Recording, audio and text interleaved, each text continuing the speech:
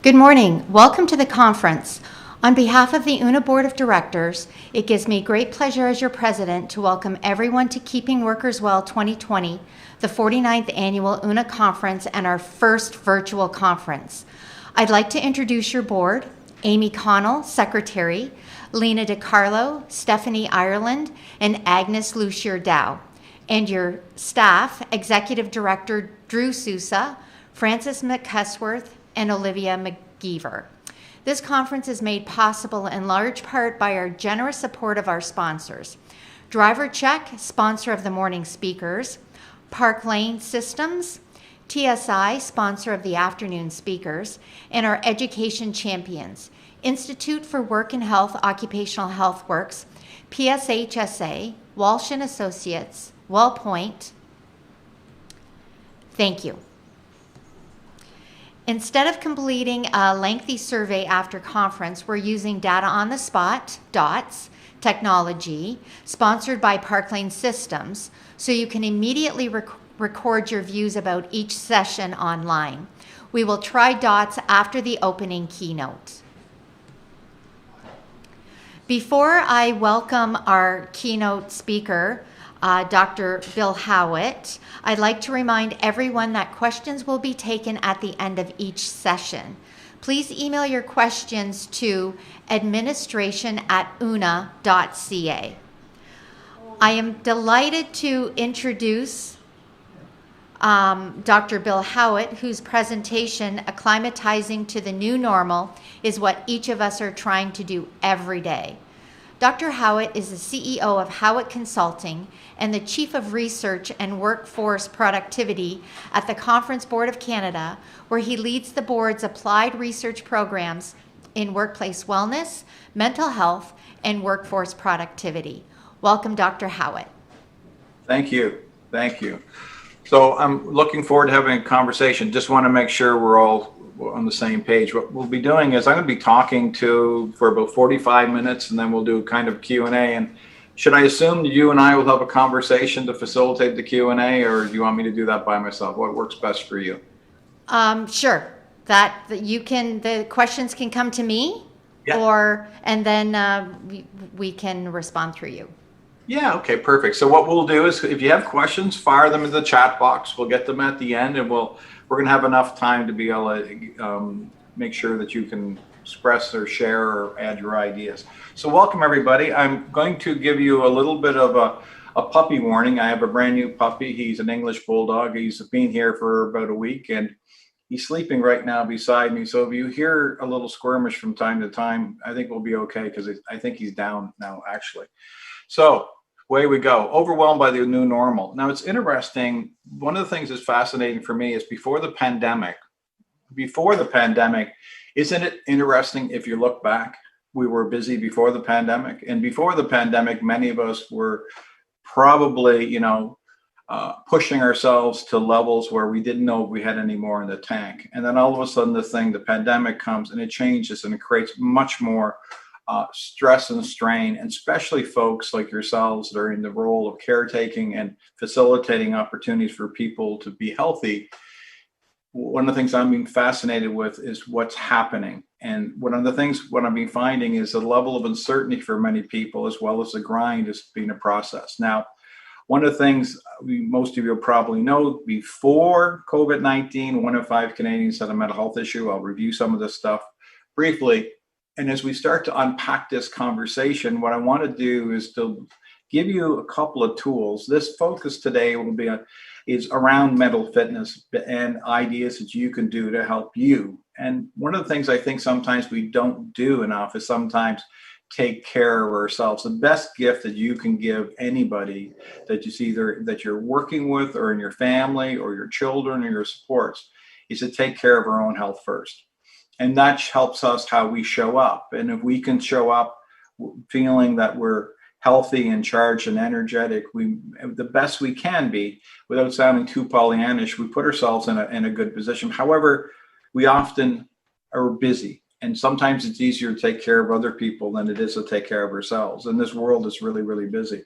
So in my conversation today, as I go through this conversation with you, one of the things that I wanted to make sure I just do a real brief introductory of myself. I'm going to spend a lot of time on my academic background, but I think what's important for you to understand is I have a little frame of reference understanding what it feels like to be overwhelmed. I'm a kid who grew up in Halifax, Nova Scotia. I spent the first couple of years of my life in a foster home. Then I was adopted. I went to Prince Edward Island. You may not have had those experiences in your life. And then I failed grade 2, and you may not have that experience in your life as well. And went through the public education system every day thinking I was stupid and dumb.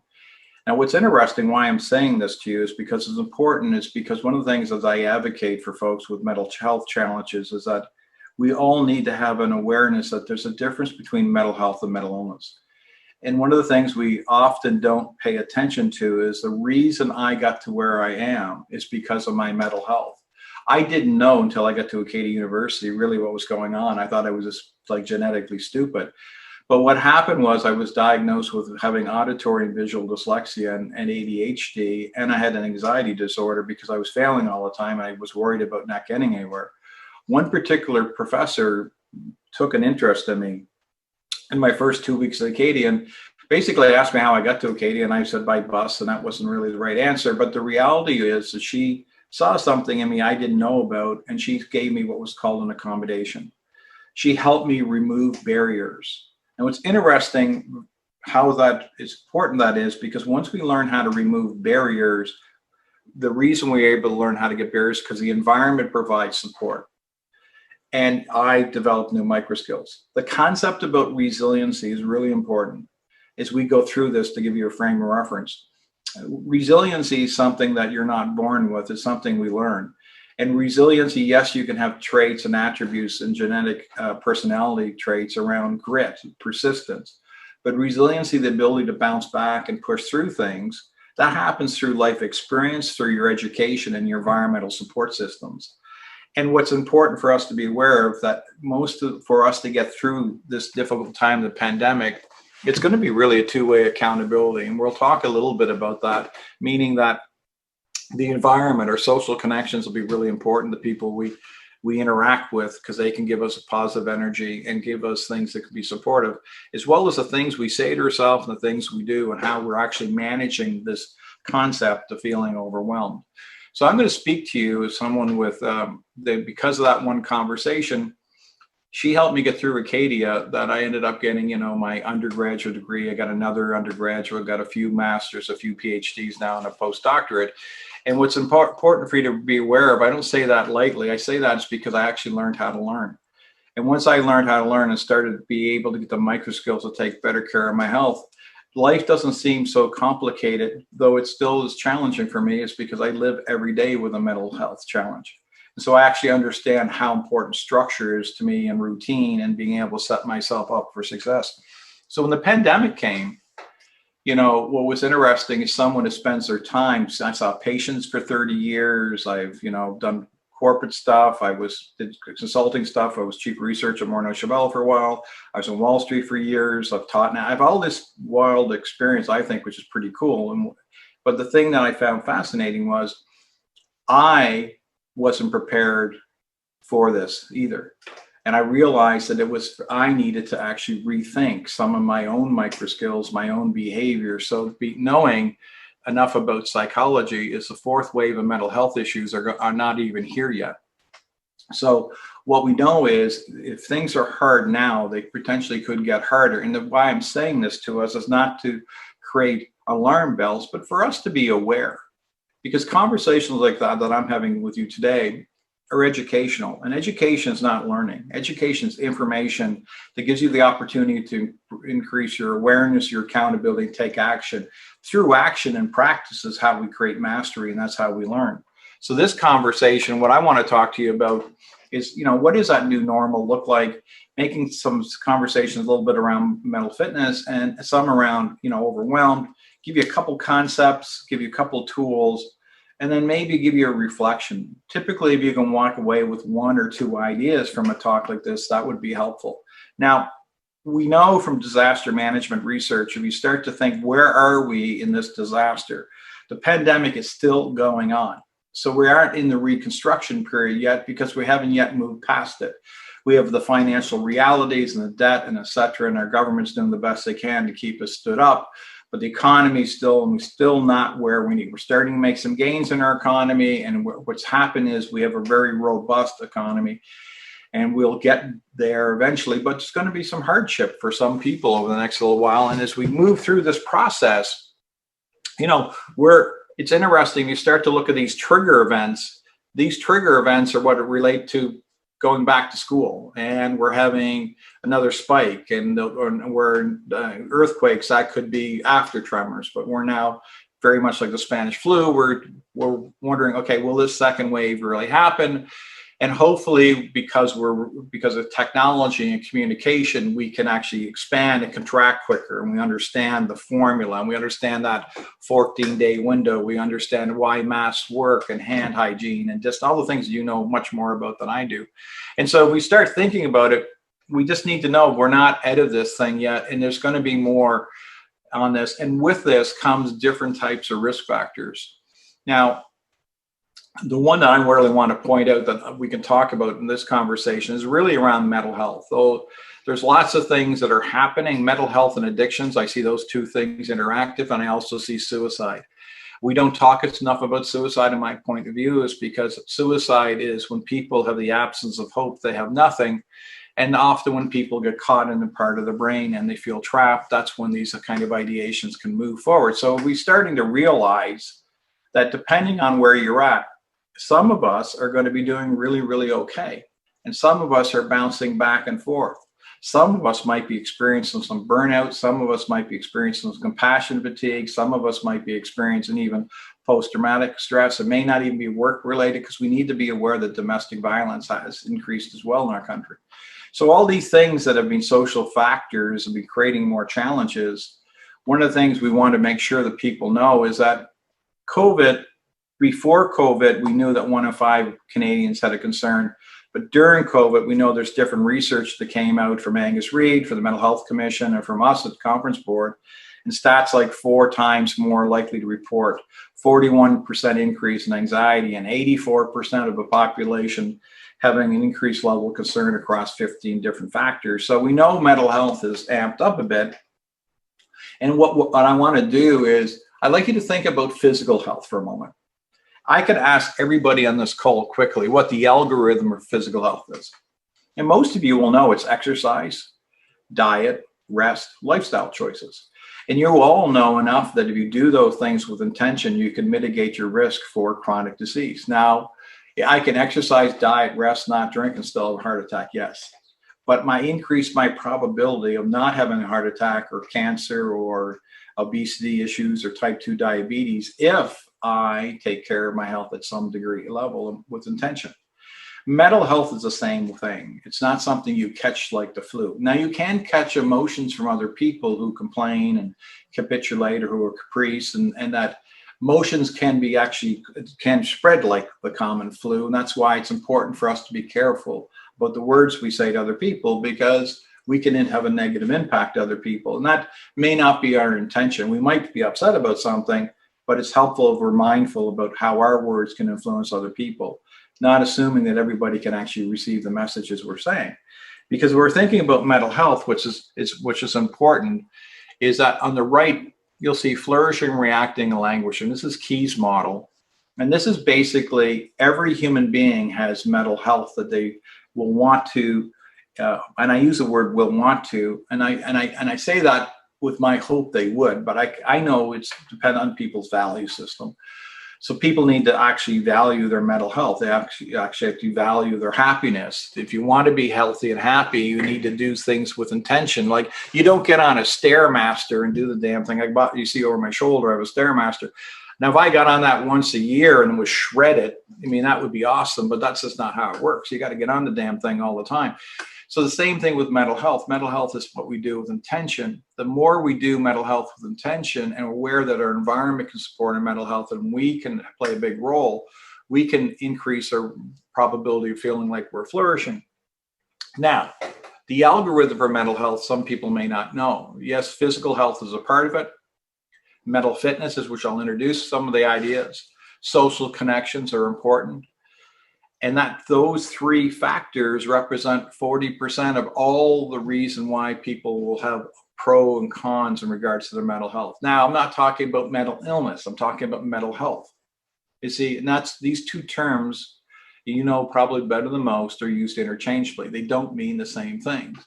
So physical health and chronic disease are different. Like a person, you don't talk about a person with cancer or a person with having, like, I guess you could, but what I'm trying to say is you have someone who's, can run, jump, flexibility, great physical health. Well, they could still have that, but my point being is one doesn't necessarily mean you have the other. So you can have great physical health and no chronic disease. You can have great mental health or low mental health, but not have a chronic disease. There's lots of people, as you know, that, we talk about wellness and we talk about health, and they're not necessarily the same terms, right? We have lots of people who are just going through life. They may not be healthy, but they feel well enough to keep going along.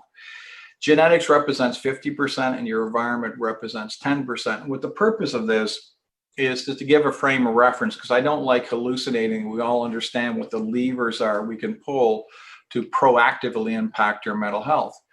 Now, when I did a study with PHSA, so we're missing an S, PSHSA, who was one of your sponsors in this event, one of the things we were asking about, okay, so people that are now that the pandemic, we're starting to talk about returning back to work, what's happened to people? What's really happened? And we asked employers what they think is happening with their employees. So the employees reported 84% increased the level of concern. And if you look at employers are saying 50% reported some level of concern. So we actually know that lots of people going through this challenge as we try to reset a new normal. The new normal is we don't know what it's going to be yet. We can hallucinate what it's going to be, but we don't know because we're still in a pandemic and we need to get through this pandemic. I mean, some of us actually are tired of COVID-19, but COVID-19 is not tired. So we just need to actually follow through the process and get through it. But what's the impact of it, where we're right now, it's like 7 months into it, is you're going to have a percent of every one of you on this call are excited, everything's okay, you're happy. Some of you are still might be a little tentative. Some of you might be worried about how much longer you can keep going. Some of you are strained, you're like, this is really becoming harder, and some could be feeling traumatized. But we know that the workforce and all the people that are involved and first responders, I'm developing an instrument on what is called occupational stress injuries. And one of the things that we do know that the behaviors the employee does practice, micro skills, mental fitness, their experience, what they see, support, manager support, peer support, exposure to trauma, and the employer supports. We know those three factors can predict vulnerability. And so we know that people with higher resiliency are going to be less vulnerable. And so the part about that is increases people's mental flexibility. So we actually know if you become in a new normal, you become really, really a warrior. As I start to become more of a warrior, I actually start to lose that mental agility. And as I start to lose mental agility, I get a bigger gap. And what we want you to introduce is that as we're starting to move through this with all these different demands that are on us, the purpose of it is to be aware of what the challenges are for us and what the extra drains are. Because what happens is the challenge with human beings is from a neuroplasticity, we're almost like a goldfish. We get up every day and if we get something, we just start to get used to it and try to do the best we can. And some of it, if we started, part of it is just getting through. I get that. And it's that drive and that resilience and that demand. But part of it's also acknowledging if there's different parts of my life challenging, if I can get some micro improvements, it might actually ameliorate some of the stress. But instead of just accepting it. And what happens is to create a new normal, we also have to reconcile some of the things that's happened. So some of us, what's happened with this new normal, it's impacted people, like the kids this summer, children that couldn't go to camps and all the disruption, and parents, single parents trying to do their job from home or do their job alone, or taking all the extra precautions of going out and getting the children with daycare because the kids were not in school, like all the challenges and stress. all these different social adjustments have created challenges. I mean, my hair hasn't been this long in my life, and now what was hilarious is that it was because I couldn't get my hair cut, but now I can. Now I said, I might as well just leave it alone. So we go through these processes. So there's all these different challenges that we're having that are disrupting our lives. And as we go through these different things, you know, some of us might be just wondering how much longer can we keep going? And some of us might just start saying the change is change. One of the great things about this, and it's hard, just because I say it doesn't mean it's easy, is to actually know we're going to get through this. And one of the things we sometimes forget is because in the absence of hope, how we get there, I'm not quite sure. I just know we're going to get there. And by sitting in the positive and being able to remind ourselves that we'll get there, but part of it is getting from here to there, is we still need to have the energy to do it. It's like a car can make a trip across the country. It's a long trip, a hard drive, but it still needs gas. It still needs energy. And a part of what I want to throw out for your consideration is the value of this thing is to start realizing, though some of us might feel like we're in Groundhog Day and this thing doesn't stop, is that there are things we can do with intention that can be helping us. And so with all the change, we start to feel overwhelmed. And that with that overwhelm, some of you might be wondering, like, I feel I have extra jobs, extra responsibility. It's easy to start lumping and clustering things together when you feel overwhelmed, because our frontal Broca's region is working really, really hard. And sometimes what we can do is we can start to be generalizing. Little things become much bigger, and it can actually increase a little bit of what's called irritability as well. And all of this is normal. That's why I'm saying it. Like, if any of this is hard for you, again, we're in a pandemic. Like, this is not like anything we've ever experienced. I find it fascinating after 30 years of looking at human behavior, how some people are trying to actually think this is normal. It's not normal. 5 million people lost their employment for a period of time in this year. Our GDP has taken a hit. We were in uncharted debt we've never seen. Like, this is not normal. So what we need people to do is not to be histrionic. We need people to be objective about saying, yes, this is going to be hard, and what can we do to muck down and do it? I mean, it's and I know when I try to say things to people and I try to share some ideas, is that I just know that if I look back at what my great-great-great-grandparents did to survive and how they lived, they were happy and they just worked really hard to get through it. But I look at our lifestyle, what we do, compared to how easy it is for me to do wash now to my great-great-grandmother, or me to cook a dinner now to my great-great-grandmother. So what's interesting is that we have a whole lot of really good things happening. And a lot of us have a lot of super positive stuff happening. So all that things as we're going through it, how do we find that in a time when we feel like a pressure cooker? It's to actually sit in it and have these conversations with ourselves, because how we feel and can impact how we behave. And what happens is the part that I want to make sure we're talking about is this kind of mental duress. What can we do to improve how we can actually start managing if we feel overwhelmed? And one of the things we can do is to start thinking about what's in our control. So 10% environment, 50% genetic, 40% is in our control. So let's talk about what we can do to start offsetting this. And one of the concepts we spend time talking to organizations and employees and professionals about is the concept around mental fitness. And mental fitness is really about developing your coping skills and your resiliency. And resiliency is the things you do to charge your battery. Coping skills is how you solve problems. And when people are under stress, what we do know is stress is whenever we have a difference between what we want and what we have, that can actually create problems. So if I can solve a problem out here using my frontal lobe and can solve the problem, I feel I can have impact, then I cognitively can solve it. But if I feel overwhelmed and I can't solve it, I caught it here in my emotional brain, then what I need to do is feel good, because I get into what's called emotional coping. So that's potato chips, food, alcohol, all the different things people do, like aspirin. I want my quick fix. I want to feel good. I want to feel good. That's symptom relief. Now, the longer a person stays here, what some people don't realize, you have between 12 and 60,000 thoughts a day. Research will say that most people may not know they have a lot of negative thoughts. The other problem with thoughts are thoughts, they're not facts. So if I get a bunch of thoughts here and I'm caught here emotionally, the challenge here is when I'm emotionally here, I don't have the same capacity to debate as I do here.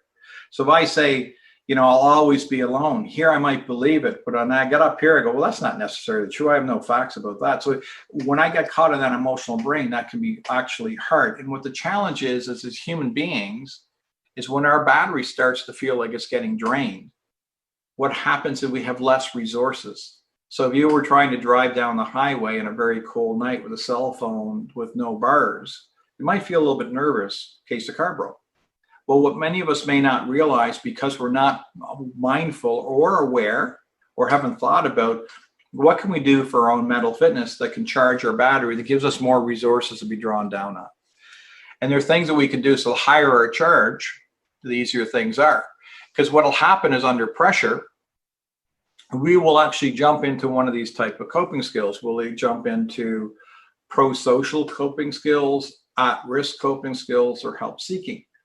So if I asked you to just ponder for a minute, when you get really, really stressed and you're by yourself, where do you go? When you're really, really stressed, what's your number one go-to thing? Do you engage in pro-social activities like charge your battery that are healthy and good for you? It's examples, some micro skills or activities and pro-social. At risk, you know, you should go to any of those. You know, the number one addiction in Canada, without any question, is food. And then we have help seeking. And when I say addiction, I mean addictive behavior. People actually compulsively eat when they're not hungry, just for to feel good. So that's where that whole night snacking thing is. And what happens is that it's symptom relief. And then the help-seeking behaviors, we have a challenge. We're not talking enough about mental health, in my opinion, and mental fitness, where people are actually engaging each other with intention to make it clear it's okay to ask for help, get help, and we don't need to be really, really down the road where we're feeling a lot of pathology. We could be upstream, just discouraged. That's a good place to get some peer support, counseling, whatever it is. Like, I think we need to focus more on prevention myself.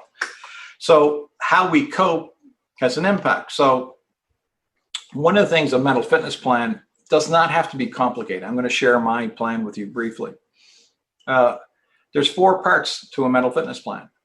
In each part, you don't have to have a full plan. You can actually start your own mental fitness plan today by picking to do 1 or 2 things with intention. It's like exercise. It's doing things with intention. So if you look at my exercise, I only have 3 things I really try to do. Focus on eating regular meals with a little bit more fruit and vegetables. Move at least 20 minutes a day, because I sit down so much. So I get on my Stairmaster, walk, or go for a bike, or take my dog for a walk. 7 or 8 hours sleep. Sleep to me is gold. I need to get a good night's sleep. Social connections. I'm not talking about relationships. Lots of people don't understand the difference between isolation and loneliness. I know lots of patients over the years that have been married that feel lonely. And what happens is that really what we do know is having meaningful social connections that feel authentic. Those really can charge our battery. Having meaningful relationships can really support our mental health. So social connections are critical, family, friends, and that. But one of the things I would encourage, if you're a manager, if you have any influence over employees in the workplace, I would challenge you to write the following down. I challenge you to make your mission to ensure that every one of your employees have at least one person in the workplace they feel psychologically safe to talk to. And psychologically safe means they feel included, welcome, and not judged. They can express their point of view. We need to ensure that people have those channels in place. The social determinants of health tell us that the environment's really critically important. So with the number 1 and number 2 predictor of mental health in our country right now is having a job and paying your bills. And those 2 factors right now, if you're working, we're privileged. And there's lots of our peers in our country are struggling and worried about this. So it's a point in time for an appreciative inquiry that we have some really good things to be fortunate about, though some of what we do is hard.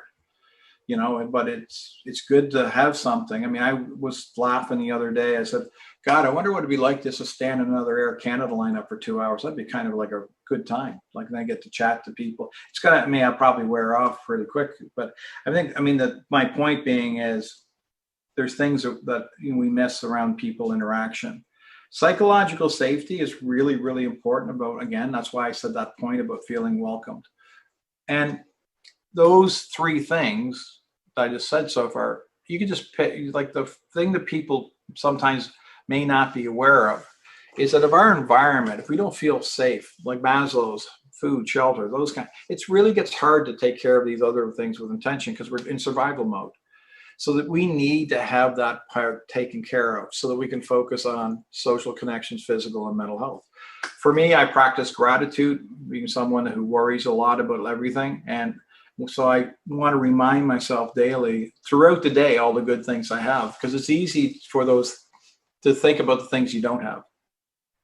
I'm a journaler. I like journaling, tracking emotions to see where I'm at, because just because you're having a bad day, but you've had 2 good weeks, doesn't mean that everything's changed. I like making sure I have facts so my anxiety can't run on it. I like making sure I can dispute any of my irrational thinking quickly.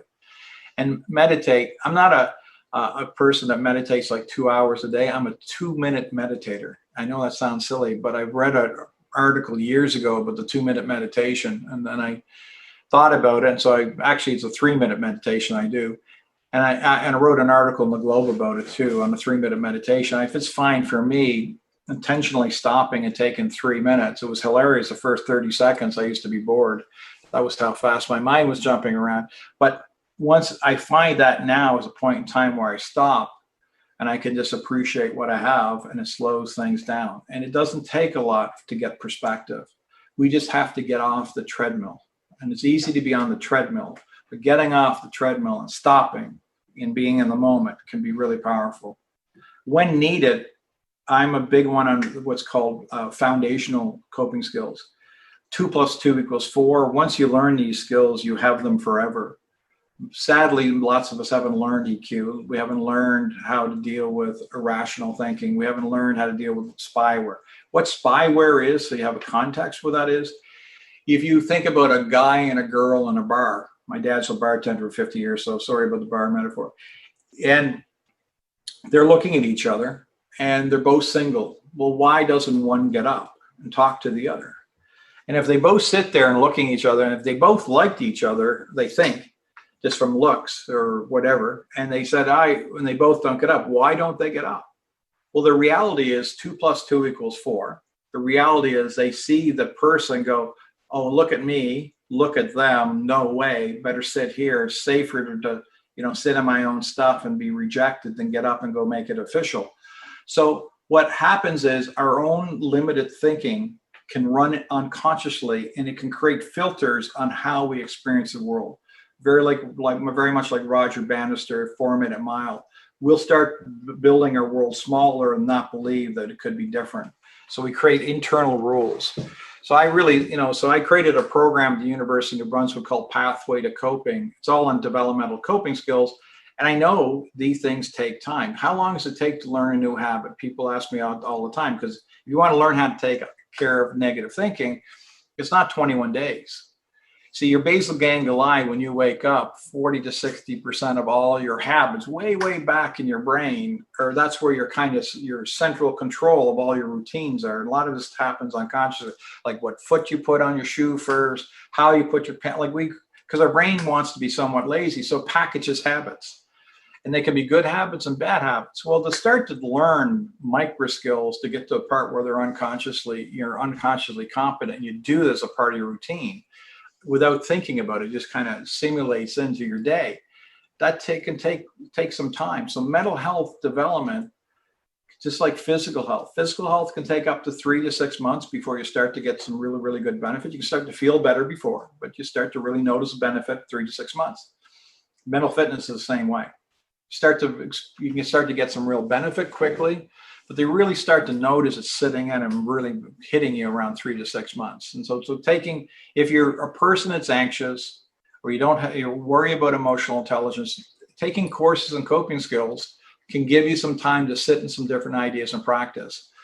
We'll make sure you get a white paper at the end of this on what's called How to Make a Mental Fitness Plan, so you can have some more tips and ideas based on this as well for you. It'll walk you through a 6-step model. And Stress First Aid for me is my psychiatrist, my psychologist, my medical doctor, my best friends, and my partner. And so I know the different people I can chat with. And one of the things understanding about it is that when I start doing these kinds of things about developmental fitness, what I'm really doing is adding micro skills, micro habits, different things to my life that I want to do with intention. Again, if you walk away with one thought, mental health requires intention, but it doesn't require a lot of work. It just requires intention, that we are mindful that things that we do in our mind that can charge us. Also, being mindful of things you really enjoy and and putting those in your schedule. So if you really enjoy seeing your granddaughter and it charges your battery, but your life's really busy, but it's important to schedule that time. It's because it's for them and for you, but it's actually a really good activity for your mental health. And we sometimes, because we get so busy, we omit some of the things that would just take a little bit of time, and we can get big charge and big benefits. So if you are struggling, and we're going to be taking questions in about 6 or 7 or 8 minutes, and so if you have some ideas and we can talk about it. If you're struggling though with some of this new worrying or feeling overwhelmed, one of the things that you can do, the very same thing, is you go, if I said you're overwhelmed, and you ask someone who's overwhelmed, and they'll say things like, everything, I feel everything's overwhelmed. Well, if you could stop one thing, what would that be? And what will happen is sometimes their brain's going, so what's one thing you could stop? Or what's one thing you can remove? Because what happens is that our brain does really well when we're feeling overwhelmed, when it can start to get some sense of control. That I can actually start making some decisions. Like, so a person's overwhelmed is really operating from an external locus control. They really feel the environments. But if we can move into our internal locus control, which Roder talked about, it seems like a small thing, remove one thing. Normalize anxious feelings. Again, it would be odd for us if I was in a bunker in a war and I was, and keeping and things are coming by me all the time and I'm not anxious, like that most of us, whether we know it or not, I'm not running out tomorrow to catch COVID-19. I'm not really interested in experiencing that. If I can do everything I can to avoid it, I will.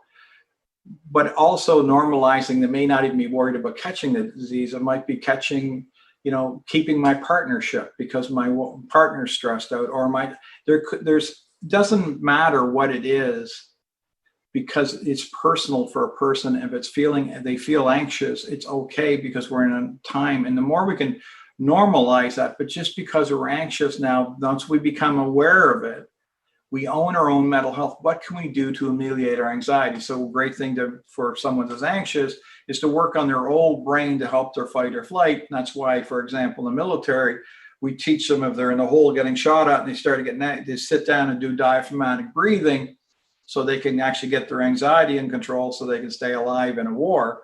But we can do the exact same thing with ourselves, where we may not be an immediate threat, but by training our unconscious brain, by taking time. It's amazing what 5 minutes, 3 minutes of good breathing can do to help calm our physiology. Stop trying to multitask, because there's really no such thing. I hear people tell me all the time, it's not multitasking, it's called multi-shifting. And what you're doing is they're just shifting between ordinates. And what they think they're doing is kind of putting makeup on driving, What I'm doing is I'm moving here and I'm moving back, and I'm just actually moving back. That's not really multitasking. What it really is trying to do 2 things or 3 things at once, but your standard error is important. So if you could actually say, yeah, I'll do this, then I'll do that, and that can create order. Forget perfection. That's something that's hard for some people. It's a false narrative. There is no such thing as perfection. I mean, we can do the best we can. We can thrive for excellence. I like that. We can thrive for excellence. However, if we actually think we're going to be perfect every day, we're going to be at the risk for major disappointments. And so what happens is when we make a mistake, or fail. Failure is just an opportunity to get learning so we can relearn. That's how resiliency goes. But if we spend a long time in our failures and giving ourselves a lot of, turmoil about it, we can be actually creating more angst than we need to. Now, just because I said it, is it easy to do? No, but we can learn how to do that. These, again, are micro skills. If there's things in our life where a warrior is, God, I always worry, then if we say, I can get coping skills to improve it. Again, the purpose of this to give you some ideas to say, hey, if you are feeling overwhelmed and you are worried about getting this new normal, this thing called mental fitness, do you do anything with intention? If you listen to me now and go, well, I really don't do anything, Bill, with intention for my mental fitness. This being intentional can actually start to help us start to have positive impacts. We know that. And so the other thing is, if possible, look to be delegating. Some of us find we'll do things because we think we can do it better or faster versus this letting other people learn. I know sometimes when I'm doing research, giving a project to my juniors, I know it's going to take 5 times longer than me do it. But if I go through that 3 times, then by the 4th time, I don't need to do anymore. So what happens is then I can just do oversight versus be in the weeds, and I have more capacity. So whenever we can delegate, possible, share tasks, set boundaries, it's important for us to be able to say, okay, what do we expect to get in a day, and try not to add one more. Be as objective as you can. If you have to add something, say, what can I take out? And start to become, because what I learned when I worked in Wall Street for 12 years, I was a chief of staff, and I had a really wise CFO who said, Bill, you're working too hard. And I go, what do you mean I'm working too hard? And he said, it's kind of like a monkey. You keep jumping higher and higher and higher and higher for them, you're going to eventually fall farther. He said, set a realistic expectation. He said, you can't work 17 hours a day. And that's when I was happening, because I was a consultant. I get down, I was, working, I called it the 7 to 11 shift, right? So, you see you're 7 in the morning, 11 at night. And so what happens is that you getting our own boundaries, and sometimes a trusted source can help us with that. Challenge your assumptions. Just because you think it's right, there's a possibility it may not be right. So what that suggests is that we may or may not always have the facts. And so what is good is not to allow ourselves to let those thoughts run us sometimes. Sometimes things aren't as bad as we think they are. And in doubt, ask for help. It's really helpful if we can take time to be asking others for help as a help-seeking behavior, provided we have at least someone we trust. And if you did need mental health support, who would you call? The wrong time to figure that out is when you need it. It's interesting. If you had a toothache, who's your dentist? You probably know who your dentist is, or if you have you know who your medical doctor is. But if you had a mental health challenge, who would you talk to? And that's why I try to get people to start thinking about their help-seeking behaviors before, because it's really hard to all of a sudden you feel, I'm overwhelmed, I need to find a psychiatrist or a psychologist. Well, I try to get people to do that stuff before, so they have their contingency plans in place, and they know who they are, their EAP program, they understand how it works, and they understand all the different modules that it covers off, so they know what they can do. Now, the reflection for the day, and we'll take some questions in a couple of minutes, is that what is the area of your life that is you feeling overwhelmed right now? And if you can think clearly what that one area is in context of some of the ideas we talked about, just take one. And then what is one thing you can do to address your concern? What is one thing you could do? And the one thing might be being on, I don't know. And that may be a wonderful thing that you acknowledge, aware, and take accountability. I don't know. Then the action is maybe there's benefit to talk to someone who may not know, but could help facilitate some ideas for you to get on the track. So the alternative is better than just thinking that there is no hope. It's by thinking about a possibility gives hope, and hope can give us energy and give us purpose to do. And once we dial into that can be helpful for us. So with that, just being mindful of the time where we're at, we're coming up to 9:45. We wanted to make sure we have some time for some Q&A and questions around, things that you're doing around mental health or ideas around mental fitness. that would be wonderful.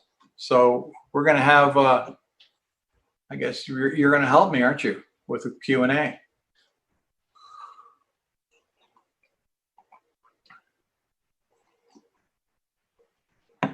I think so.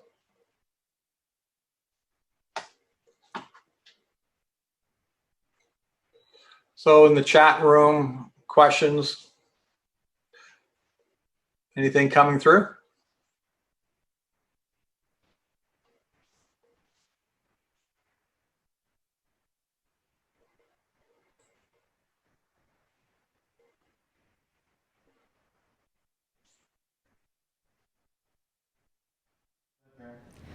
Hi, Dr. Howatt. I'm not seeing any questions. Do you have any questions in the chat line?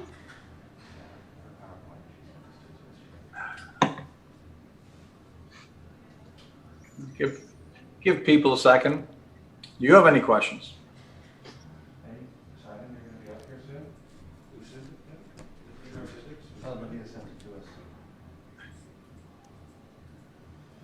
Oh, I do have one question. Great, here they go. Okay. Can you just go over the social connection challenge you gave us about workers having social connections at work? Is the first question. Yeah. And then the second question. You want me to answer the first? One Sure, at a time? that sounds good. I don't have more than two. I'm going to be over my head. The first one was I was speaking to about people who may have or in roles like a manager that oversee and support employees, is to help create the framework for each employee to start conversations instead of just cause saying, one of the things that's important, we know in a pandemic how important social connections are. So I can give you a report I just wrote with WSPS on social connections around the importance of social connections and in regards to helping each and every one of your employees have at least one psychological safe contact in the workplace. And what happens is it's actually a manager might scratch their head and go, well, how do I start with the conversation around psychological safety and why it's important, and saying that I want to, as a leader, ensure that everybody, I can facilitate and keep talking about this, that you all can get somebody that you feel safe in the workplace you can talk with. Now, what happens is we often assume that because how people interact that, yeah, sure, they get along there, but do lots of people work with other people they may not trust. Understand trust is the interaction of honesty, I believe what they say, integrity, they do what they say, builds trust. And when we don't feel trust with other human beings, it's hard for us to feel connected enough to actually share our concerns, because we want to remove stigma. We need to create the condition where a person can be fallible and not worry about being judged. Great. Great. Thank you. Question number 2. What tools and techniques can women use to decrease multitasking? Oh, that's interesting. I'm going to try to keep this one short so I don't get myself in trouble.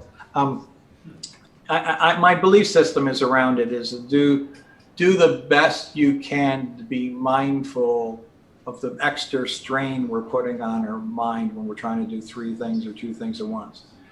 If we want to conserve energy and reduce risk and reduce our feeling of being overwhelmed, focus on doing one thing at a time and be mindful that you might have to stop something and come back to it because of priority shifting. And I watch my partner now with her 10-year-old and her 12-year-old, we could be talking about something and she could be doing something, and watching how she'll have to shift from work and how she does that. She'll get off that, stop it, focus on her kids. And because she has the infrastructure and the support systems, that allows her to do that. So that's important, the best you can, to try to get some support systems in place too. I actually, a couple more questions have been coming through. So I have another question. Talking about how to deal with stuff, an example, I have a nighttime habit, this is not me, I have a nighttime habit that has begun where I feel I need to have chocolate before bed. It could be me. Or at 10 p.m. every night, I want a crunchy snack. What micro changes can help address these examples?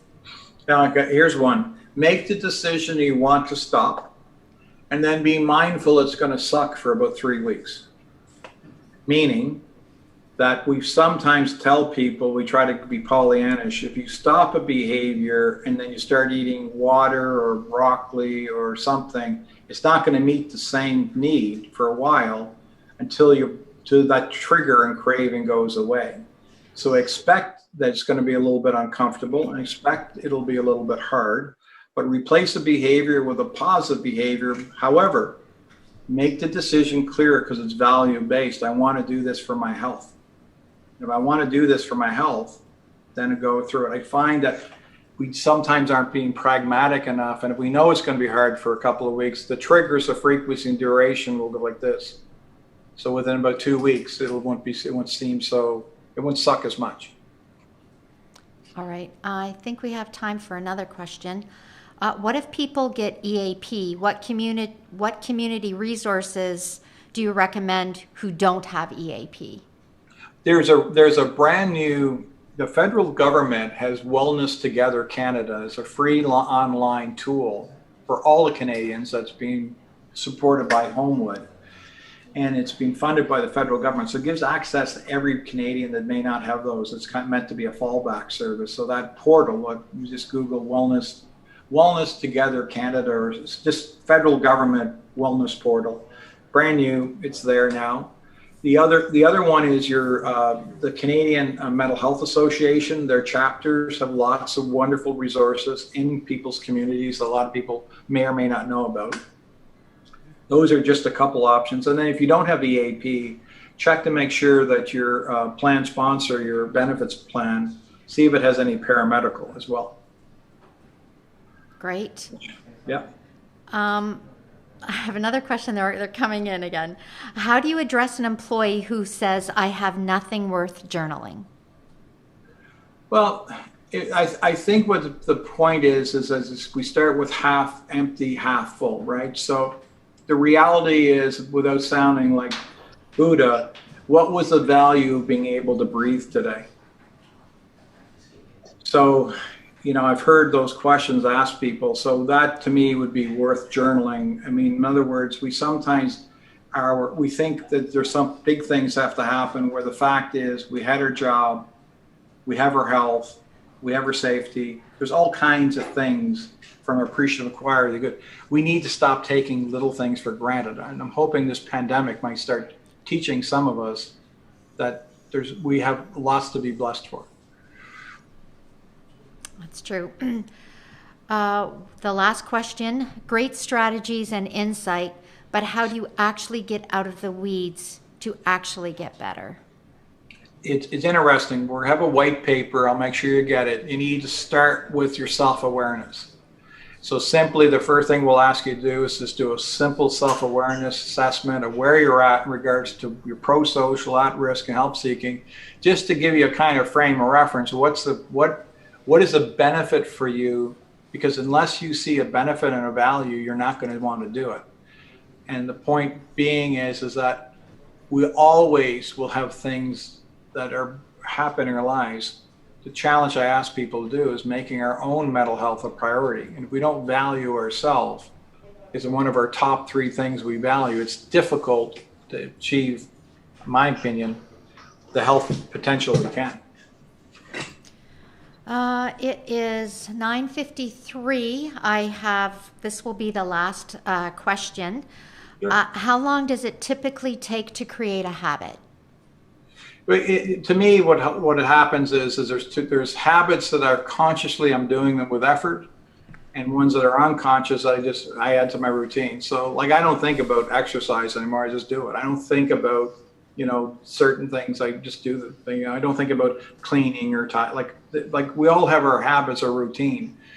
How you take care of different things. Like it's just built in your routine. It typically to get something to the point where it actually goes from where I'm working at it, straining on it, to where it just in my life.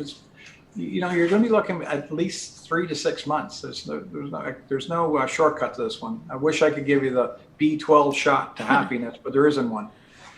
We actually need to do something. We also have to understand that happiness doesn't mean smiling all the time. Happiness is being comfortable in our station in life and accepting who we are as a human being and our thoughts we have in that moment. Wow, great. Thank you so much, Dr. Howatt, for taking the time today to speak to us. We appreciate it. I'd like to have Simon come up. Before I introduce the next speaker, I'd like to have Simon come up, the DOTS technician, to please bring up the first survey, but Simon is going to review the process with us.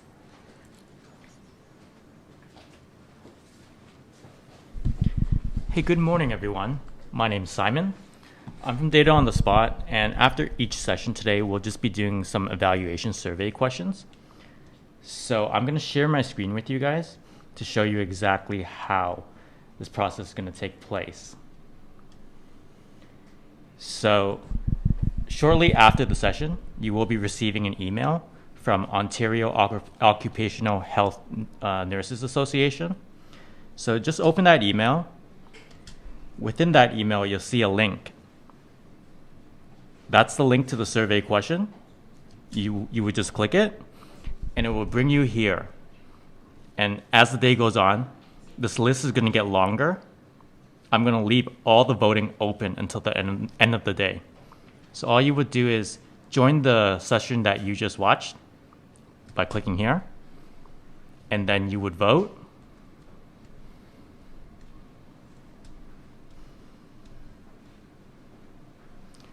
After your votes, you would click continue and make sure to confirm your vote. And that's it. All right, I'm going to pass the mic back to Karen.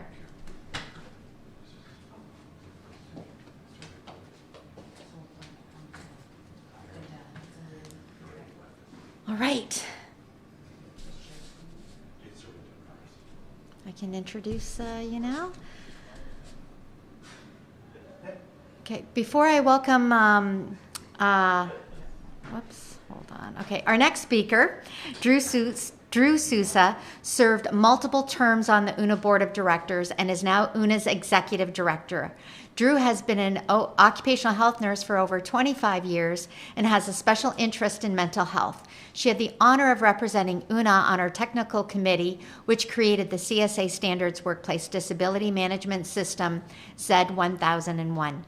Drew is going to update us on this standard. Welcome, Drew.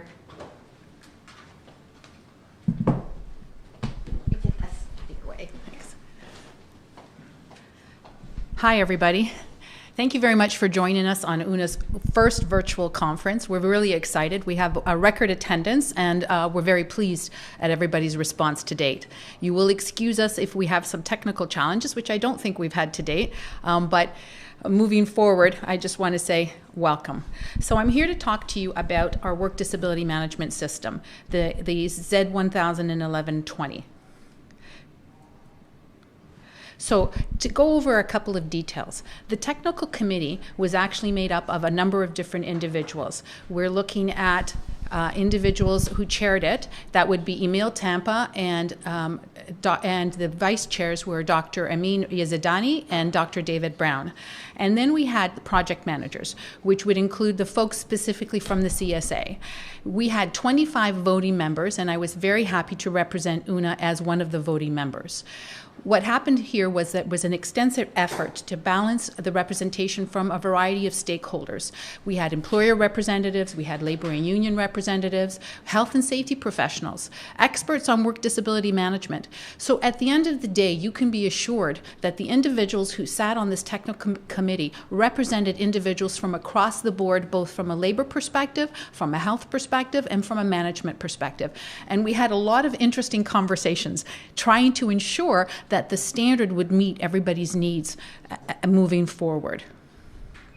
Now, the purpose of the standard is that it is there to develop a consensus-based framework for the management of work disability. The term work disability is really referencing what the impact of a disability is to the workplace. It is not here to discuss the impact of a disability to an employee's day-to-day life. So the focus is on work at the organizational level and addresses both the physical and mental health needs of workers. It includes a consensus-based guidance for recruitment, hiring, and onboarding of workers with disabilities. And it also provides supportive materials at the end, including implementation tips to complement the standard. And it's those implementation tips that I personally think you're going to find extremely useful as you move forward adopting these really exciting standards. So the next few slides, we're really going to discuss what a systems approach is all about. People struggle when they take a look at standards and think that standards are there to help you determine exactly what to do. A standard is a document that will help you identify how to move forward. Standards look at things from a systems perspective. Traditionally, when we take a look at disability, we look at within an organization, we find that a lot of organizations assign roles of disability to a particular person, like an occupational health unit or a human resources department. Some organizations actually just farm out these roles with an insurance company or a third-party administrator. And then what they're looking at is they take a reactive role, understanding that there are certain performance indicators that would indicate that an individual is struggling with a disability issue. So that's traditionally what is done. A systems approach is more proactive. It considers roles and responsibilities across the organization. It considers things like the inputs, the process, the outputs, and it also, most importantly, takes a look at the feedback of individuals who are participating in these programs. And there is an evaluation and an improvement, and that is done on a continual basis.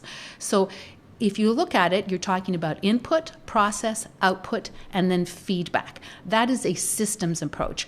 When you take a look at it from a systems model, what you're looking at is you're identifying a clear set of directions for the organization to follow. You're looking at a management structure. So what is the structure in place for the delivering these policies? And then there's a planned and systematic approach to implementing the policies. So you have the policies, how are you going to implement them? And then finally, what is the performance measures that you're going to meet and to identify if you've met the targets that you've set to define success along the way. And what happens is you're learning from the experiences and you're applying those lessons. And that's that continual improvement process that we're describing to you. So if you look at it from an occupational health and safety perspective, what you're doing is you're using the continual improvement cycle, the plan, do, check, act. So you're planning, establishing improvement objectives, you're implementing this plan, you're checking, monitoring and evaluating the process, and then you're acting, reviewing and taking actions to improve the process. Frankly, if you think about it, you take a step back, it's the old assess, plan, implement, and evaluate. Our nursing process, but is done from a health and safety perspective. So what we're here to look at, or what the last few slides have done, is really identified what is meant by a management system. What I now want to talk to you about is the framework itself for the standard. So the standard is a broad framework and it facilitates integration with other organizational activities. So it isn't meant to be a standalone document, right? It's integrated specifically with the Z4501, the Occupational Health and Safety Management System, Z1003, the Psychological Health and Safety System, ISO 9001, and also the new Z1008, which is the impairment. So it's meant to be integrated with those particular other standards. It's a systematic approach, an organization-wide strategy. For those of us who've managed disability for years, myself being included in that, one of the most frustrating components is this concept that employee health or occupational health manages disability and accommodation. We all realize that that's not the case, that managing disability, supporting an individual through a difficult time is really about an organizational mandate, working all of us together to ensure that an individual is identified, assessed, properly developed in terms of a return to work plan, and then a continuous support system in place. And that's why this is an organization-wide strategy. It was developed, the framework for the standard was developed from a joint management perspective with equal representation, again, from labor and management, as well as healthcare, as well as research.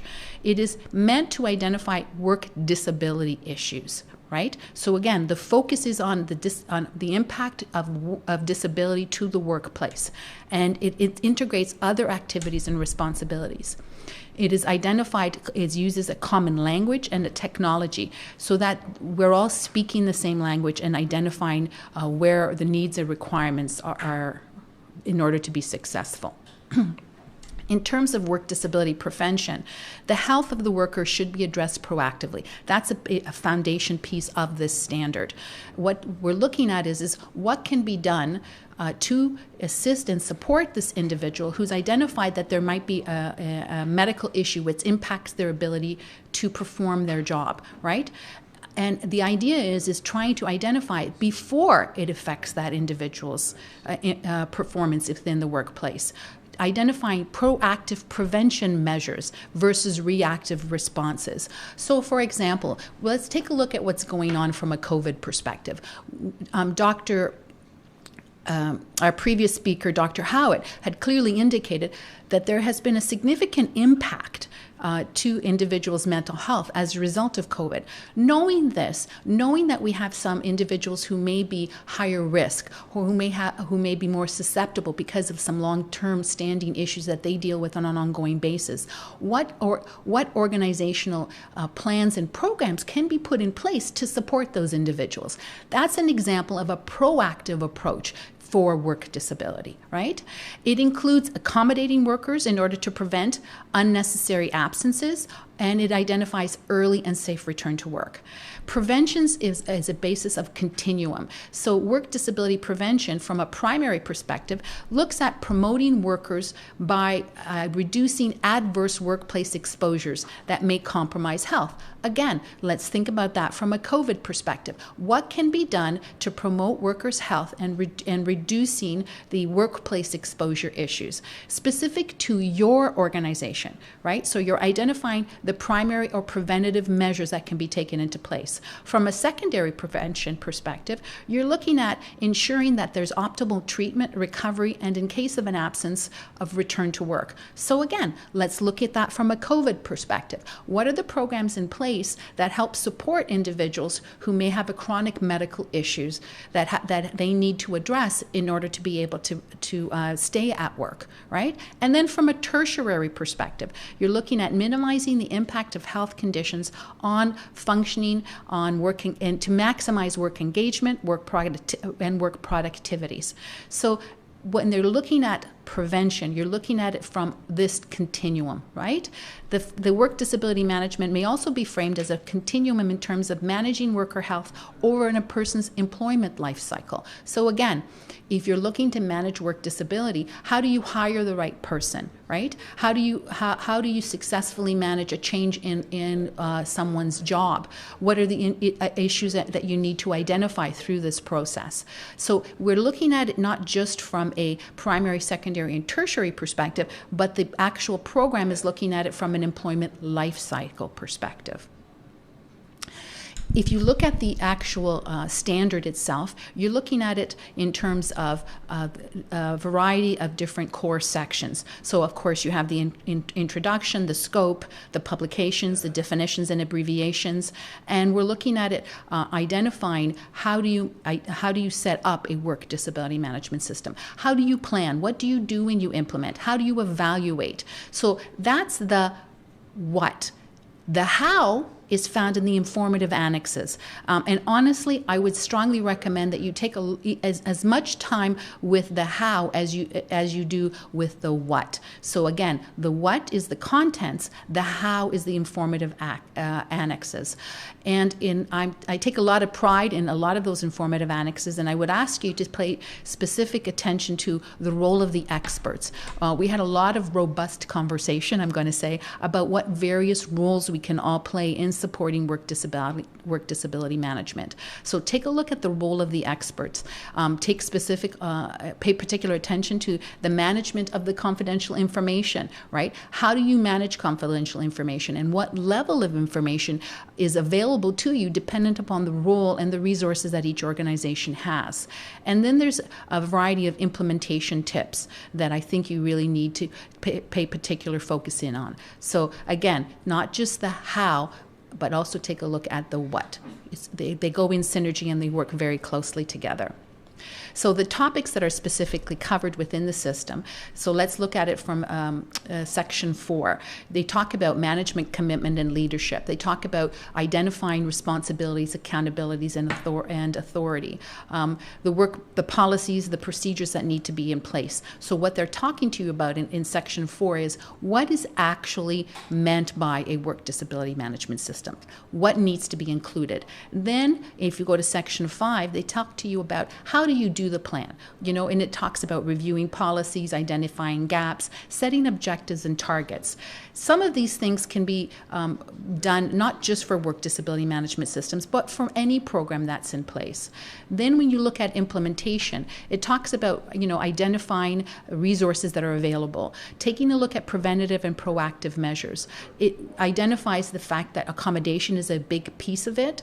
It talks about what is the training, awareness, and competence that's required of an individual or a group of individuals who are managing work disability management system. And then it talks about how do you manage change. And then finally, in conclusion, it spends time on identifying the performance, evaluation, and continual improvement cycle. So we're looking at things like an internal audit, new and unresolved, how to identify new and unresolved issues, the fact that a management review is necessary, and the fact that continual improvement is also required. Again, this is a process. It isn't meant to be done once, check box, and you're done. This is a continuous improvement cycle that needs to be identified and monitored consistently in order for it to have a successful program. So, what are the principles? So we've talked about what's in it. We've talked about how you do it, but what is the foundation pieces, the actual principles that are meant to be supporting the actual program, right?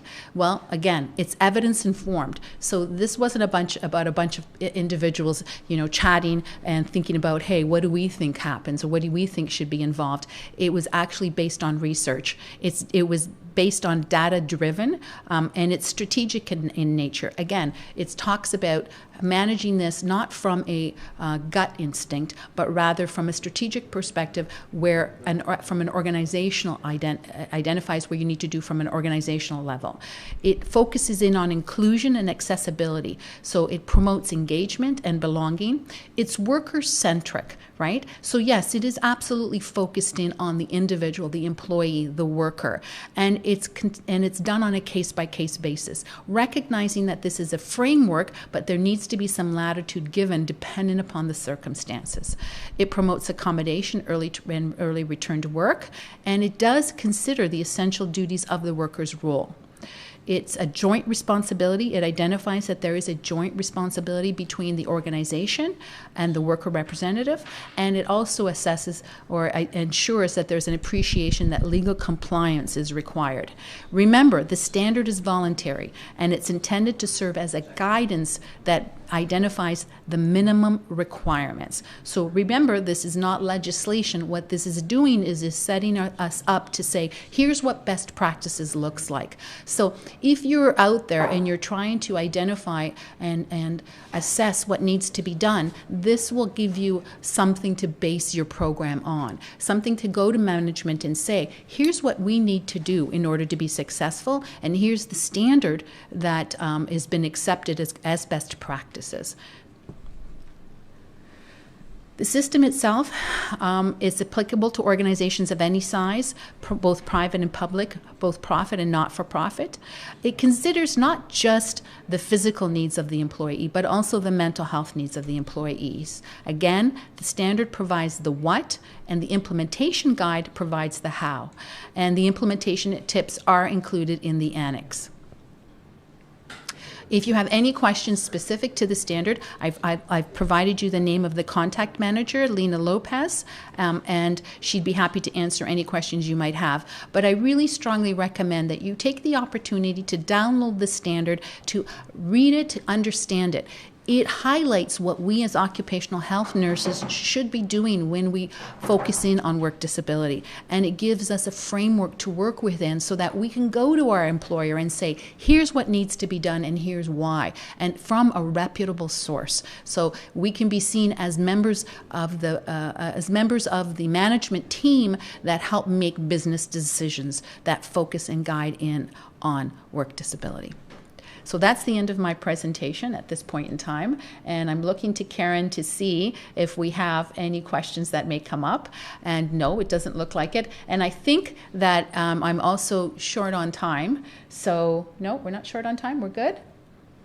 Okay, so at this point in time, I think we're going to roll over back to Karen, and she'll give you an understanding and appreciation as how to provide us some feedback on your session. Thanks again for joining us, and we'll talk to you at the AGM. Please, everybody, join us at the AGM. It's your opportunity to let your voice be heard.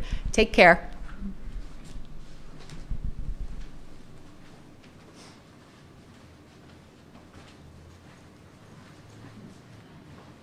Thank you, Drew. Our next speaker, Dr. Maureen Cividino, is one of our most requested speakers.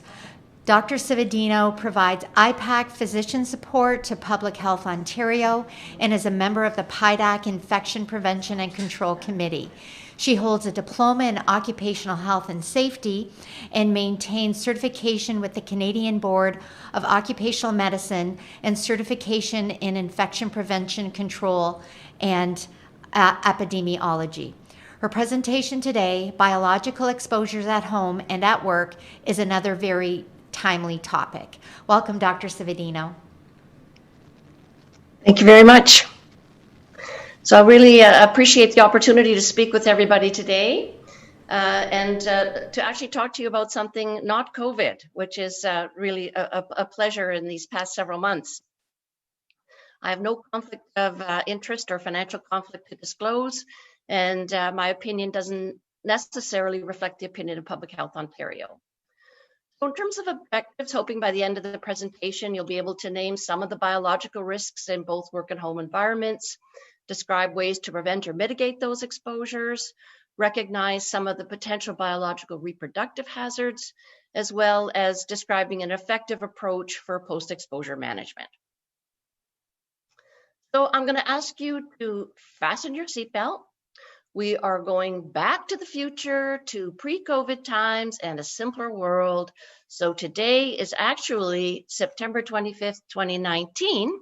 And over the next hour, we will share a 24-hour excellent adventure with the Smith family and see how many of these we might come across.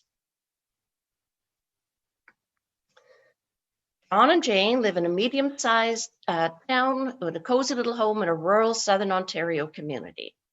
They're happy. They have an almost 2-year-old and a baby on the way, and a cat, a dog, and a backyard hen. John's a family doc, and Jane works as a nurse in the local general hospital. John Jr. is in daycare, and Fluffy, Fido, and Feathers will all make guest appearances. It is midnight. Not a creature is stirring, not even except Jane is working the night shift. And at 0100, John is awoken by a racket outside.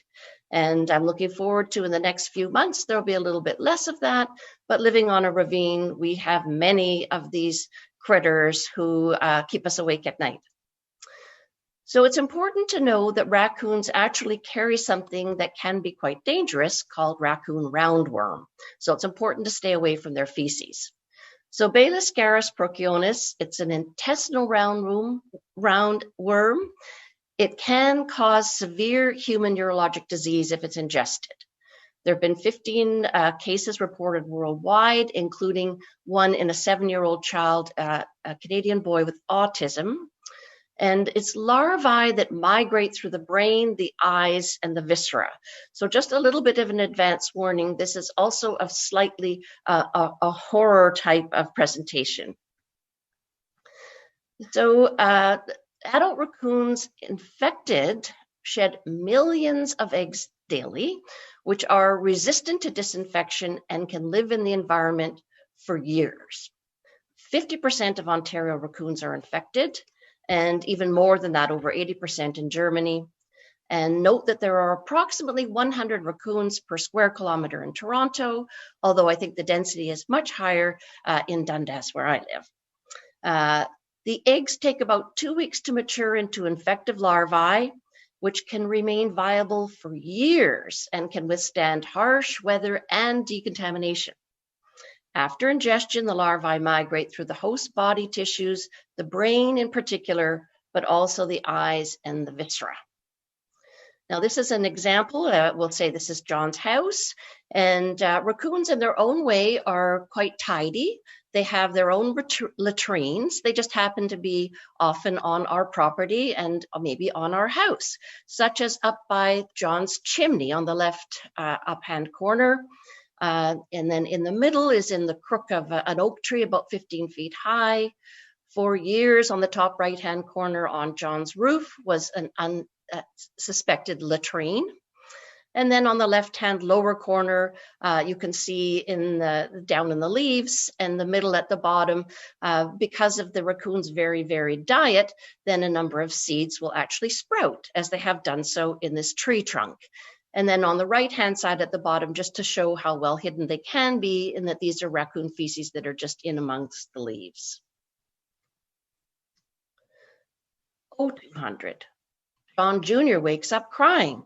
John turns on the light and sees this on the curtain. Rabies is the most deadly zoonosis in Canada. Of bats tested in Ontario last year, about 3.8% were positive for rabies. They infect warm-blooded mammals via bite wounds and saliva contamination of open wounds or damaged skin. The most common species are skunks, raccoons, foxes, and bats, although feral cats and dogs in remote areas can also be infected. We do know that vaccination is very effective and mandatory for pets in many areas. And I'm sure for any of those of us who have our cats and dogs, we make sure that they have their regular updated vaccinations.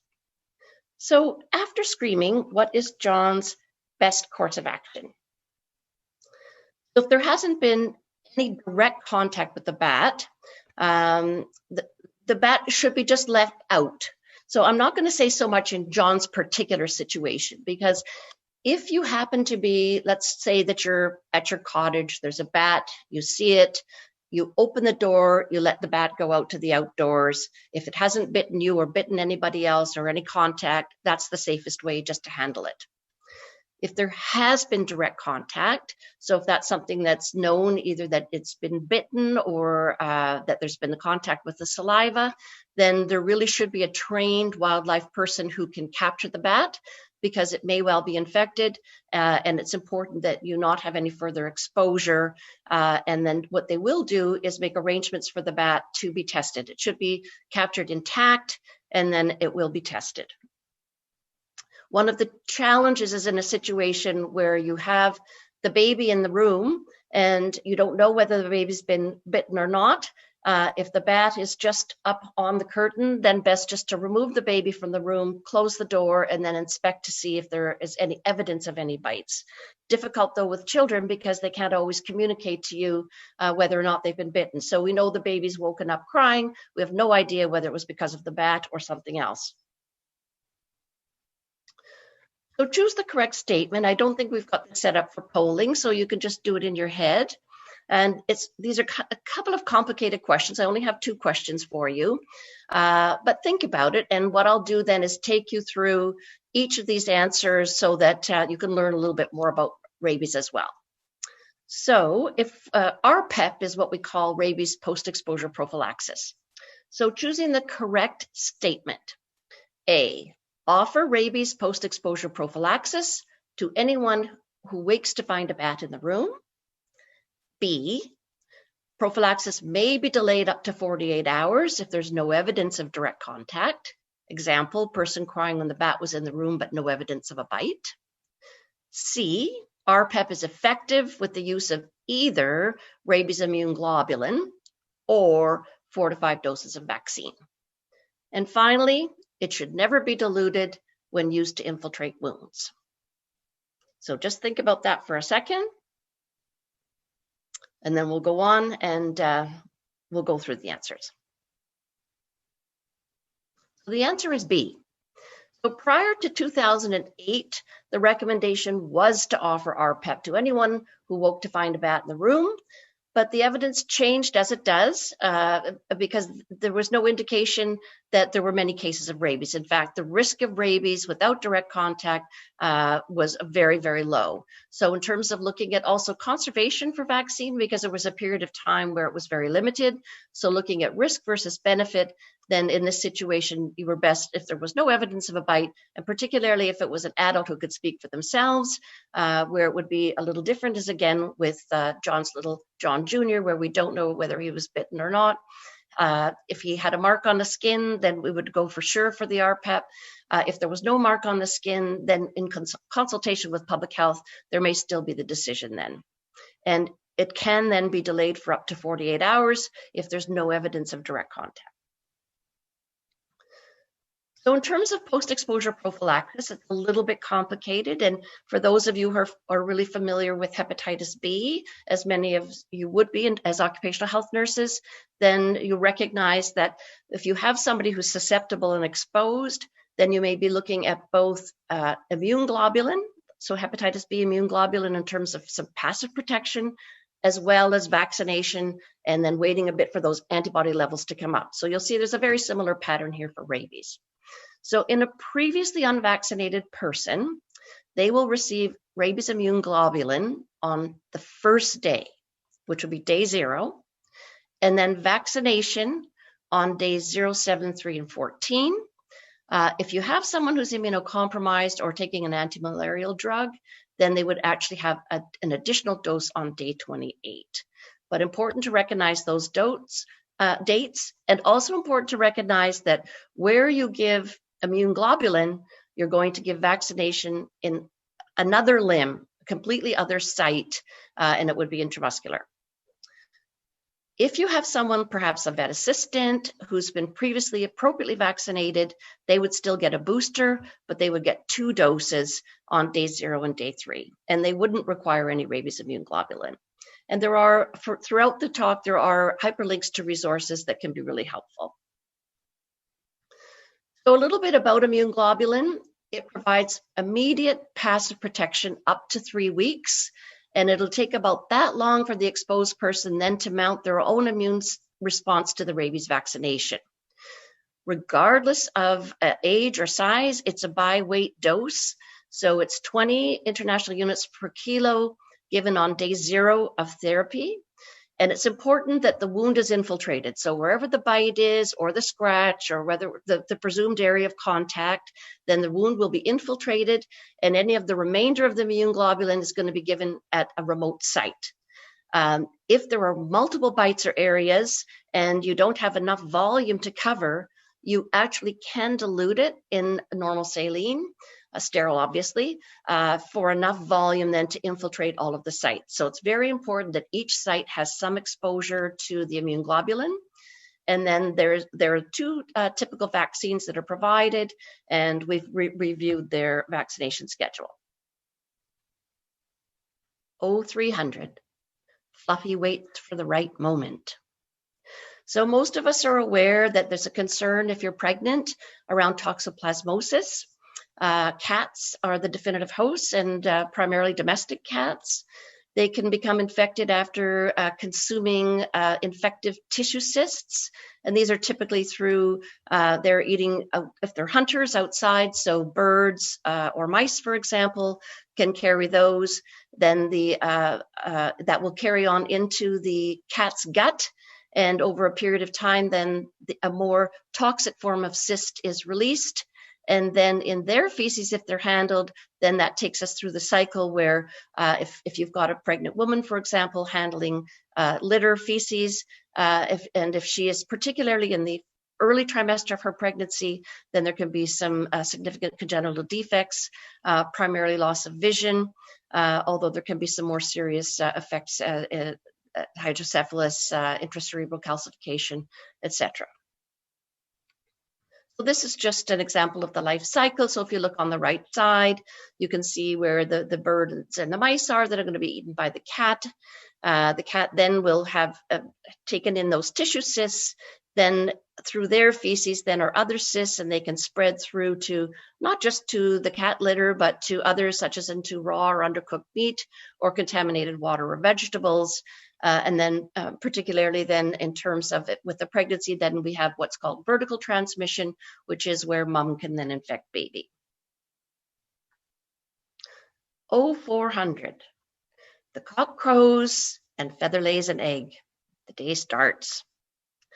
So we know that, and interestingly, even in the time of COVID, so we'll take you back forward a year for a second, there's an increasing interest in people having backyard hens. So I think partly it's people are starved for activities, companionship, perhaps fear of supply.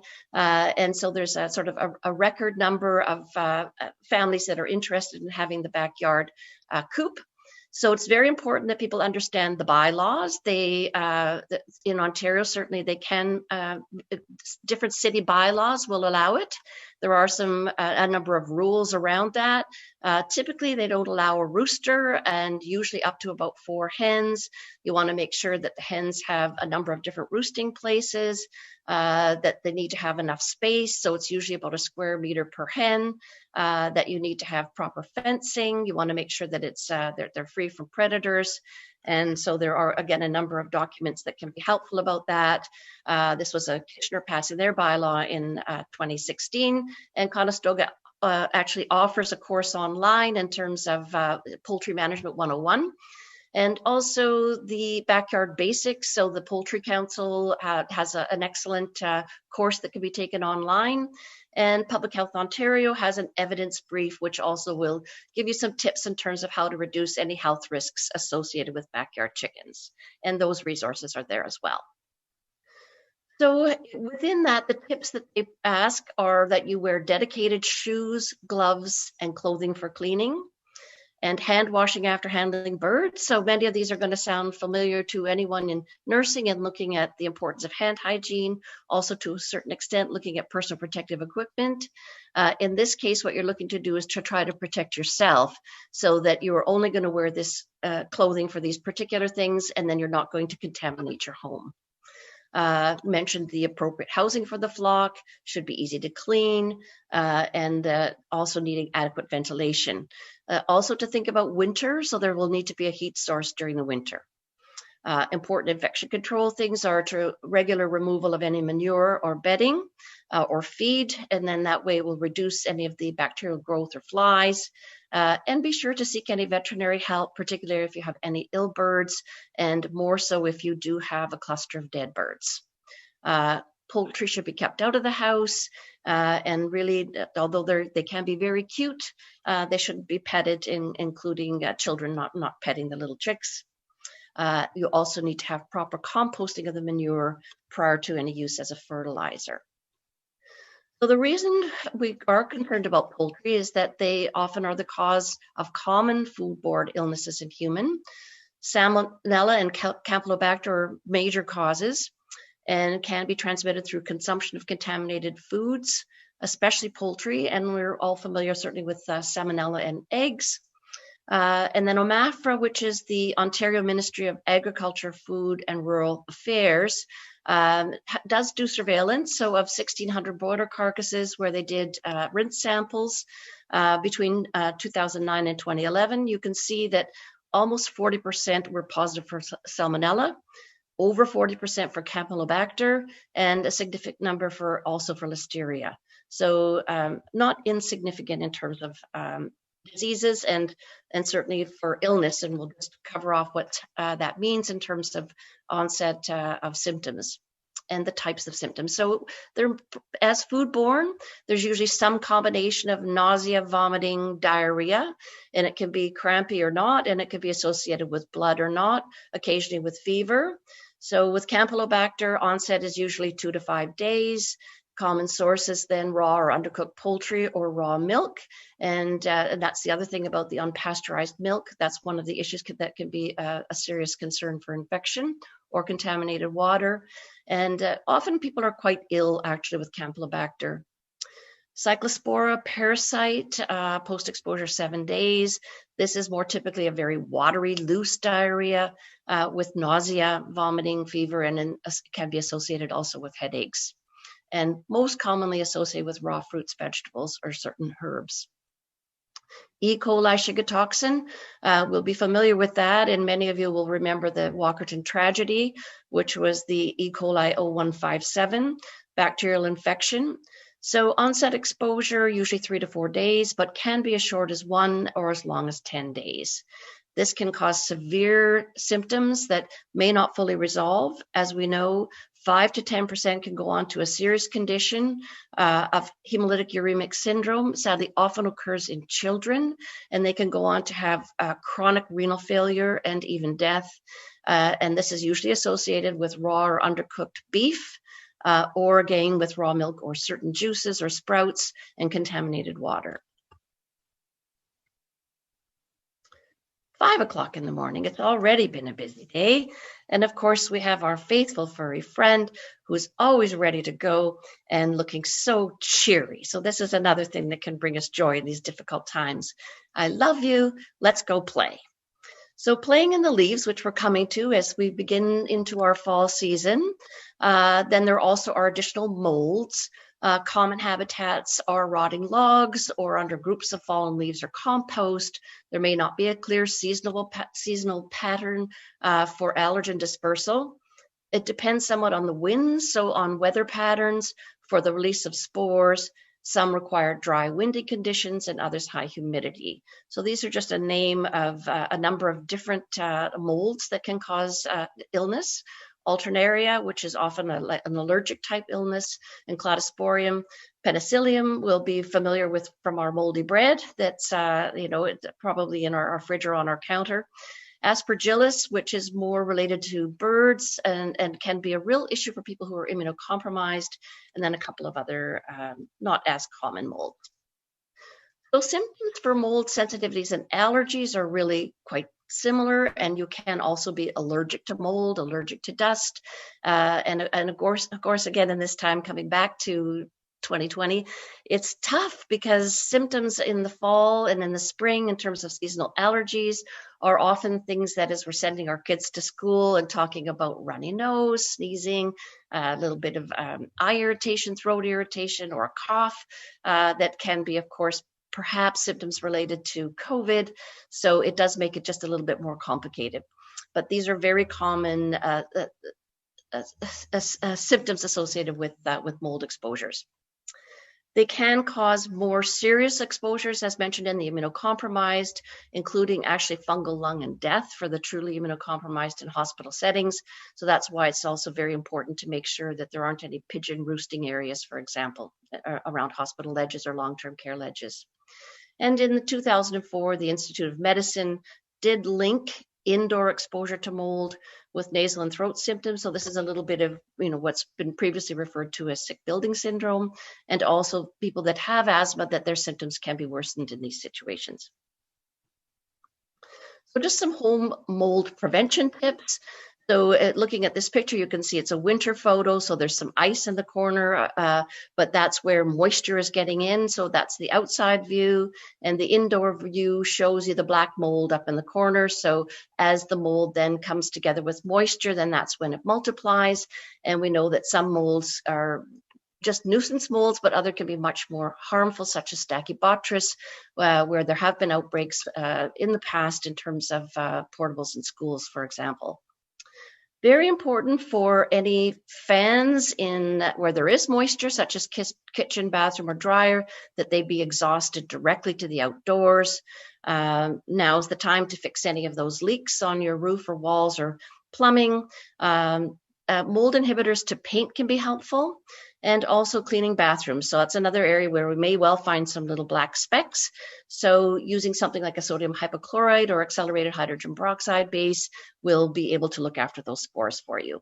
And carpets, remove them regularly and replace them. Certainly, there's a lot of mold and other allergens in carpets.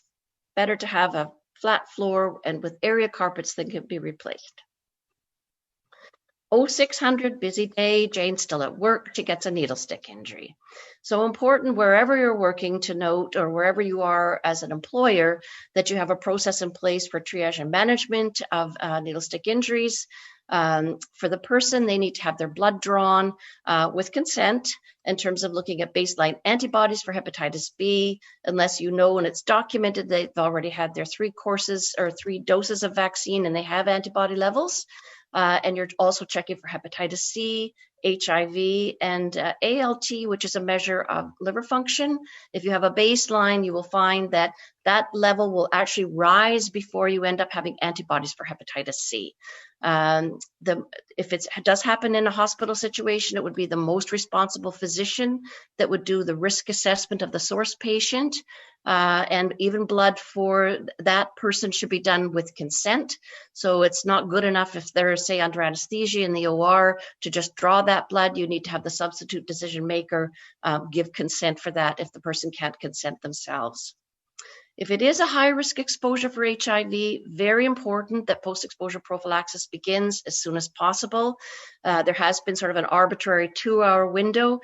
The point is really just get onto it as quick as you can. If you're sending somebody to hospital, make sure that they're not just looked at as urgent, they need to be emergent, so they need to be seen very quickly to get onto the PEP. Even if you find out later that the source patient is negative and you can take them off, the earlier get on, the best result they're going to get. You have probably 85% chance then of preventing HIV infection. There is now more tolerable medication, so tenofovir and emtricitabine, which comes together in Truvada, is a tab taken daily, and as well then an additional, so most of them are looking for triple therapy, and so either raltegravir or a newer dolutegravir, which is felt to be safe in pregnancy, is the recommendation. 0700. John's office is preparing for a friendly IPAC audit. So you may be familiar with some of the Public Health Ontario best practices for clinical office practice, and you will have certainly been reading in the news about different IPAC lapses, both in family practice offices as well as in dental offices. And so out of that document then came a need to have checklists. So there are core element checklists for clinical office practice, as well as for reprocessing. So another thing that can be done in offices are mole removal, suture, diaphragm fitting, IUD insertion. So a number of these things where there was very variable practice in terms of how equipment was either cleaned or reprocessed. So these are really, really helpful checklists. And there are a number of public health units, not at the moment because they're awfully busy with other things, but that would actually perhaps come in and do a friendly audit in the sense that if they found something that you, on inspection, if you could immediately fix it, that it wasn't going to end up in an order for you. But these are really good resources and good for primary care practice as well. 8 o'clock, off to work, off to sleep, off to daycare. Will Jane sleep? Will John remember to change the litter box? And will the alarm clock wake Jane up in time for her doctor's appointment this afternoon? 9 o'clock. The heartbreak of insomnia. Oh, sleep, oh, gentle sleep, nature's soft nurse, how have I frighted thee, that thou no more wilt weigh my eyelids down and steep my senses in forgetfulness. Going back to William Shakespeare in The Tempest, so insomnia has been around for a very long time. And to quote Leonard Cohen more recently, and sort of typical Leonard Cohen, the last refuge of the insomniac is a sense of superiority to the sleeping world. More seriously, though, night shift can be harmful to your health, any work that is disrupting the circadian rhythms can be associated with cancer. IARC in 2007 classified disruptive circadian shift work as a possible carcinogen, and many hypothesize the pathway. It does involve melatonin, but it's not well known. However, there's been a lot of research in nurses that associated for initially breast cancer, but other cancers have been found. And with additional work in the industrial field, looking at other workers, refinery workers, others who are working night shifts, also an association of duration of shift. So if you've been doing it for over 30 years, then in diverse occupations, increased risk for breast, skin, and GI cancers. And there are a couple of references there. 10 o'clock. It's circle time at daycare, and the children are all deciding which diseases to bring home today. And they could certainly bring home any one of these, and have done. 11 o'clock, back at the office with John. He's surprised to find out that multi-dose vials are not recommended, and more surprised to find out that that xylocaine that he was saving in his cupboard, because he'd only used it once 8 months ago, needed to be discarded. And not only that, once it's open, the manufacturer recommends it be discarded by 3 days after opening. Also, that no, it's not good enough to have your medications in your cupboards in your exam rooms. You need to have a separate area that's clean, away from an exam room, for all your medication prep. Also, that friendly glucometer that had been around from the previous physician in the office is a no-no, not to be used between patients unless designed to do so, and that's from Health Canada 2014. There are reusable devices, but they must be cleaned and disinfected as per manufacturer instructions in between. And there have been a number of outbreaks for hepatitis B and C, and particularly in long-term care where glucometers would go from resident to resident. On the sterilizing side, you must have a sterilizer log. It must record all physical parameters. So that includes time, temperature, and pressure.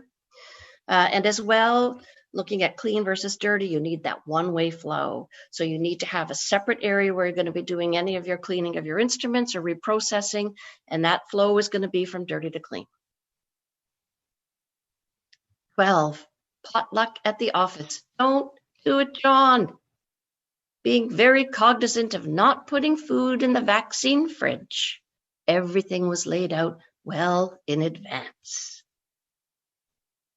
Nothing like potato salad to be sitting for a few hours. So there are some extra TP rolls in the back storage room, John, and he most likely is going to have Staphylococcus aureus, which is bacterial infection, onset of symptoms, 30 minutes to 6 hours, diarrhea, nausea, stomach cramps, and vomiting. And so it's typically raw eggs. And other things that can do this are puddings, sandwiches, cheeses. So key thing, of course, is keeping food refrigerated. Be very careful when you're looking what you're serving when more than one person is going to be handling it. The buffets are really challenging. And then the other, of course, is salmonella as an infection, which we've talked about earlier. 1400, proud pet therapy pup. Fido's very excited as he hears Fred and Frida on the walk. He's coming to do his weekly long-term care visit. This is also known as animal-assisted therapy. That's the more technical term for it.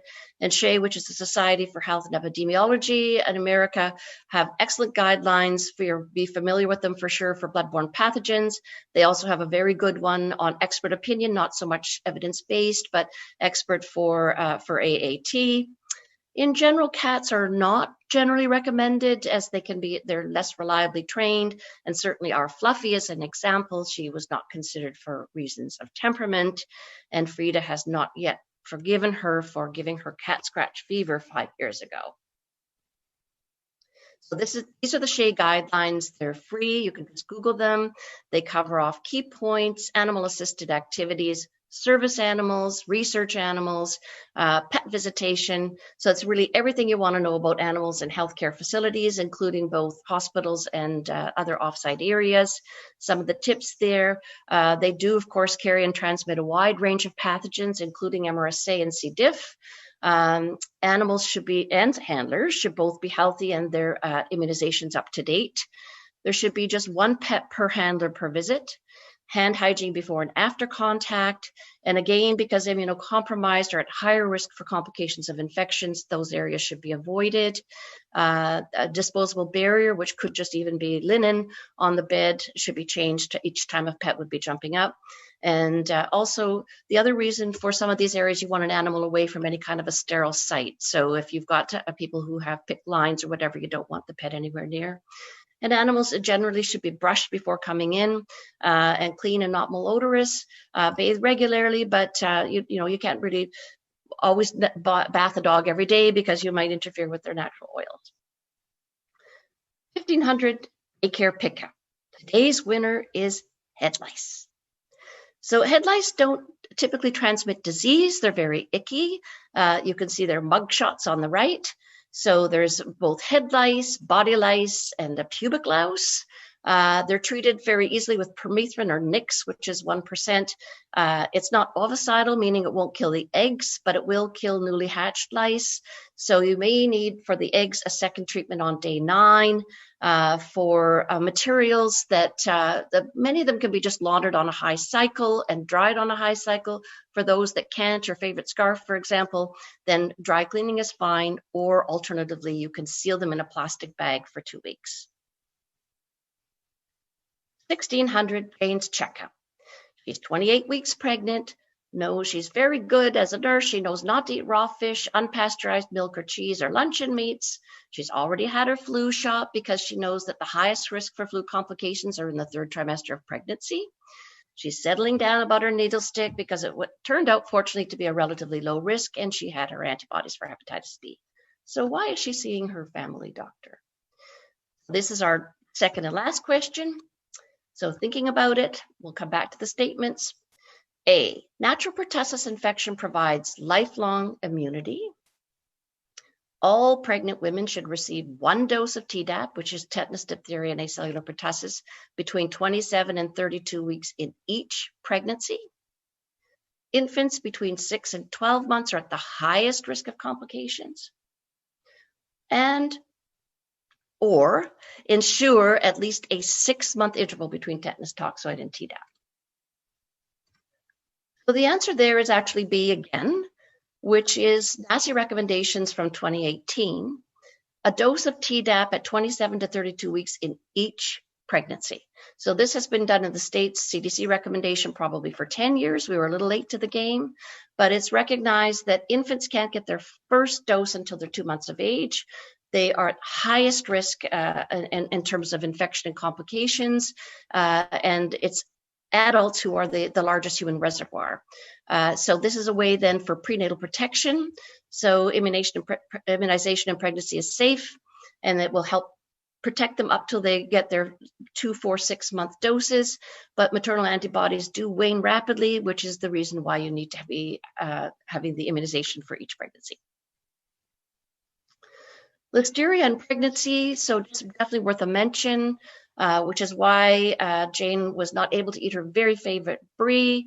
But pregnant women can have fever, flu-like illness, fatigue, muscle aches if they're exposed 1 to 4 weeks. The biggest concern is that if you have maternal infection, it can lead to fetal infection and very poor outcomes in terms of miscarriage, stillbirth, preterm birth.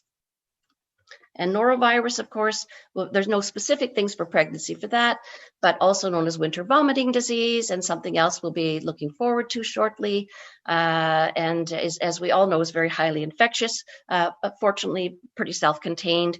But you do need to be away from work until 48 hours and being symptom-free. 1700 Fido goes for his second walk and brings home an uninvited guest. So we do know that in Ontario, Lyme disease can only be caused by black-legged ticks.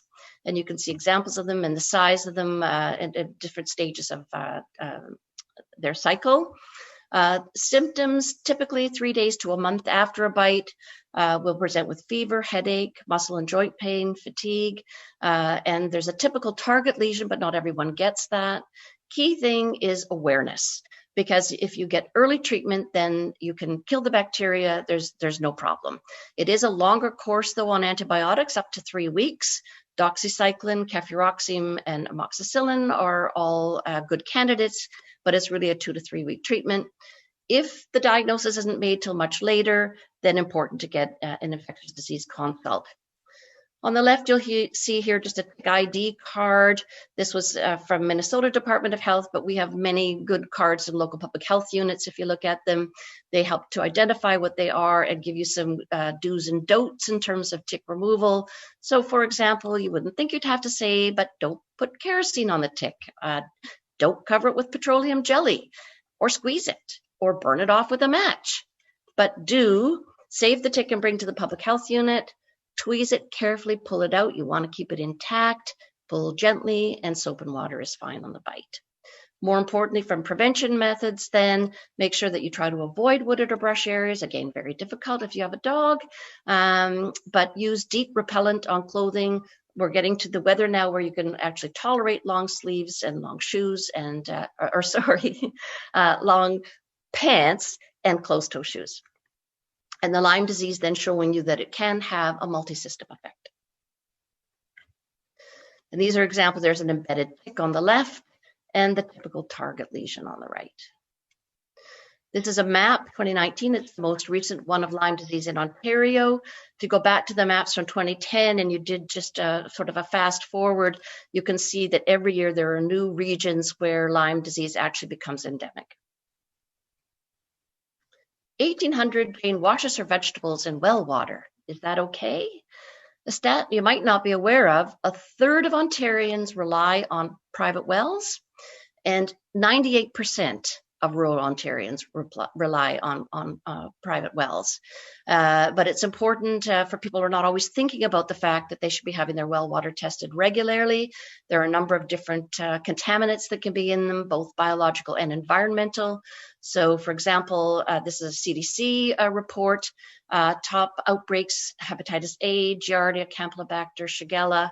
But then also other contaminants such as arsenic, gasoline, nitrates from fertilizer, for example. So it really just an important consideration and a reminder for folks for having their well water tested. Drinking water, even in terms of tap water in buildings, can be associated with outbreaks. We're familiar with Legionella disease. So buildings that aren't having, this is one of the issues in terms of reopening schools, for example. Very important that they run the taps, that they're doing things to make sure that they're haven't had, when water stagnates in a pipe, that's when they're more likely to have bacterial multiplication. And we can see that there have been a number of outbreaks, cases of illness, even including hospitalizations and deaths here, and some parasitic ones.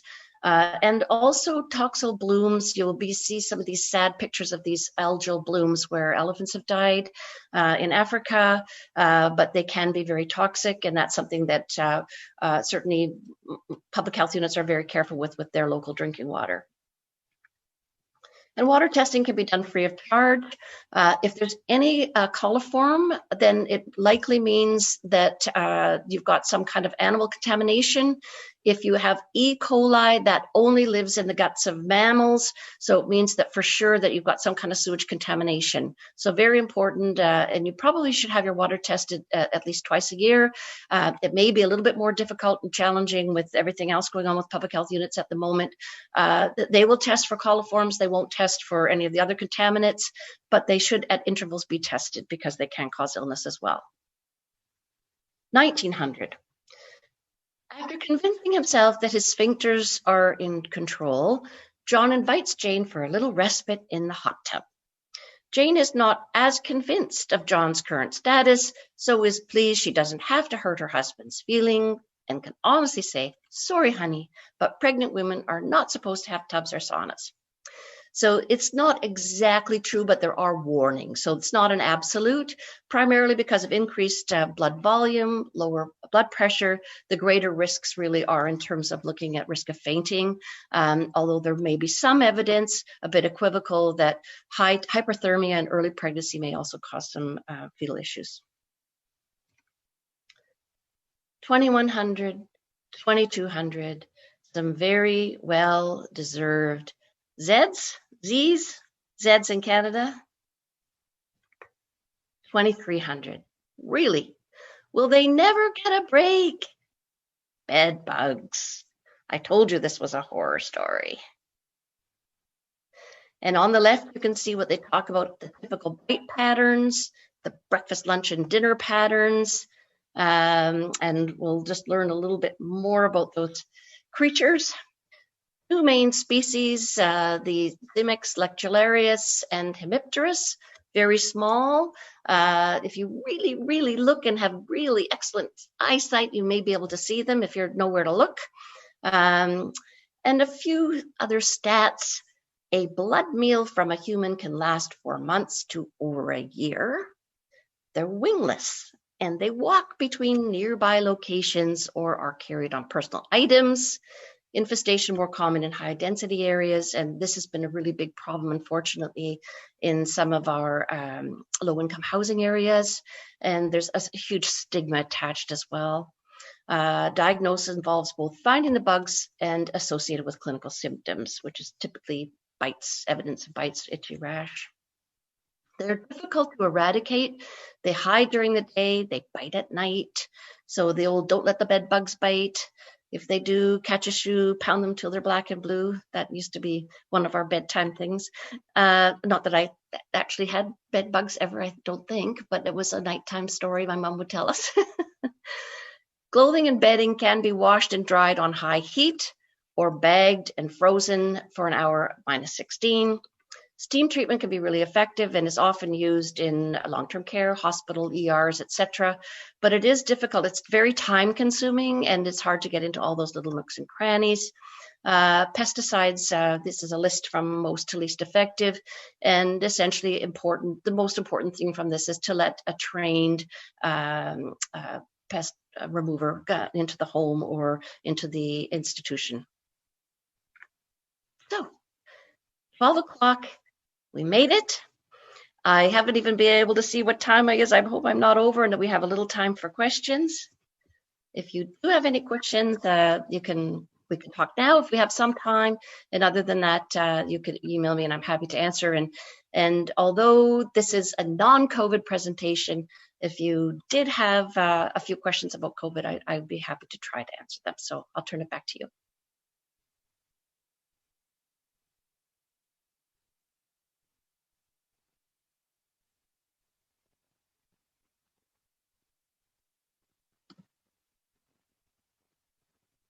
Hi, that was great, Dr. Cividino. We have a couple of questions. So what would your advice be for supporting... I'm sorry, just for 1 second, I just need to just put my volume up a touch here. 1 second. Sure. It's not letting me do it. Can you just speak up a little bit then? Sure can. What would your advice be for supporting healthcare professionals in their mental health who work rotational shift work, nights and days? So I think it's very important to look at sleep hygiene and to ensure that people are using things like making sure that they have proper window blackening. And you can get some really good ones now, even with suction cups, that will make the room quite black, to make sure that they're following all the sleep hygiene, no devices in the room, make sure that phones are unplugged, that things are tucked away, that you have, just as was mentioned in the earlier presentation about sort of habits and routine, very important to get into those right kinds of routines. If you're doing, ideally you're going to be on scheduled shift work. I think some of the biggest challenges are people who are casually employed and there's like a shift here and there, but anything you can do if there's a regular circadian rhythm, Typically, the schedule that works best is if it's an 8-hour one, you do days, then evenings, then nights. Then if you're on the other schedule for your days off, try to take that day, the first day off, just to relax, get yourself back into a routine. Again, rising and going to bed as much as possible. Those are all things I know what I'm providing are really physical tips rather than mental health tips, but these are also the things that are going to maintain your mental health, because we know that when you are sleep deprived, then it's difficult to focus and concentrate. It has an impact on mood, that adrenaline levels become low, libido's low. So there are a number of consequences from lack of sleep. So it's really looking at a prescription and taking it as seriously as you would a medication in terms of how to manage that sleep hygiene.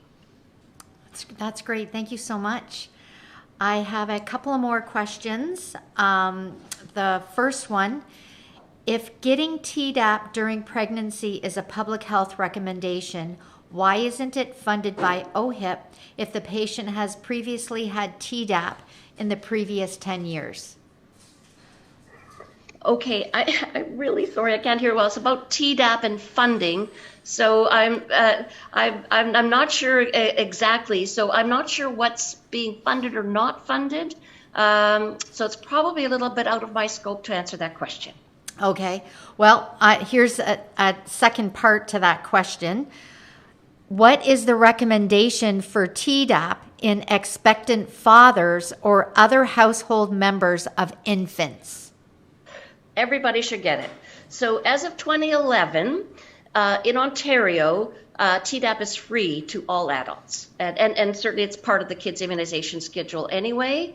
So that's something that I always would recommend. So I'm really happy that that question was raised, because it's important, yes, for mom, of course, because she's got that most direct relationship with the fetus, so for her to be vaccinated, but also for all others. And that's just going to provide a circle of protection for that infant until they can have their own immunizations. Thank you. I have another question. Is there resistance to pesticides with bed bugs? Yes, there is. So, and I only had so much time and so many things I could do, but there's Tulane, T-U-L-A-N-E, has a great course. It's an infectious disease course online, free of charge. And I would really highly recommend going onto the site. It'll teach you everything that you wanted to know and things you never wanted to know about bed bugs. And it also will cover off in terms of those, how to make sure that you're getting the right treatments, because you're right, unfortunately, there has been significant resistance to environmental pesticides. So you want to find the balance of something that is as safe as possible, safe for humans, safe for pets, and effective. And that's where, if you're hiring somebody who is qualified and has their licenses for this, then they're going to know that. And it varies from area to area. So different areas in countries, even in the US, there are some areas where certain pesticides are still effective and others aren't. So it depends quite a bit in terms of environmental exposure, a little bit like our antibiotic resistance. Great, thank you. I have another question. When assessing an exposure or contact to a person who is COVID positive, do you consider risk of infection based on whether or not they were using a non-medical mask for both individuals? Yeah. So non-medical masks are good for source control, but they're not as effective as medical masks. So if you have somebody, if you've got two people who are wearing masks, so if you're as a healthcare worker, you're wearing a medical mask, and the person, whether it's in public or whether it's in healthcare setting, is wearing a medical mask, then it's probably not going to be considered an exposure. Non-medical masks are very variable.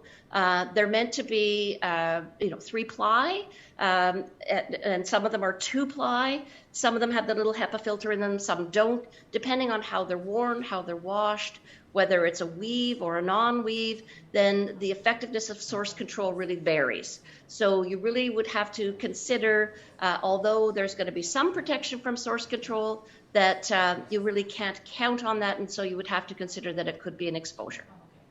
Okay, thank you. And that is it for the questions. Dr. Cividino, thank you so very much for a very informative session and for taking the time out of your very busy day to chat with us Very today. happy to do so. Really nice to talk about something else. And sorry about having to stick my ear there. That's okay. That's okay. Thank you so much. Have a great day, everybody. Thank you. We are now going to take a short break for that second cup of coffee or a snack. There will be information videos running during the break, and the next session will resume in 15 minutes at 11:30. 11:30? Great. Okay, thank you.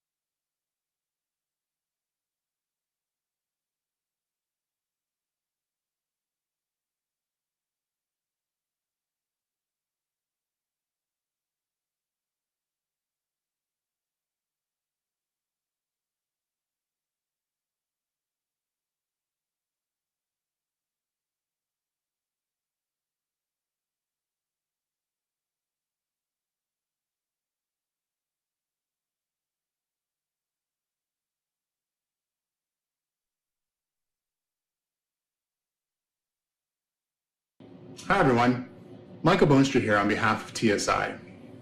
First, I would like to take this opportunity to thank all you Ontario Occupational Health Nurse Association members, as well as all of your colleagues across Canada, for all you've done to help protect Canada against the continued battle against COVID-19.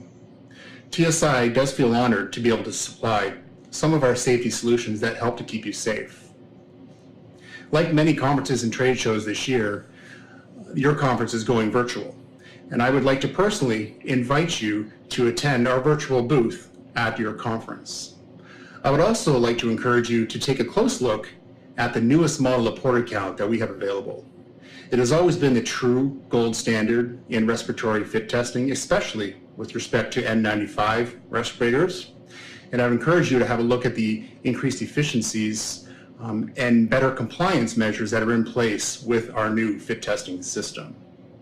If you do have any questions about the port account respiratory fit tester or any other instrument from TSI under request, please let me know. You can contact us at tsi.com or contact me personally at michael.boonstra@tsi.com, and I'd be happy to help. So thanks again for your time here today. Thank you for you and all what your profession does to help Canadians stay safe. So I hope you'll continue to be well, be safe, and enjoy your 2020 conference.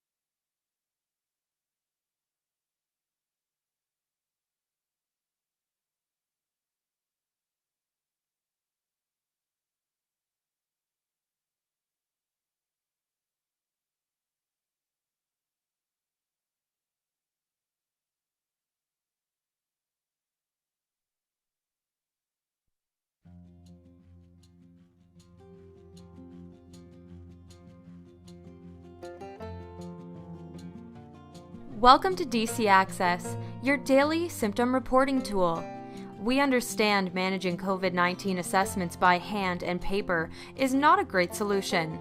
That's why at DriverCheck, we can take away the burden of paperwork. DC Access is a lightweight solution with no downloading necessary. Simply bookmark the link and access it when you need it.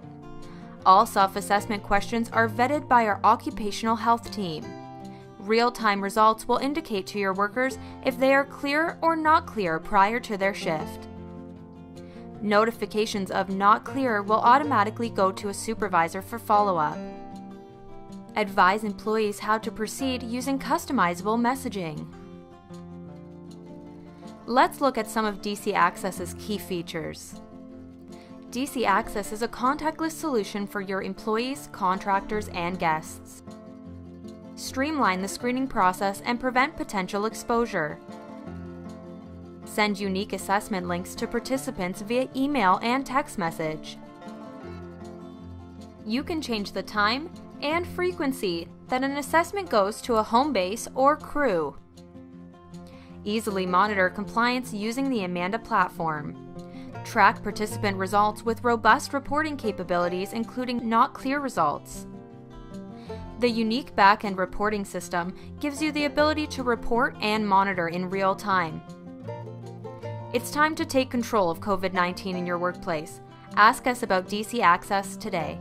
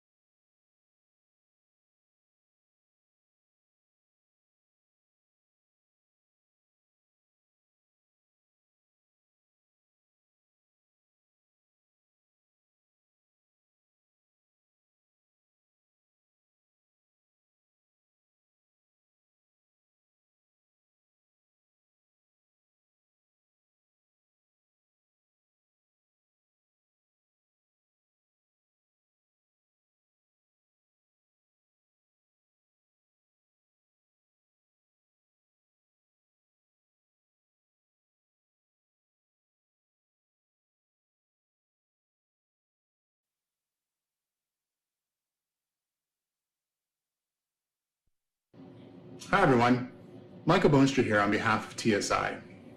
First, I would like to take this opportunity to thank all you Ontario Occupational Health Nurse Association members, as well as all of your colleagues across Canada, for all you've done to help protect Canada against the continued battle against COVID-19. TSI does feel honored to be able to supply some of our safety solutions that help to keep you safe. Like many conferences and trade shows this year, your conference is going virtual, and I would like to personally invite you to attend our virtual booth at your conference. I would also like to encourage you to take a close look at the newest model of port account that we have available. It has always been the true gold standard in respiratory fit testing, especially with respect to N95 respirators. And I would encourage you to have a look at the increased efficiencies and better compliance measures that are in place with our new fit testing system. If you do have any questions about the port account respiratory fit tester or any other instrument from TSI under request, please let me know. You can contact us at tsi.com or contact me personally at michael.boonstra@tsi.com, and I'd be happy to help. So thanks again for your time here today. Thank you for you and all what your profession does to help Canadians stay safe. So I hope you'll continue to be well, be safe, and enjoy your 2020 conference.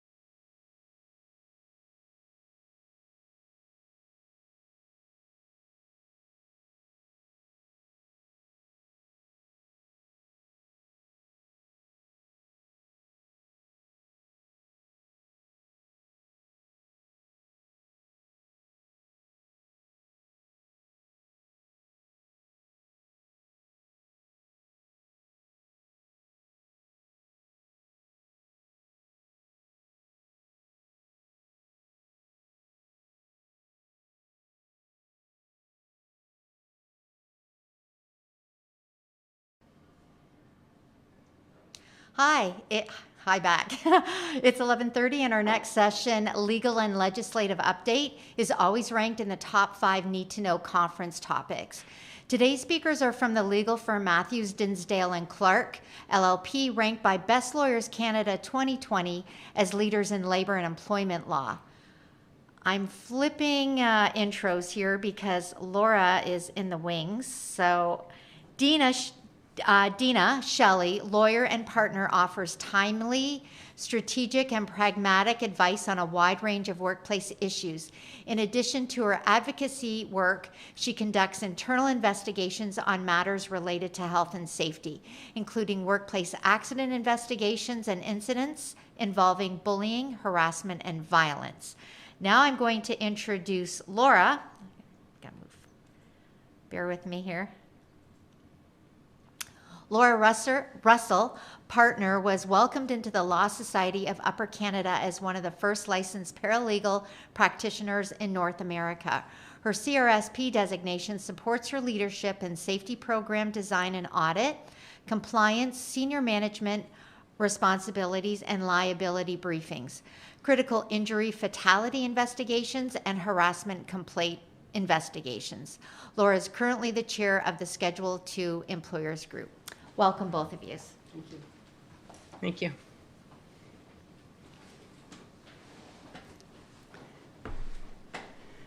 Good morning, everybody. I hope you're having a good day with your session so far. I am going to start off our session just quickly to give you the agenda.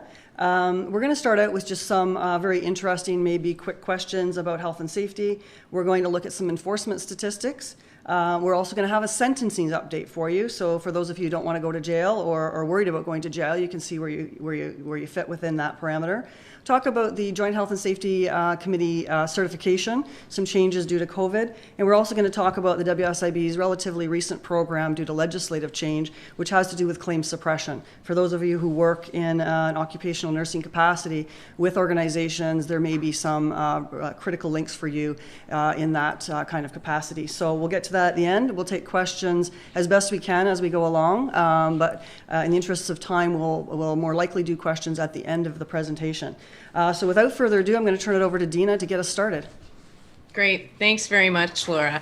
So as Laura mentioned, I'm going to start off with a Q&A for you, the audience, to be giving the answers. But of course, in not even, I should say in this new world, but in this new world, you're going to just take a moment and put your answer, and I urge you to do this, put your answer down on paper.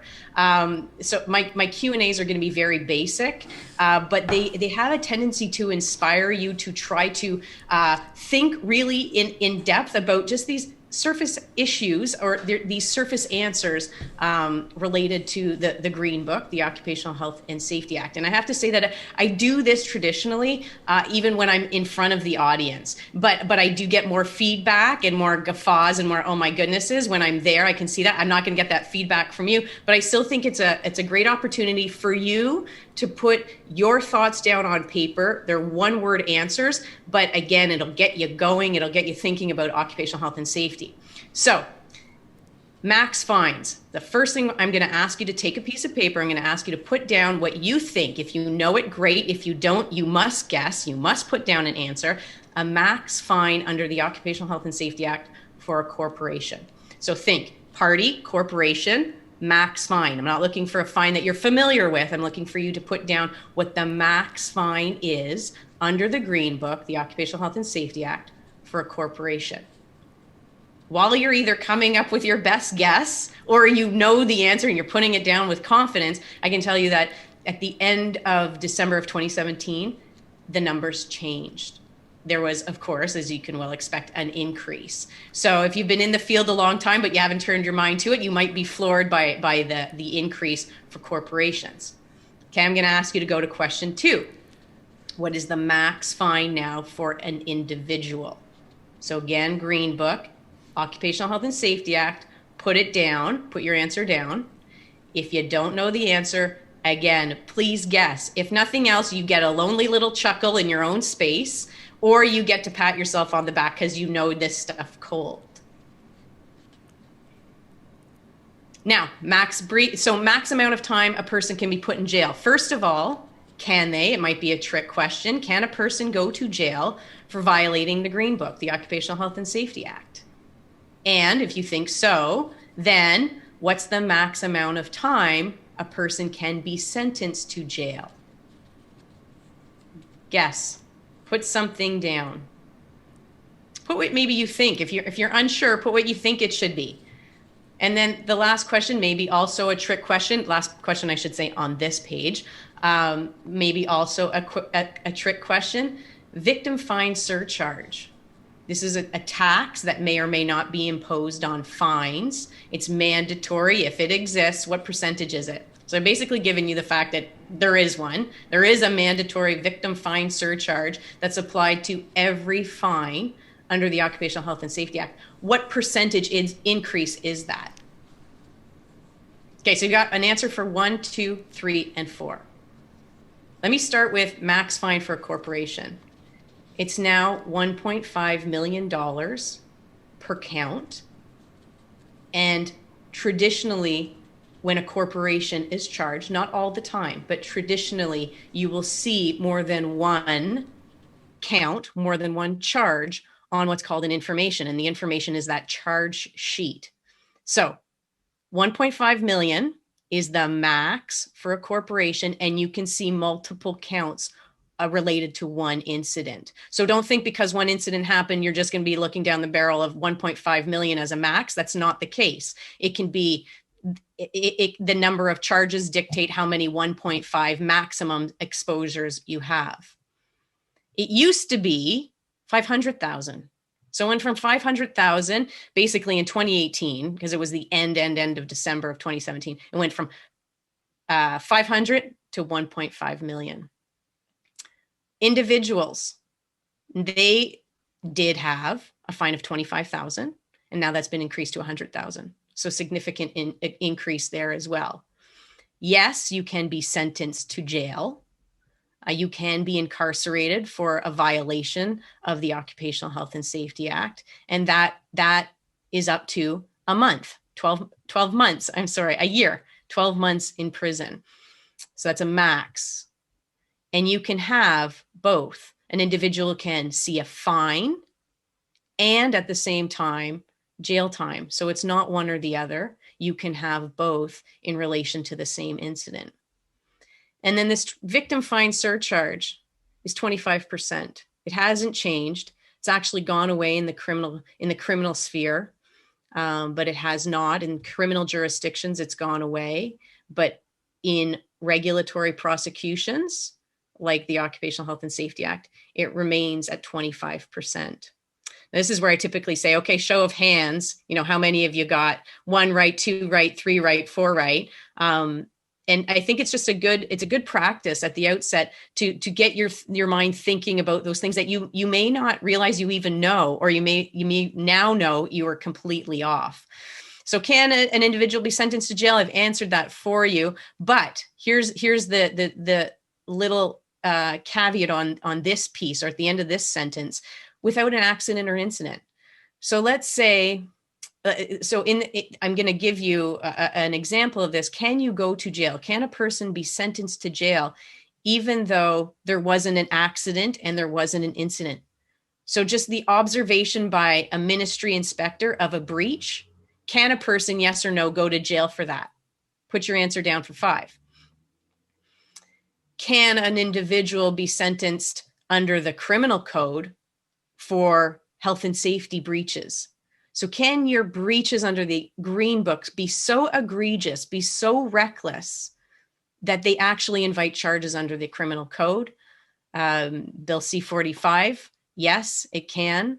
And yes, it does happen, and it's happening increasingly. What's the maximum amount of time a person can be sentenced to jail for a breach of the criminal code, but related to health and safety matters? Unending, right? There's no max jail time a person will see as a result of a criminal code breach in reference to health and safety on a work site. Number 5, I didn't answer for you. Yes, a person can be sentenced to jail can see, and I'm going to give you a case on that later on, a person can be sentenced to jail even though there has been no accident and no incident. So a bit alarming and something to take note of. Now I'm going to move into statistics. Let me tell you, in under 48 hours, we were given some new information, and it didn't make it into our presentation. I would like to just highlight that for you now because it's important. The ministry is in the process of hiring essentially 100 new inspectors to inspect workplaces. So we're going to see a rise in the number of inspectors very shortly in 2021. They're doing the vetting, the interviewing right now. It's starting right now. And the new inspectors are going to be going through training. So the news release from the ministry says Ontario is set to employ the largest number of labor inspectors in provincial history. This will increase its team of frontline health and safety inspectors by 98, I said 100, to help ensure workplaces across the province are doing their part to prevent the spread of COVID-19. So there will be more labor inspectors, and this is Ministry of Labor inspectors, they just short form it, inspecting workplaces. So we're going to see more intervention, we're going to see more action, we're likely to see more orders. And this increases, I didn't know this increases the number from about over 400 inspectors to now over 500 inspectors in Ontario, with their focus on workplace health and safety. And then they're saying that, of course, it's timely to say this too, that they're going to have a specific focus on COVID-19. But certainly they're not being trained to just deal with COVID-19. And then when the pandemic is over, that now they lose their jobs. No, certainly they're being trained for all health and safety on site and having all mind of the Occupational Health and Safety Act while they're on site, enforcing every provision. So here in terms of stats, we're going to talk about work refusals, the right to refuse work. And just as a reminder, what that is, I know you know what that is, but the process is more what I want to remind you about. A worker fears, let me digress for a moment. Not all workplaces have the same availability, right? I feel it's important for me to acknowledge that in light of the industry that you're in, as well as just to add another layer, firefighters, right? So certain industries have a muted right to this work refusal, but it still exists. It exists for all workplaces to a certain extent. So if a worker has fear or danger of something at work, they can trigger a work refusal, and that needs to be inspected with a member of the Health and Safety Committee or a qualified member. You unpack the allegations that are brought forward by the worker, and with the employer and the health and safety worker side member or worker rep, there's a determination made. Is there danger on the workplace or not? If there is, then the employer can rectify that and everybody goes about their business. If they find that there isn't, and the worker still, despite both the worker, the health and safety committee and the employer being on the same side, if they still find that there's a reason to the worker feels that there's still a reason to refuse work, then of course the ministry comes in and becomes involved. So that's just work refusals in a nutshell. Now, since the beginning of the pandemic, there had been more then, and it's increased since these statistics, of course, COVID-19 related work refusals. So if you look at the last bullet, before the pandemic, there were 3, right? There were 3 only. And then after, so March 11th is when the WHO declared the coronavirus. At that point, we hadn't heard the term COVID-19. When the coronavirus brought us into a global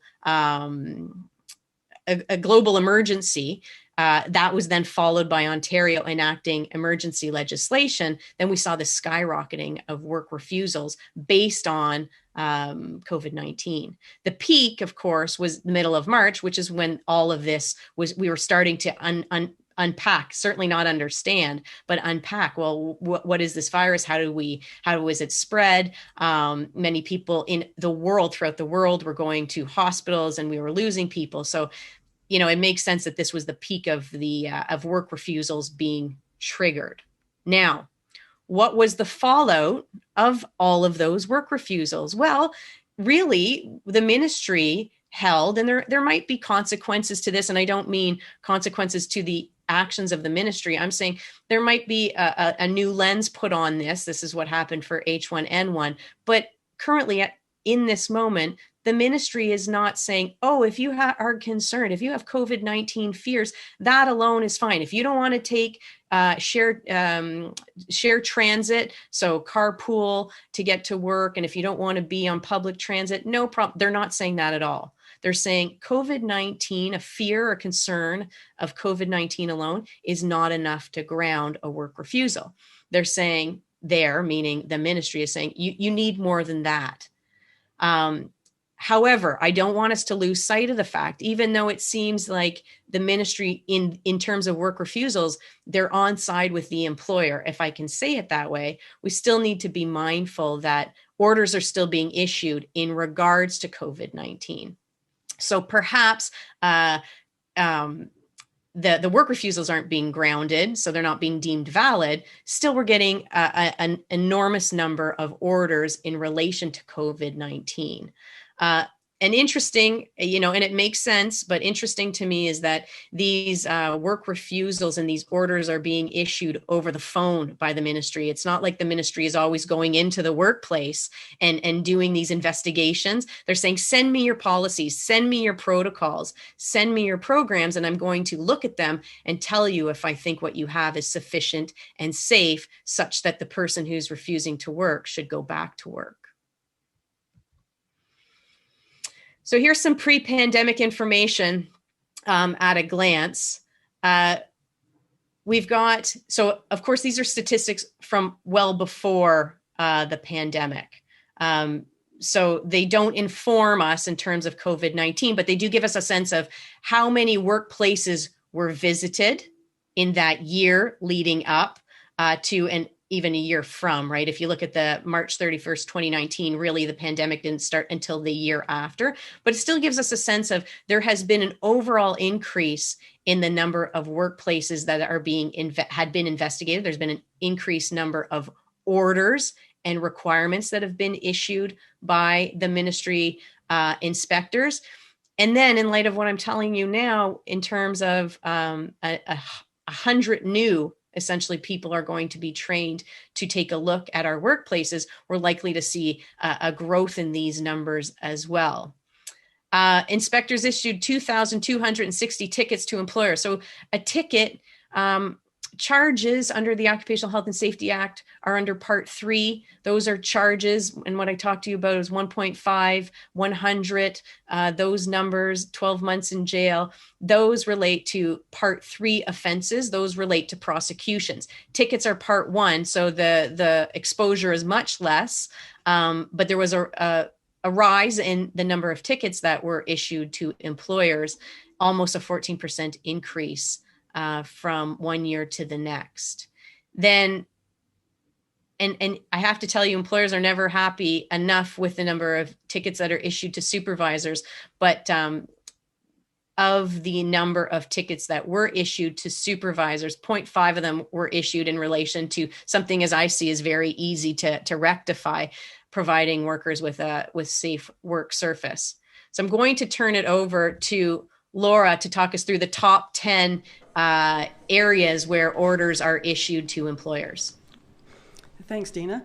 This is actually a very important series of issues to take a look at. What I find very interesting about this top 10, there's 5 of them on the first slide and 5 of them on the second slide, but what you can see between items number 1 and 2, and again, this is orders that the Ministry of Labour inspectors would be issuing on site before the pandemic, but even at this point, probably back on site or over the phone or by Zoom. But what's interesting is number 1 has over 14,000 orders in a 1-year period that related to workplace violence and harassment issues.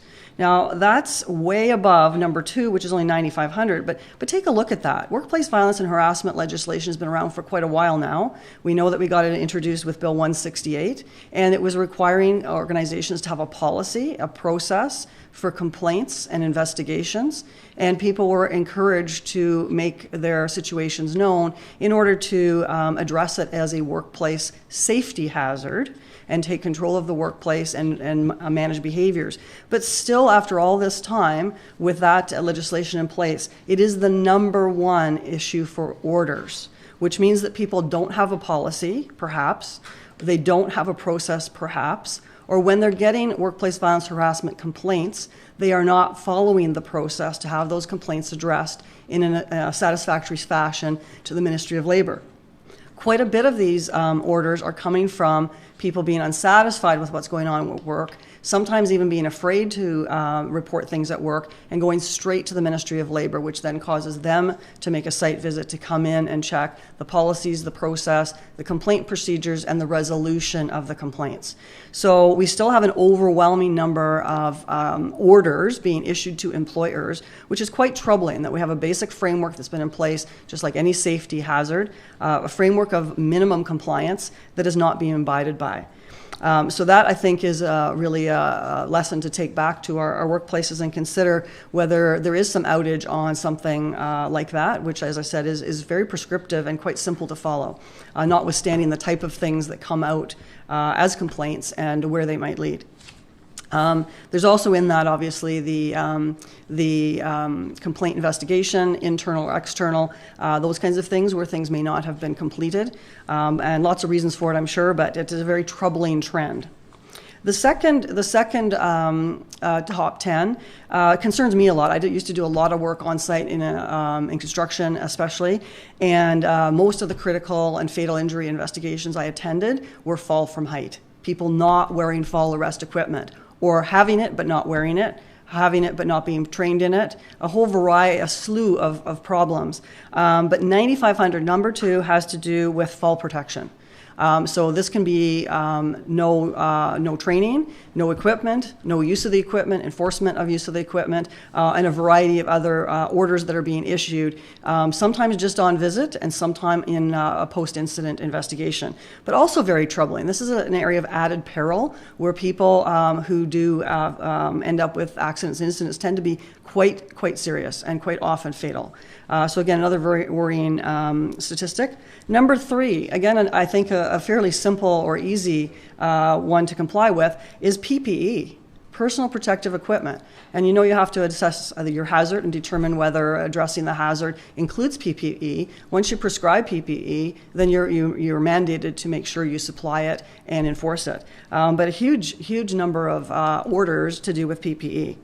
Number 4 was administrative issues. Number 5 has to do with your Joint Health and Safety Committee or your representation. And there's a variety of things that fall into here. Sometimes it's the certification of of 2 members on a committee.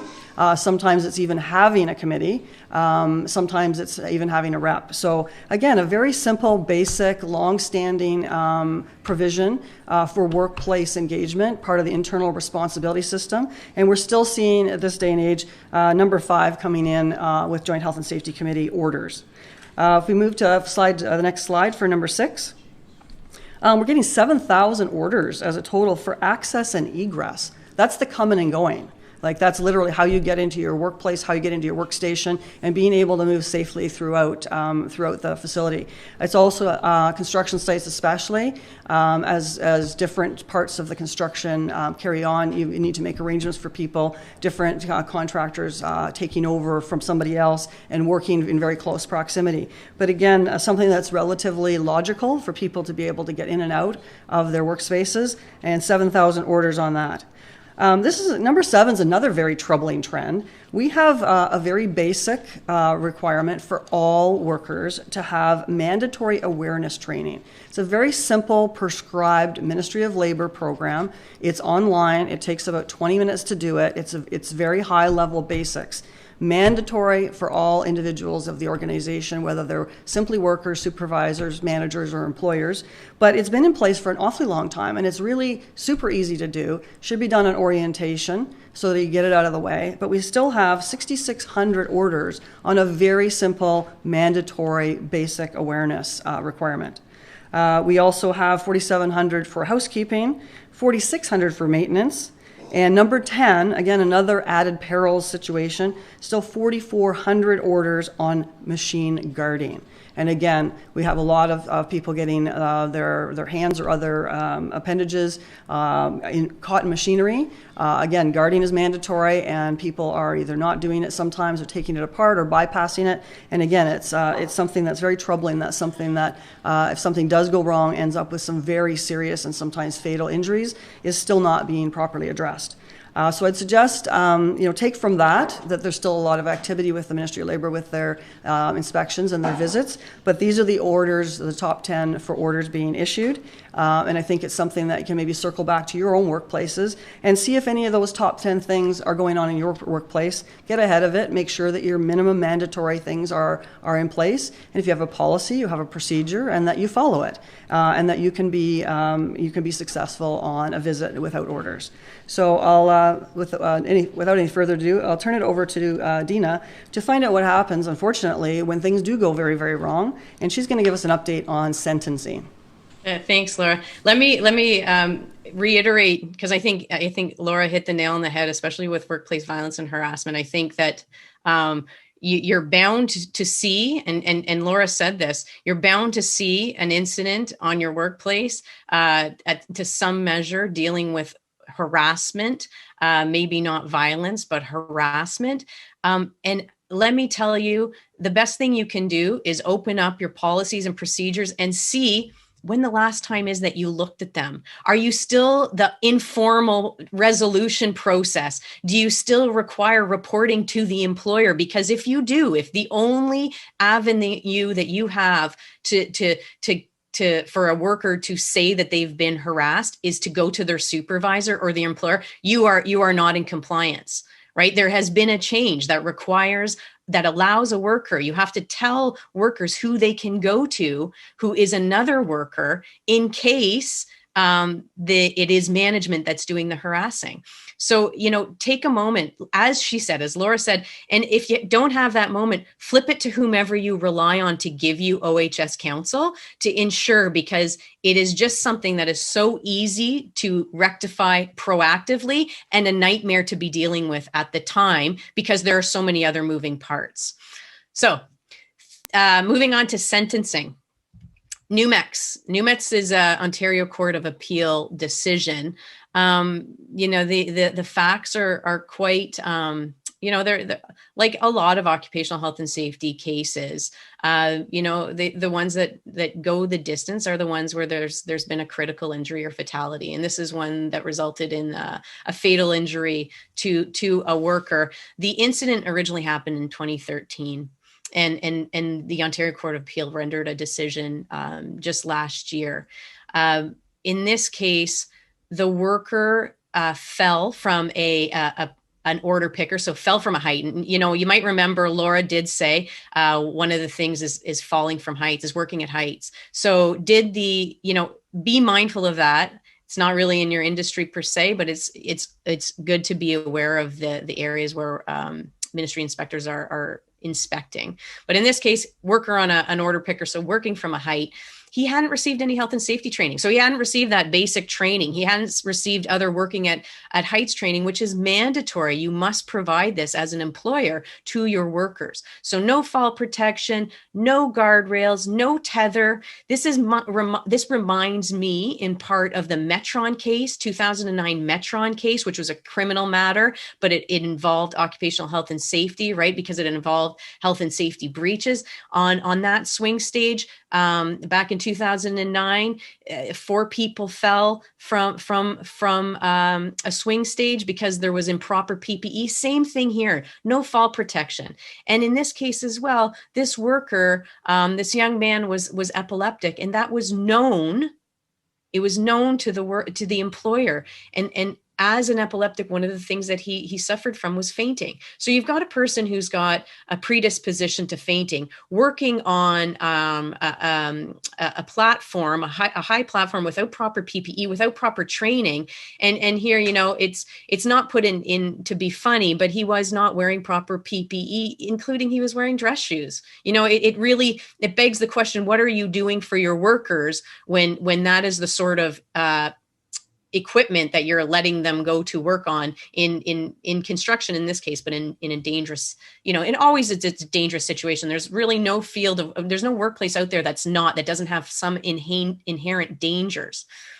So here's the eye opener at trial. So at the first level, the directors, so there are two directors, two owners essentially of this company, they pled guilty and they were sentenced to 25 days in jail each and 12 months of probation. Okay, so a whopper of a penalty. The company was fined $250,000 plus that 25% victim's fine surcharge, which you all knew at the beginning of this talk, right? So really a big hit, right? A big financially $250,000 is a lot of money for a first offense, I should say, first offense, and then jail time. That was appealed by the counsel for NUMEX, and there was almost like a wholesale overwrite to what existed before. Now the two individuals, the jail sentence were vacated, meaning no longer was there going to be 25 days in jail each. Now their fines were reduced, they didn't have financial fines. Now they were given fines of $15,000, but the fine against the company, against NUMEX, the corporation, was decreased from $250,000 to $50,000 plus 25% victim surcharge. So it was a real, it's an about face change. The Crown appealed to the Ontario Court of Appeal, and the Ontario Court of Appeal dismissed the appeal and affirmed the decision of $15,000 each plus the 25% victim fine surcharge. So favorable to employers, defense counsel, but the Ontario Court of Appeal wanted to make sure that companies knew that just because it's your first offense doesn't mean you can't go to jail. You can go to jail without having any priors. Courts are going to look at moral blameworthiness. If you've done more, if your behavior has been more egregious, like if you've been aware of a hazard and you haven't dealt with it, that's going to speak to your moral blameworthiness, and your fine, your sentence will increase as your moral blameworthiness goes up. And the same is not true if you're not morally blameworthy, your sentence will not go down. So that's something else that the Ontario Court of Appeal, which is the highest level, one of the highest levels of court in our province, right before going to the Supreme Court of Canada, spoke to and held. So again, jail sentences still going to be available, but sentences have to be proportionate. Sending people to jail may be right, but it has to be proportionate to all of the context of the incident. And so judicial, meaning the courts have to restrain themselves and enforce and deter, but it has to be the minimum necessary intervention or deterrence. It doesn't have to be, leading the pack all the time, unless, of course, the context is there to justify it. Then finally, my last two slides here are in regards to one of the questions I asked you at the beginning in the Q&A. Can you be sentenced to jail without an accident or an incident? And Mr. Bell from Belleville owned a roofing company. So right away you should think, okay, heights issues, right? This is falling from heights. He owns a roofing company. Well, Mr. Bell was charged repeatedly over several years for failing to provide and enforce, so failing to provide training, failure to provide the required PPE, and failing to enforce the procedures that he eventually developed. So he had them in some occasions, but he didn't enforce them. One of his sentences, so again, I told you he was charged repeatedly, convicted repeatedly. On the third charge, the conviction led the courts to say, you know what, this guy needs to go to jail for one day. He needs to understand that he's being fined for the same thing repeatedly. He's had 2 other opportunities to fix this, or 1 other opportunity, maybe let the first one go, although, by letting it go, he still got a fine. Maybe we need to ratchet this up. So 1 day in jail. But then in 2018, which he was then convicted for in 2019, again, the same situation. And so what the court found was that the previous sentences were not impacting him. The deterrence was not there that ought to be there. It wasn't having the right impact. So he then was required to spend 7 days in jail. So 7 days of incarceration for a breach of the Occupational Health and Safety Act. No accident, no injury. It's just a plain, on its face breach of the Green Book repeatedly. And I have to say, so you see here, first time, $2,000. Of course, you've got the 25% victim fine surcharge on top of that, 4, and then 10. So he's got a fine and he's got the 1 day in jail. And then it's just 4th time now, 7 days in jail. So a marked increase with the goal of deterring one of the sentencing factors brought forth by a decision by the name of Cottonfeltz. One of the sentencing factors that's considered is, things like paying your fines and deterring people from doing these things and the impact on the public. So I'm going to turn it over now to Laura to talk about virtual training for joint health and safety certifications. Thanks, Dina. This is just going to give you a quick update. Hopefully everybody at the workplaces, especially if you're involved with your Joint Health and Safety Committee, already know some of these things. But just to give you a reminder, not only of what recently changed, but also some coming changes. 2019, the certification training program changed. You still have a requirement for any committee to have 2 certified members as a minimum, a worker member and a management member, and they have to have their certification through the Ministry of Labor's approved program. And that requires you to have a proper Part 1 and Part 2. It's always been Part 1 and Part 2. And Part 1 has typically always been the in-class part of it.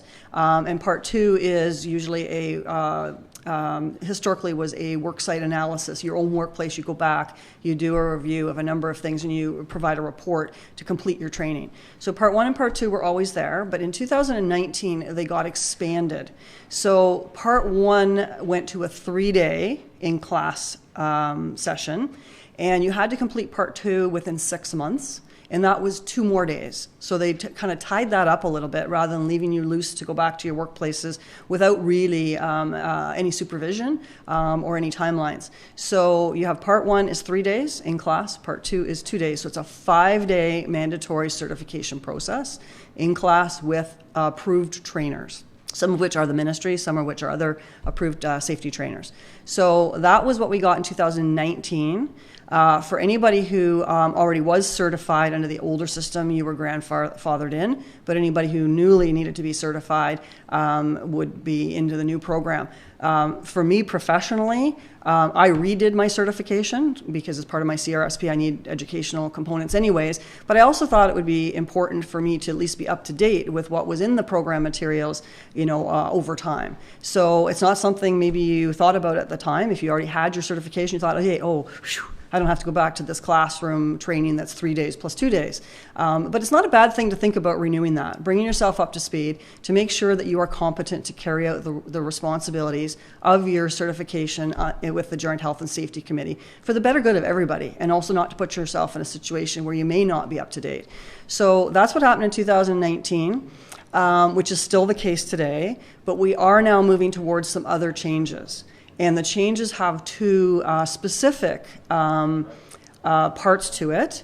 One is the concept of virtual training. Right now it's been fairly rigid that you have to attend the classroom training.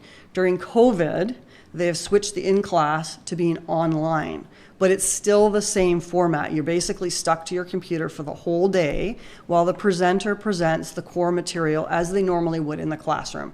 So very similar to anything else we've been doing during COVID, where we've converted, just like today's conference, we've converted the in-person experience to an online experience. And that's what's been happening with certification through the period of COVID to now.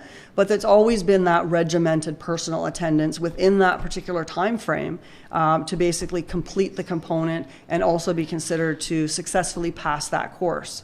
So what is coming is the virtual opportunity, where you can basically do your hours of certification online at your own pace, so that at least you're able to digest what you can in between whatever else you're doing, and you'll have a certain amount of time to finish that, but you're not kept to the full day canned program that we've had before. And the second thing is that part 2 is now going to be required to be completed within 1 year, not just the 6 months. So there's a longer period to perhaps practice what you've learned in part 1, perhaps make sure that you do a meaningful address of part 2, but there are a couple of changes coming. So we've already still seen going virtual, and now we're going to see some e-learning online with a self-paced component to it rather than a very strict, one-size-fits-all. So if you're involved in the Joint Health and Safety Committee, and you haven't had your certification in a while, you might want to think about taking the new program, which is much longer, much more robust. If you do have sort of a business or time demands, or you have some other reason to need a little bit more flexibility in your e-learning, some people just don't learn very well, in a classroom. Some people need some extra time. You now have at least some more flexible opportunities coming up, which should, really hope to increase the interest in the Joint Health and Safety Committee certification, but also the competencies that we want to make sure our workplaces are serviced by. So those are just some quick updates there. And I'm going to move, in the interest of time, fairly quickly now onto our last topic. And this is really a combined safety workers' comp topic. This claims suppression, WSIB claims suppression, is actually a provision of legislation that's in the workers' compensation legislation, Workplace Safety and Insurance Act. And it's been in place for a while now, but I want to tell you what the WSIB is doing about all of this, because it does have a measure in particular for today's audience, I think, because as I mentioned at the beginning, with occupational health practitioners or occupational safety practitioners, you're in the workplaces, or you're facilitating the workplaces, and you're part and parcel of what goes on day to day. Claims suppression has a legal definition to it, and I won't belabor it, but I've actually listed it for you here. The experience that the WSIB was having, and the Ministry of Labour in concert with that, being concerned about some of the bad behaviours in workplaces that were leading people to be at risk, or even if something happened to them, be unable or unwilling to make their claim. So not being willing to come forward, or some behaviours that had to do with it being difficult for the WSIB to know there were claims or to adjudicate them properly. So it was bad enough that the legislation was changed to include Section 22.1, which is the claim suppression. And basically, it's all about employers and what they can and cannot do as they go about doing their business with respect to injury reporting, lost time, modified duties, and healthcare. So it basically, there's a mens reis, which component to this, which means intent. So one of the things to keep in mind that this isn't just your everyday sort of simple occurrence. This is this claim suppression, which does have the potential for the WSIB to lay charges, just like with the Ministry of Labour under the Green Book, your Occupational Health and Safety Act, side by side the Workers' Compensation Board, WSIB, can also lay charges against employers and people. And those charges would be under Section 22.1 with the power of 155. But what it has to do with is more of a systemic problem. So it's not just going to be sort of something gets missed, or there's an occurrence that just doesn't go according to plan, whether intentional or not. This is a more of a systemic problem, and it has to do with employers intending or at least having a program that has the side effect of limiting claims that are getting reported or are being pursued. So you'll see the modifications to the legislation under 22.1, and you can read this on your own, but you will see that there's two parts, a positive and a negative behavior. The positive behavior is inducing people, giving them a reward, paying them for things, or encouraging them. So there is a positive component to this, but if you're doing that, the WSIB is telling you it is not appropriate. So doing good things for people in order to try to steer them a different way, but also the bad things, discouraging, threatening, or otherwise taking negative action against people. So there's a positive and negative component. So even though you think, oh, well, you guys are all getting along, there could be a component to it that the WSIB does not agree with, that feels that it's creating an influential power over employees that causes them not to report their injuries or pursue their claims. And the WSIB has the power to evaluate that and judge that. So you'll see all of the provisions. They're very specifically laid out. This does lay the groundwork for the WSIB to lay charges. If they find, for example, that you are guilty of dismissing or threatening to dismiss people, or the people are fearing they're going to lose their job if they file their claim, that's definitely one of the prohibited behaviors and one of the grounds which they can assess you. Discipline or suspending or threatening to discipline or suspend, imposing a penalty on a worker. Now, the WSIB, in my experience with them on some of these kinds of cases with employers already, one of the things that, one of the cases they told me about that they were concerned about is people who had an injury that needed to be accommodated with whatever restrictions, and it seemed to be fairly widespread, that they were all automatically only offered modified duties on the night shift. So your day shift people are being accommodated only on night shift, and quite regularly not ever coming back to day shift. A lot of people don't like night shift. It's usually considered to be sort of where the less senior people come into the workplace. But they found that there was a pattern of providing modified duties on a night shift that people mostly weren't happy with, and then they ended up stranded there in a lot of situations. And they felt that that was a penalty, that was imposing a negative consequence on people related to their actual claim for an injury or requirement for modified duties. So that's just sort of the idea of things. So if you're, and it's not to say that that's not a necessary, offer type of process, but you just need to be careful about the negative consequences and make sure that you're doing what you need to do properly, and that it doesn't appear, it isn't punitive, number one, and it doesn't appear to be punitive to other people. So if we can move on to the next one. I wanted to mention too that one of the other which you may have in your workplaces, which is usually a good thing, or at least a positive part of a program, is sometimes with safety programs we have some sort of like in safety incentive. We monitor our workplaces, we look at our stats, how many injuries do we have, how many near miss, how many first aid. Like, we keep stats and we manage that, and we quite often say, we want to reward good behavior. So if you have a department or a team or a division that has no claims or no lost time claims, and you reward the team or the location for that performance, that sometimes can be seen to be an inducement, that you're basically providing a positive reward to people in a group, and you've created a peer pressure in some situations where people know that their whole team is eligible for some sort of positive reward. Sometimes it's just a prize, sometimes it's actually money, but those kinds of incentive programs for attendance or performance in a health and safety situation may lend themselves to an intentional or unintentional side effect of claims suppression. So the WSIB is concerned enough. We've got legislation. We've got it all spelled out and defined there. The WSIB then took that up to how they would manage that. Once they had the authority to, with the definitions and the authority to manage that, the Regulatory Services Group went ahead to try to figure that out. And I don't know how many of you have seen that Brad Pitt movie called Moneyball. But that's all about baseball, and there's some young fellow that ends up with an algorithm to try to choose players that maybe others would not see as valuable. The WSIB's done something like that. They've basically taken their own internal stats off of Form 7s and claims registration, and they've put it into a matrix where they can actually see an employer's numbers, which are things like how long is it between when the accident happened and the claim gets filed? And they're worried about that gap. What's going on in that gap that could fall into the claim suppression?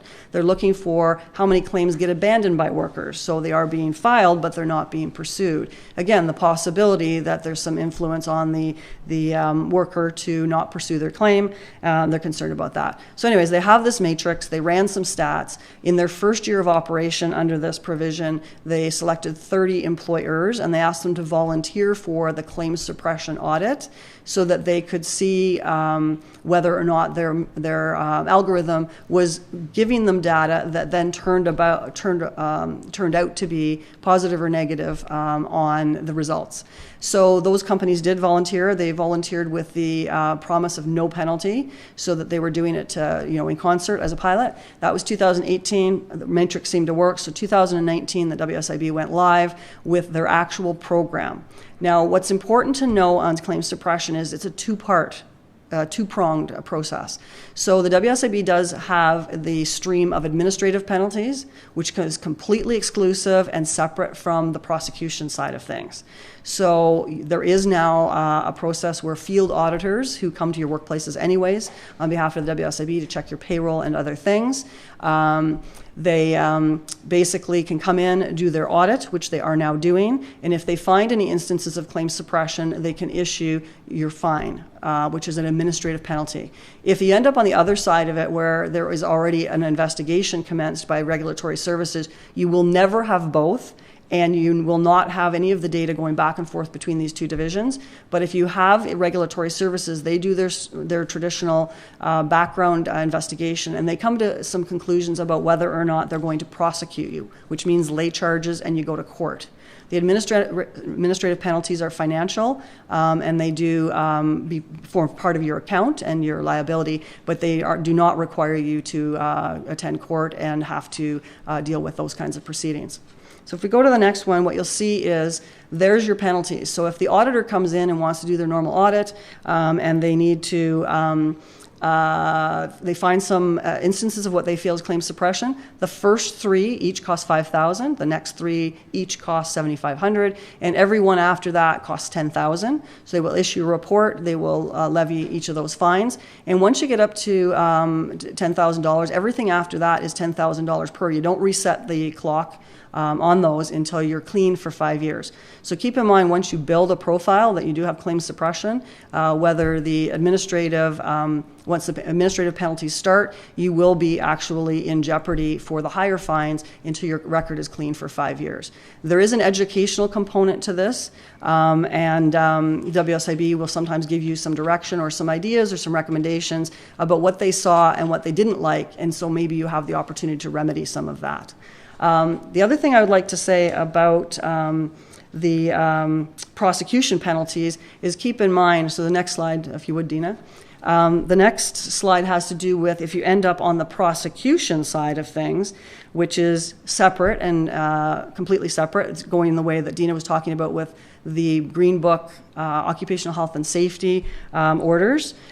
Here's what you can see under 155.1. They've added a section about being in violation of 22.1, and you can see that a person who is an individual can have a fine of up to $25,000 or 6 months in jail, or both. So keep in mind, as much as we were talking about the Green Book and the potential for people to go to jail or people to have a fine of their own, it is true. In claim suppression, if you are a participant, you are found to be someone who either came up with this idea or has orchestrated it or participated in it, you could face these fines. Now, so keep in mind that your responsibility in your workplaces. So for example, if you're in a workplace and you happen to be the occupational nurse, and part of your job is to attend to the first aid. So people come to you, they report something's happened, they need you to attend to it from a medical perspective, you log it, and that might be the end of it, but that also might be that they then go on to the emergency or their doctor, and then they have something done, and they may miss time for appointments, or they may miss time from work for a period of time while the return to work gets done. All of that kind of handling of these kinds of situations is then what becomes reportable to the WSIB. So if you're any of those people, the supervisor, the occupational health nurse, the HR person, the WSIB person, all of these people within the organization who have responsibilities for the reporting of incidents and injuries, and then the follow-up with them, becomes part of this continuum of what the employer is doing as they're part of their process. So you could find yourself in a situation where you're one of the participants in what the WSIB ends up thinking is claims suppression. That could subject the company on administrative penalty to those fines I mentioned of $5,000, $7,500, and $10,000 per as you escalate. But that could also attract the attention if they go the other way and WSIB engages regulatory services, and you end up with a full investigation that leads to charges under the Workplace Safety and Insurance Act. As a person, you could be charged and you could be fined and go to jail, as can the organization. So keep in mind that both the persons and the organization itself under claims suppression can actually be fined and sent to jail both on both instances. Very similar parallel to the occupational health and safety. So I've just given you a final slide to give you some sort of best practices, knowing that this is now a relatively recent addition to the legislation and that the WSIB has finalized their plans for the two-pronged approach. Can't be at the same time. It's not double jeopardy. It's one or the other. If you do get an audit, there are people that will have to prepare all this stuff, but there's definitely persons that could lead to a bad result if they're doing this as sometimes we refer to in safety, rogue supervisors. There certainly can be rogue supervisors on the claim suppression or rogue personnel that manage the lost time or manage the reporting that could get caught up in this. So just be careful with that because it is something that is part and parcel of our everyday life. And I just have a couple of questions. One has to do specifically on my point about rewards. And the question is, does claim suppression include employers who reward supervisors for no claims, give a positive reward for not having claims? Correct. That is a risk of, if you do have that, I'm not saying you shouldn't. I'm not saying that it is claim suppression. I'm just saying that the possibility, the potential for inadvertently causing a claim suppression situation, that is one of the factors that could lead to it. So what you want to make sure is that whatever that incentive is, that it's very clearly spelled out what it is and what it isn't, and that you be mindful of the definitions of claim suppression, and that you monitor those supervisors' activity with respect to those statistics and those rewards. What you don't want to do is set up a program that leads people to then behave that way in a claim suppressive way by intention or by accident. But absolutely, that is something that can lead to concerns about claim suppression. And I think there's one here for you, Dana, about to do with the accident stats. We looked at the top 10, and the question was, what was the total number of workplaces that were audited? Is that known in respect? But I believe that the previous slides, which had to do with how many sites were visited by how many inspectors and how many orders, is also attached to that. So I believe it's the same, but maybe you can clarify. No, that's right. I mean, I'm happy to flip back to that slide, but and to build off of that, and be mindful too that statistic was the previous year, right? Yeah. So not totally in vogue with what's happening now. I think the piece that we want to focus on more now is the increase in number of inspectors. But let me tell you this, because it's on point, and it was just provided to us within the last 48 hours. Between March 11th and September 8th, 2020. Okay, so very, very timely. Again, March 11th, WHO declared this to be a world pandemic, to September 8th, so not very long ago. Inspectors in Ontario conducted 20,000 inspections and investigations related to COVID-19 only, and issued 20,000, just under, orders while on those visits. So just in that very minute time frame, I would say that they're visiting a lot fewer workplaces than they are issuing orders. In other words, they're going to sites and issuing multiple orders per work site. And certainly there are times when an investigator attends and finds no orders to be issued, and can ask for something called a requirement, which is not an order, but you still see it on a field visit report, and it still makes up the sheet, the field visit report that you get, but instead of it saying this is an order, it says this is a requirement, and usually it's to provide some documentation. So that's just, again, timely information that's been released by the Ministry of Labor, and we suspect it's going to continue to increase, in part because of the sheer number of people that they're bringing into the fold, and because this is a time where workplace safety is front and center in all of our conversations, in a way that it hadn't been before. Yeah. And I would encourage you all, I mean, this has been a very strange time. It doesn't look like it's over yet. But be vigilant, be compliant. I can't tell you how many places I go. We tend to, in the safety field, be very hyper-vigilant about what we see and what we don't like. I still see an awful lot of people not wearing their masks properly. I see an awful lot of people that are not maintaining their social distancing. And I see an awful lot of people that are working from heights that are not wearing their fall arrest equipment. So just as a reminder, these protections are just very basic, mandatory, minimum requirements that we all must abide by, certainly more globally because of the pandemic. But in your workplaces, these are things that are absolutely necessary and they need to be complied with. And don't be shy about it. You know, this is everybody's safety. And like I said, I've seen an awful lot of improper use of personal protective equipment and the distancing and some of the hygiene measures, as well as still people at risk for the fall arrest. So I think our time is done, and so I would thank you all for attending. Really appreciate your attention, and if there's any questions later, we can certainly move on after that. But I will vacate my seat. We are working virtually, so we are tag teaming in and out of here. And thank you very much, everybody. Thank you, everyone. Thank you.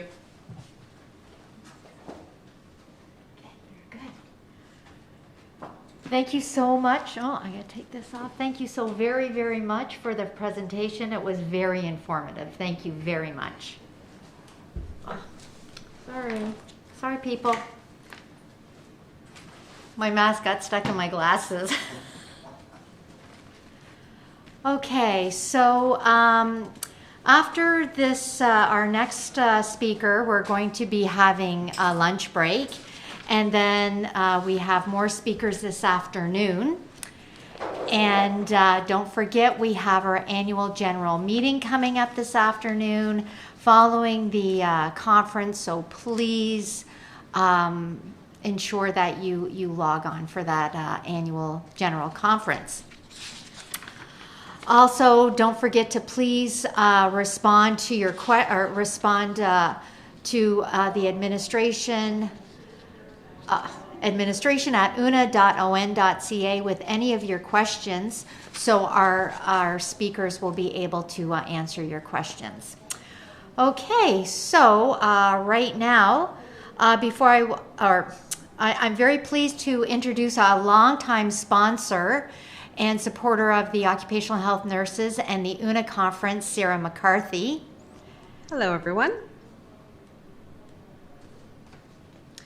Sarah is a senior business analyst where she uses her analytical skills to determine how the Parklane occupational health and safety software can be used to best fit the needs of each customer. With her previous experience in occupational health and safety and 11 years at Parklane, Sarah has used this experience to identify client requirements and extra solutions.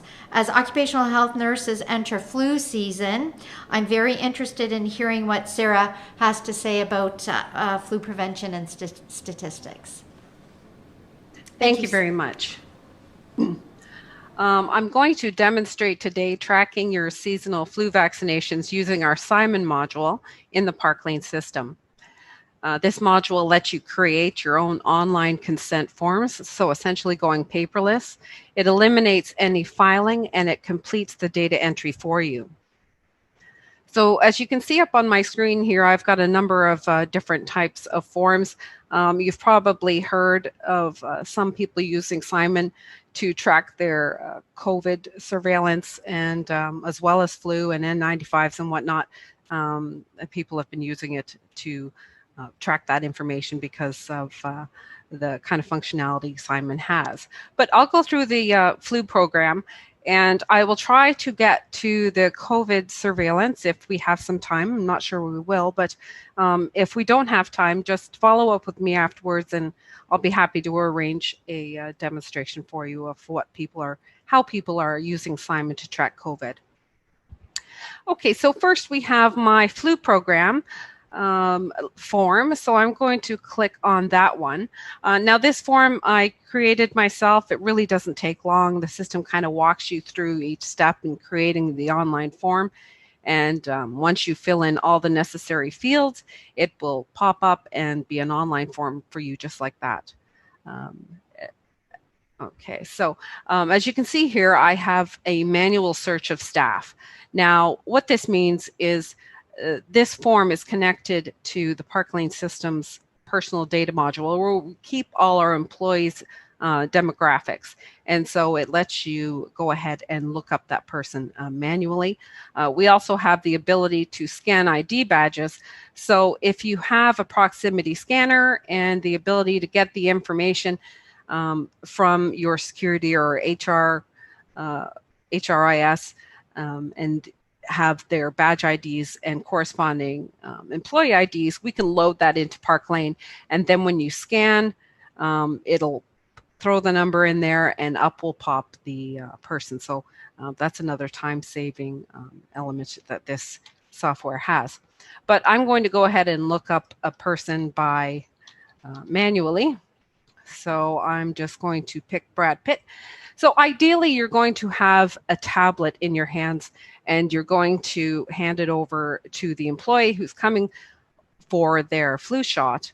But we do have, if you don't have tablets or can't get them, you can always purchase a signature pad and plug it right into a laptop. And then you're mobile. You can go ahead and do your traveling clinics or have them come to you. But ideally, you'll want a tablet. So once I look up the employee's name, I confirm that it is him and select next. Now, when I select next, the first page of the form pops up. Now, I created this simply by pasting information from somebody's consent form, paper consent form, right into this introduction section. So the employee will read the introduction and then go ahead and answer the questions. You have up to 30 questions that you can ask on your form if you want to. We even have some clients that don't even bother asking questions. They just want them to sign the consent form and go ahead and track the vaccine. So as you can see, there's a signature section here. So on the tablet, what they're going to do is they're going to either sign with their finger or with a stylus. It's probably best to use a stylus, but and have certainly these days have some hand sanitizer handy. So once they sign, it goes ahead and captures that signature there, and it dates, it auto dates and times the information. So once that is complete, they hand the tablet back to the nurse, who will then perform the vaccination and then indicate what vaccine they ended up using. So I'm going to select this one. In the background, you could preload the lot numbers and have the employee choose from, or not the employee, the nurse choose from what lot they actually have used.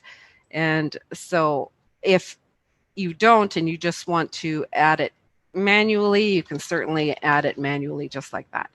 But most of people like to preload them. So there we go. Some people hire nurses to help with flu vaccinations. You can go ahead and load those people in there. They don't have to have access to the Parklane system.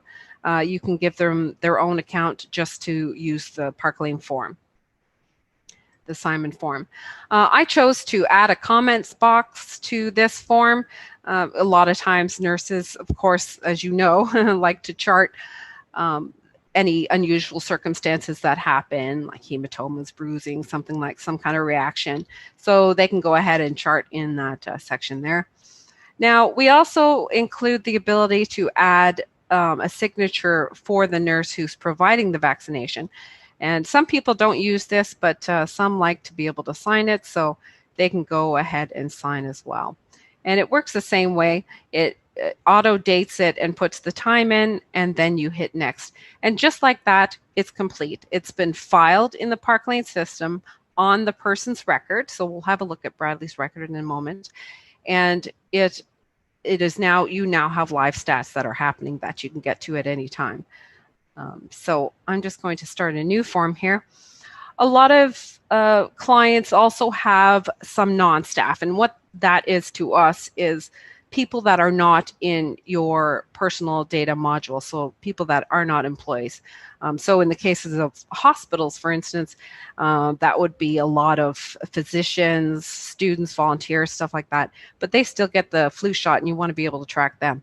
So if I select the non-staff manual entry, I simply have to fill in the person's information and, oh gosh, nothing like that. Hold on. There we go. And that's all you require to capture a non-staff person. There is something at the bottom here called a non-staff category. It's mandatory if you choose to include it in your form, and you can pre-populate these items in this drop-down for the type of non-staff category you do have. So I'll just select volunteer and next, and then all they have to do is fill in the form just like the employee did, and it will track this information in the Simon software just like a regular employee, although it keeps it separate. So when you are pulling reports, you can pull your staff and then you can pull your non-staff, or you can pull them both together and using certain reports we have in the system, just filter out the non-staff as well. So that's the online form and what it does. So if we now check back, oh, excuse me, folks, just 1 second. I forgot to open my Parklane. Hold on. Okay, so now when we go back into the Simon software, we can open Mr. Pitt. And as you can see, here is his record. And if I open the record, you can see that who gave the vaccination, what he received. And then if I click on doc links on the side, and you can see that I have attached, the program has automatically attached the Simon web form to the document links in the record. So if I just zoom out here for a second, there we go. So at any time you can pull up the vaccination record or the consent form, and you can see at the top right, you can go ahead and have your logo on there as well. So this information is automatically filed for you, and so it saves certainly a lot of man hours. Then of course we have many different types of reports that you can pull. I'll pull this program status. So at any time you want to see the status of your flu campaign and how it's going, you can see here how you can separate your employees from your non-staff. But I'm just going to select both. If you have multiple facilities, of course, you can also track which facility gave out the vaccination. So I select my program, and here are my vaccinations. And then, of course, I can pull by groups. Those are you familiar with Parklane. You know what grouping is. It just groups up a bunch of departments. But I'm going to pull by department. And then as this runs, it's going to open up, and this particular report opens up in Excel. So at any time during your flu campaign, you need stats, you pull it open, and there they are. So we have our staff compliance. You can see this pie chart right here. It's divided up by in percentage. The one that says no data are 49% of my employees in my system have not received the flu shot. 6% have declined. 1% was given elsewhere, etc. So you can see as well, I've got it all divvied up by location on the right-hand side. And then here's my non-staff. So I can see that 38% of the vaccinations I gave out were given out to physicians in my non-staff category. As you move along the bottom, the tabs at the bottom, it will show the information in different ways. So depending on what type of report you're looking for, the odds are we have it in here. If we don't have it in here, these reports are customizable, which is nice. So you can display the information how you want it, save it on the system, and then every time you pull the report, it's going to show up how you want it. But we tend to have a lot of that information already set up for you. Okay, so I took the liberty of pulling some other, I'm running out of time, reports here in that come out of the Simon system, including Ministry of Health long-term care forms. As you can see here, we have the non-reimbursable vaccine form, and we also include the reimbursable one if whatever one applies. So if I go along to other reports, we have here, this one is departmental statistics. So again, depending on what you want to see, it will display the information differently depending on what form you pull.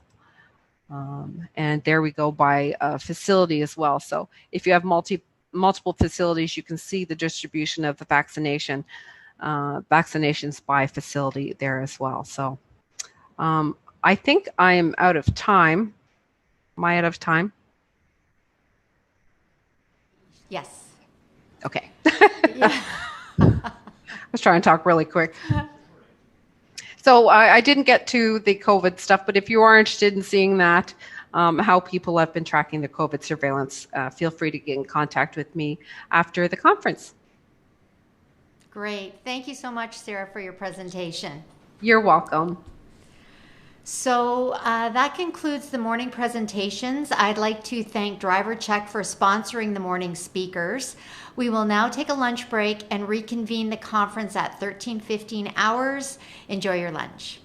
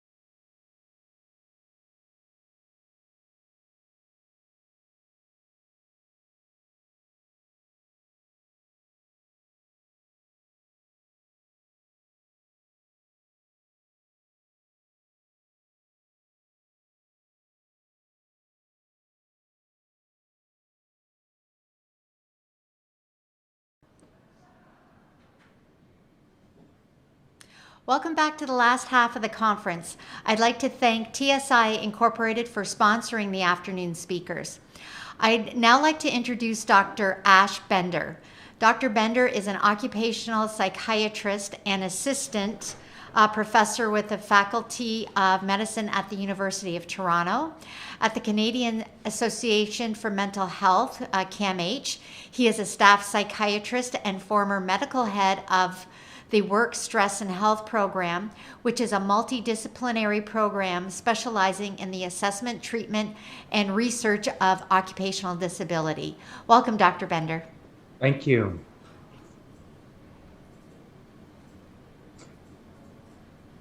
So I think if it's okay, I'll take over from here as well, and I promise to stay on time as well, logistically. So I assume that everyone is connected and able to see the screen properly. Thumbs up from that side. And thank you for having me. So today, really what in the hour that we're gonna have together is really focusing on the issue of understanding depression and other mental illness in the context of work functioning as well. And I really want to bring you up to speed on some of the epidemiology of this, some trends versus assessment, and also what are some of the emerging best practices in getting back to work. And I think in general, understanding that really the science is still lagging the experience that you may have as front-level occupational health workers and nurses as well. So we're going to try to apply it wherever we can. As background too, I certainly have a lot of background with Workplace Health and Safety and Insurance Board, now with the CAMH program, but also serve as a consultant on the insurance side, RBC Insurance, and then do consulting work with a number of organizations. I mean, it's been very rewarding, but also helps to give me kind of that 360 perspective, not only as a treating physician and provider, but also as from the employer side and insurance side as well. So hopefully I can bring some insights from that perspective. We're going to look at ways to understand how depression specifically impacts functioning. And what I'm hoping is to develop a paradigm on understanding the impact of mental illness on work functioning. Look at what are some of the approaches we can do proactively rather than disability or long-term disability. And ultimately those who go off, what are some of the strategies to help them get back to normal functioning and normal role as well. So the key parts, and it really discusses why are depressive disorders of such interest. And, you know, I was a resident in the late 90s, early 2000s, and there was the WHO study that talked about disability adjusted lost years. So lost ability to work due to impaired functioning or premature death was really a novel way of understanding the impact of illnesses. And their projection was by 2020 that unipolar depression was going to be the second most disabling illness in the world.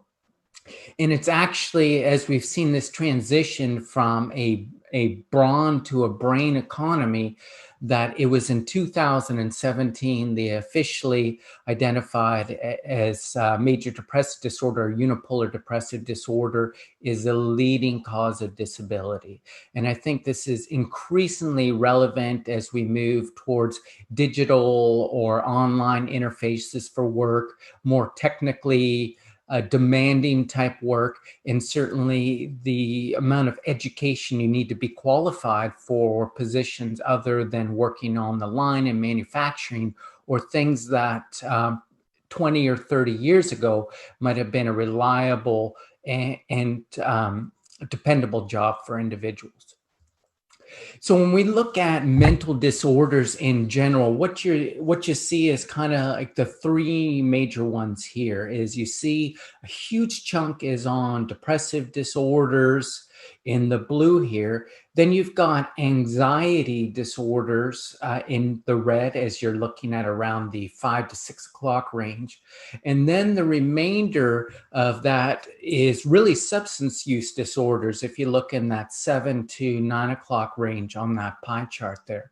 So this means that like 3 disorders, mood disorders, anxiety disorders, substance use disorders are 3/4 of the global burden due to mental illness. And it's actually the severe and persistent mental illnesses, like we think like schizophrenia, severe bipolar disorder, developmental disorders, are much smaller proportion impacting working adults. And this is really understandable when you think around mental illness typically onsets quite early in age as opposed to cardiac, cancer, and other diseases as well.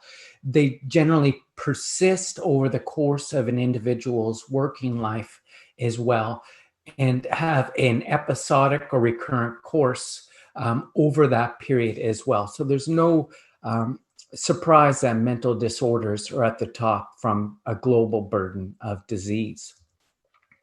Now, when we look specifically in Canada, this is also in line of what we see is the epidemiology as well. You've heard lots of stats around 1 in 5, but essentially many of us can expect to experience some sort of mental health condition over the course of our lifetime as well. And I always question who are those people that have enjoyed perfect mental health over the course as well.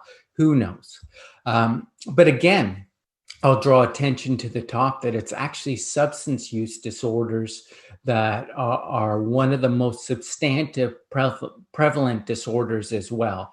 In that rates of mood disorder have fluctuated in the community. There might be some upward trend, also be occupationally dependent as well. But again, prevalent disorders amongst people that you would normally think would be healthy from a physical health perspective over the course of their working careers as well. Now, this is where it gets tough when you look at how common is depression in certain industries as well. We know that there's been a lot of focus on the rates of depressive disorders amongst healthcare staff. You've generally seen twice the rate of depressive disorders in females compared to males. And that likewise, you've seen twice the rates of substance use disorders in males versus females. But I think some of those assumptions that we make from the general population surveys may not always apply. And we know that there's certain industries where actually men are at significantly increased risk for mood disorders as well. But the rates of sampling, the actual rates are highly dependent on the quality of sampling in this. So you'll see these broad ranges, but no sector, mining sector, where it's isolated, dangerous work, where they're also under significant environmental stress by the nature of being underground, exposure to dangerous situations. You're seeing much higher rates than the general population as well. And depending what kind of utilities, what's the quality of the construction site, the company as well, you'll see a broad range. So really what we're saying is that environmental factors can have a strong influence on the prevalence of depressive rates as well.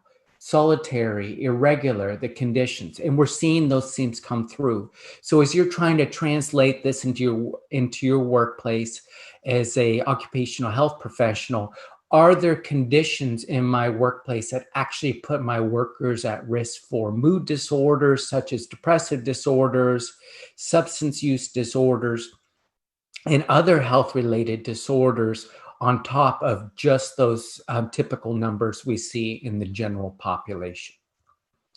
When you look in general and from the Canadian numbers, I think the key take-home message is that most people with depressive disorders are actually at work and they may be impaired at work. So this is generally regarded as presenteeism as well. And if you look at the numbers consistently, it's coming back. And they've looked at a number of different groups that it's probably upwards to about equivalent of 6 weeks of lost productivity over the course of the year. This is really quite substantive when you look at the average number of days worked in a year as well. And it's probably the greatest single contributor to the overall cost of depression. Again, these have ranged from 20, anywhere from 15 to 20 billion. But I think regardless, not having a strategy to address depression and other mental disorders at work is really not having a strategy to recover lost costs at work due to mental illness as well. Conceptually, I think it's been a challenge, I think, for healthcare providers, because this means that we have to step out of understanding illnesses from just making a diagnosis, but really honing in on what are the specific types of symptoms that affect individuals and how do they impair people. This was taken from a sample of individuals presenting to an outpatient mental health clinic. This was a tertiary center in Vancouver. And when they actually identified what symptoms were associated with impairment, they started to cluster out.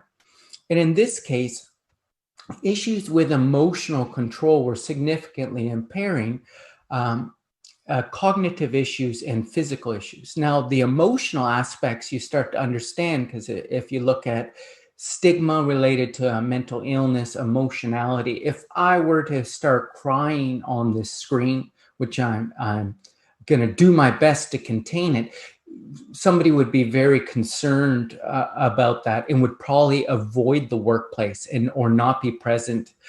Cognitive issues and the impact of quality of work, the efficiency of work, and then fatigue, task persistence as well. We're going to revisit these concepts, but I'll draw your attention to some other issues like suicidal ideation. While it's important from a risk point of view, is actually in itself not as strongly as impairing of a symptom. Neither is insomnia. So it really starts to challenge some of our traditional conceptualizations between understanding what a diagnosis means and how we equate that to functional impairment as well. We'll build on this. I think the key part is less than half of those individuals are actually getting evidence-based treatment, albeit proper doses of antidepressants, evidence-based psychotherapy, counseling versus cognitive behavioral therapy or others. And so this really starts to lend towards, I think one of our tasks is occupational health professionals is ensuring that our staff members have access to good quality care as well. The other complicating factor is that a disorder like depression often doesn't exist in isolation. And that when they looked at, JAMA did a really good cost analysis here and found that the actual cost with depression had increased over the period of 2000 to 2010. And this was largely dependent on an aging workforce. I think it's only in the past couple of years, year or two, that we've seen millennials actually be the most predominant cohort of employed individuals as well. Up until that time, it's been baby boomers and Gen Xers as well. Well, with age comes pain, arthritis, cancer, cardiac disease, of which depression is a common comorbidity. So they really felt that, at least half of the costs here, you can see in those bottom two bars, was directly attributable to depression co-occurring with another illness. The other part was also a discrete cost associated with suicide itself. And any of you who've lost a colleague, a loved one, or family member or maybe to suicide understand just how impactful that can be, not only on a personal level, but on a work level as well, leading to worker disengagement, increased absenteeism because others are impacted by the loss as well. And they actually estimated that a suicide, which is a relatively infrequent event, so rates are anywhere from 12 to 18 per 100,000 people, though it may be infrequent, has substantive costs associated with it. So that brings us to another area of thinking about how do we target and control risk due to suicide-related loss. This is particularly relevant, I think, now, given the COVID-related situation and the economic fallout for a number of individuals. We will see suicide rates go up. This has really been a trend that was identified by CDC, that with the economic cycle, so does the suicide rate fluctuate. And the best analysis we got was the economic fallout in 2008, and around that time, that there was actually 10,000 more people killed themselves or died from suicide in Europe and United States than would have normally died. And that was largely attributed to economic loss, unemployment loss as well. So anytime you have an employee that's entering a precarious situation, either due to job security, that vigilance around screening for suicide, I think, is paramount. But we'll bring this to a case here. So this is a case I call Steve Indeed. So this was someone that I had solved through one of the power companies that I do some work for. So Steve had a number of years in a highly technical position at a nuclear power company as well.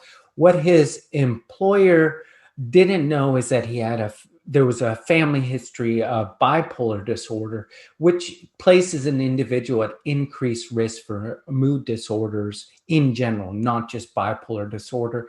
He was kind of a prickly guy, but always did his work.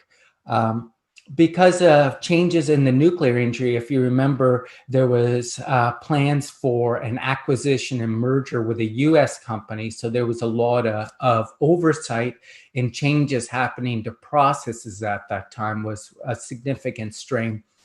But also Steve had significant personal stressors related to a child with autism, and really having to work overtime to cover some of the expensive therapy not fully covered through his private plan and through the provincial plan as well. So what happened was this insidious onset of difficulties, mood changes, worry, sleep problems. And like many of us, Steve did not automatically go see his doctor, start exercising, doing mindfulness online, seeking out psychological care, getting started on an antidepressant. Essentially, had become increasingly isolated and was drinking more at this time. And this culminated in some respect to a near-miss incident. And in the power industry, this is a very serious incident. He was put off work, and there was an investigation whether this was an act of negligence, whether this is a procedural issue, but ultimately there was going to be accountability for this situation as well. So you can understand, again, he's on top of the stressors already there. This is a precarious situation he is facing. So really what I want to emphasize is Steve is going off, and often individuals will depart from work. They'll call in sick, and then suddenly there's a presumption after a brief sick note off on stress leave that people are getting access to adequate care. And the reality is most of those individuals are not getting proper diagnoses or treatments. So this strategy or approach was really looked through a French national gas company as well, where all employees that were going off were required to see the occupational health physician. They were screened using a brief structured screener called the MINI. And those who screened positive for any mental disorder were given psychoeducation and feedback about their illness.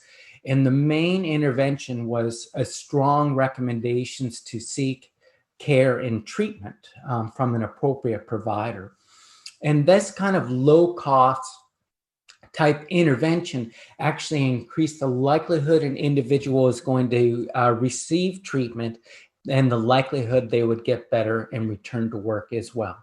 So this is an example of how an occupational health screening had significant improvements. When you're looking at what kind of instruments are available, there's a number of good standardized questionnaires that are commonly used in Canada, and in some provinces like BC or out west are actually required to be used by primary care physicians as well.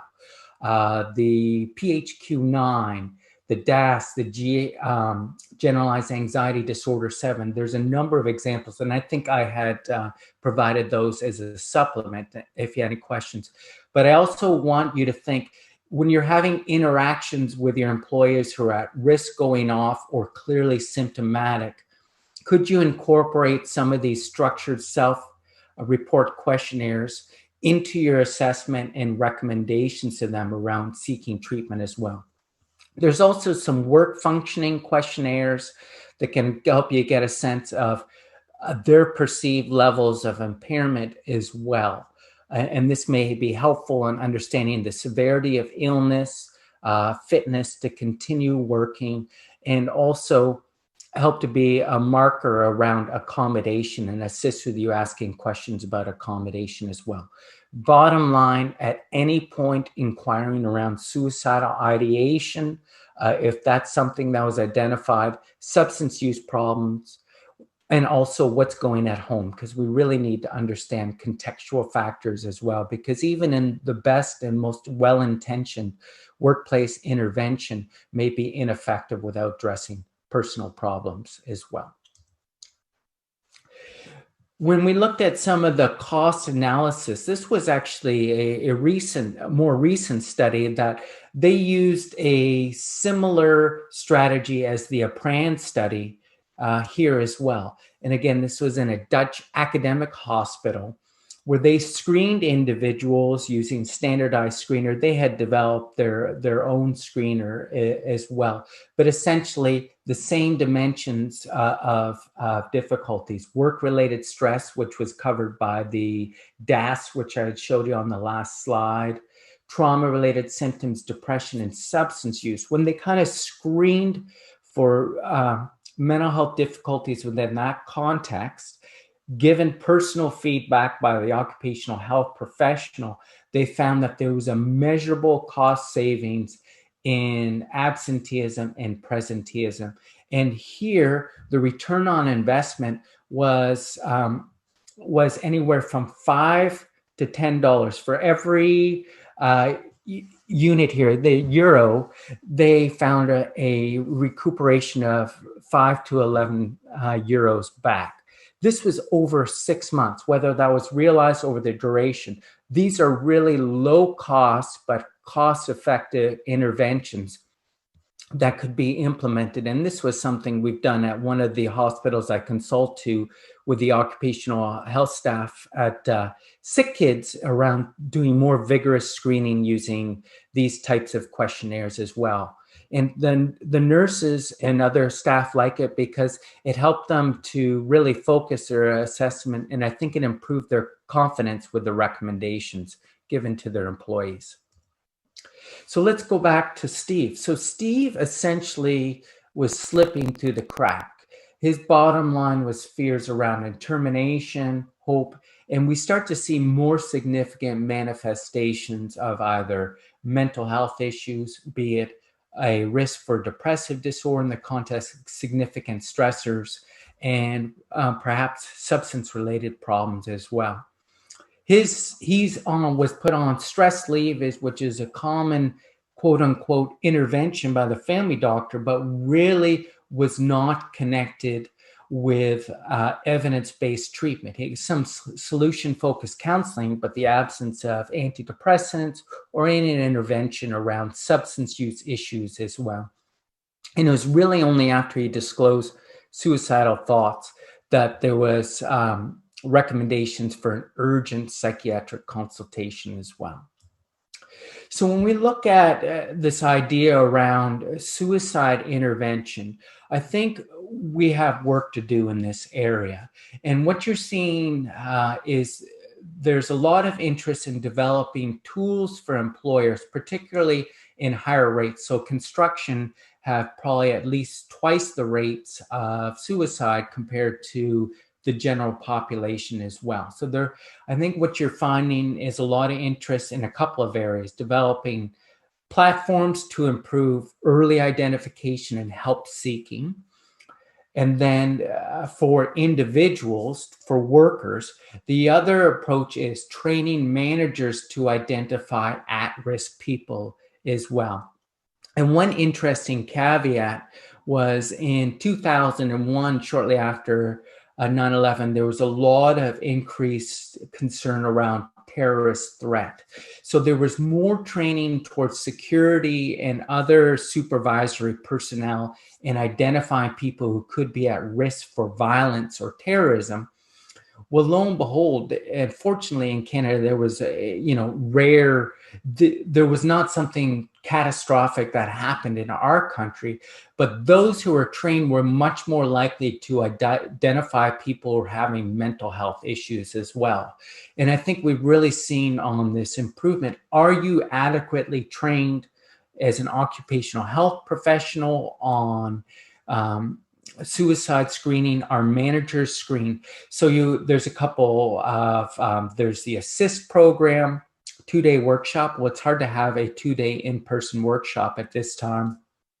There's the Safe Talk and Suicide Aware programs. This was developed at the Toronto Transit Commission because of the higher rates of suicide amongst ridership, particularly on subways as well. But and then mental health first aid program.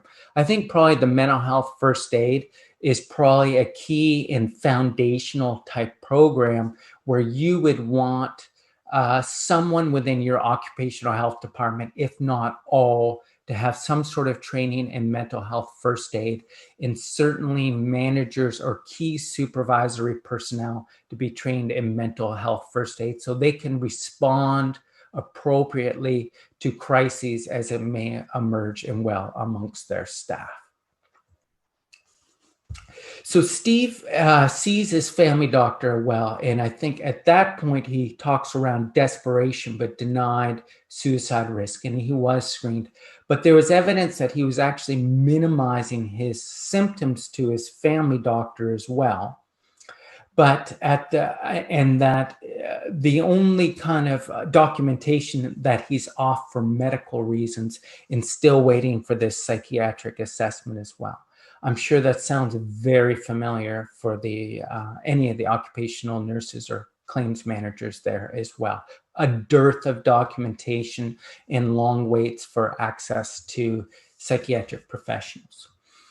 So one of I think the key parts is when we're trying to formulate mental health, the kind of difficulties is I always keep the same kind of differential diagnosis as well.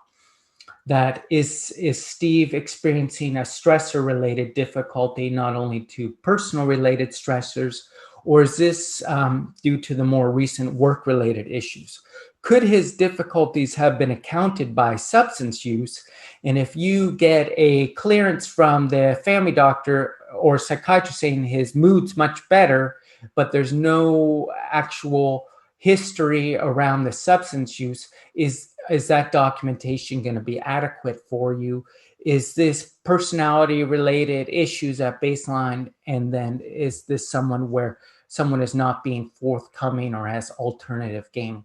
Always keep this differential in the background when you're dealing with mood disorders as well, knowing the great majority of people are presenting in authentic manner and are more likely to be underdiagnosed and undertreated.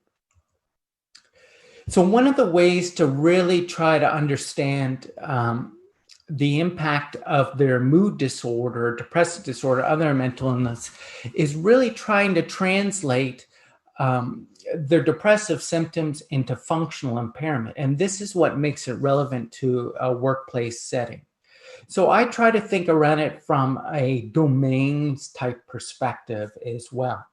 The DSM-5 is simply not helpful in this way. They have a diagnosis can be made on the basis of distress and or significant impairments in social, occupational, or other important areas of function. That's really all the guidance around the DSM-5 gives to us. So really the onus is us is understanding the dimensions or domains of functional impairment and thinking, how could this be related to a mental illness if it's yet diagnosed or improperly diagnosed as well. So I look at emotional parts. The ones in red are really what you're thinking around. Do they also elevate risk for that individual as well? So we'll try to build on this concept. So one of the parts is really getting a functional history as well. You can see the lovely gentleman in the mirror here. So, you know, I had done an assessment on an individual who's reporting, he was actually in the financial industry, reporting a complete inability to work due to depressive symptoms and crippling anxiety. But over the course of his time off work, had managed to become a Canadian champion in bodybuilding over this course.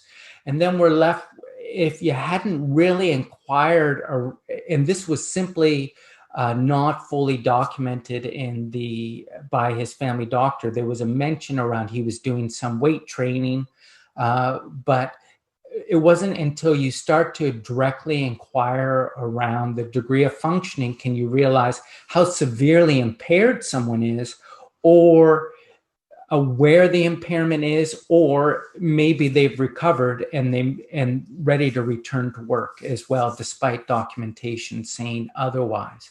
So I really go through a lot of these areas. And this question is getting people to walk you through a typical day in the past month or past week can be a high hit question that could be done over the phone. So from the time you get up to the time you go to bed, and that kind of inquiry can help you get good sense of where they're at in the recovery and readiness for work as well. The other interesting instrument is the HOODAS. So remember at the beginning when I presented some data around disability burden, so disability adjusted life years and understanding the burden of illness, this is the scale that they use. There's a 36-item self-report, 36-item clinician administered. If you're looking at something to extend to your employees or ask the family doctor to complete, this is a good validated instrument specifically on functioning. And if you look at the way that they word these questionings, they actually cover a number of domains that we know are strongly associated with depressive disorders, cognitive difficulties. Mobility is not often affected, but we know self-care, interpersonal aspects, and participation in community and other life activities is greatly impacted by motivation, loss of pleasure, low amounts of energy, lots of other symptoms. And here they'll take an activity of like, how long can you stand? How difficult was you to join activities? How have you been emotionally affected? This really starts to tease out the key elements. Now, in this brain-based economy, probably the most strongly weighted dimensions emerging specifically within depression is cognition. And here, this was a Korean study that has been replicated in Europe and other areas. And they used the tool called the Perceived Deficits Questionnaire. So these are perceived cognitive difficulties and the likelihood that they're reporting impairment. And what we saw is the more significant the perceived cognitive difficulties, these aren't necessarily people who've gone through neuropsychological testing, the much more likely they were experiencing work-related impairment.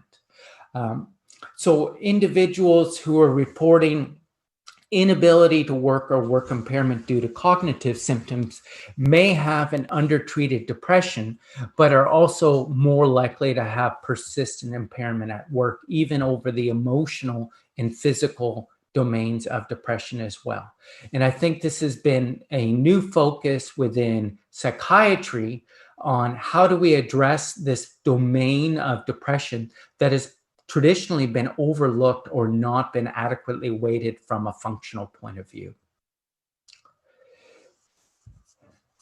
So when we start to look in concepts around work capacity, I think we really have to try to build this in. How does depression affect people's work? How do other mental disorders affect abilities to perform, recover, and adapt to the work that's asked of them? Okay, lots of arrows, and we'll walk through this.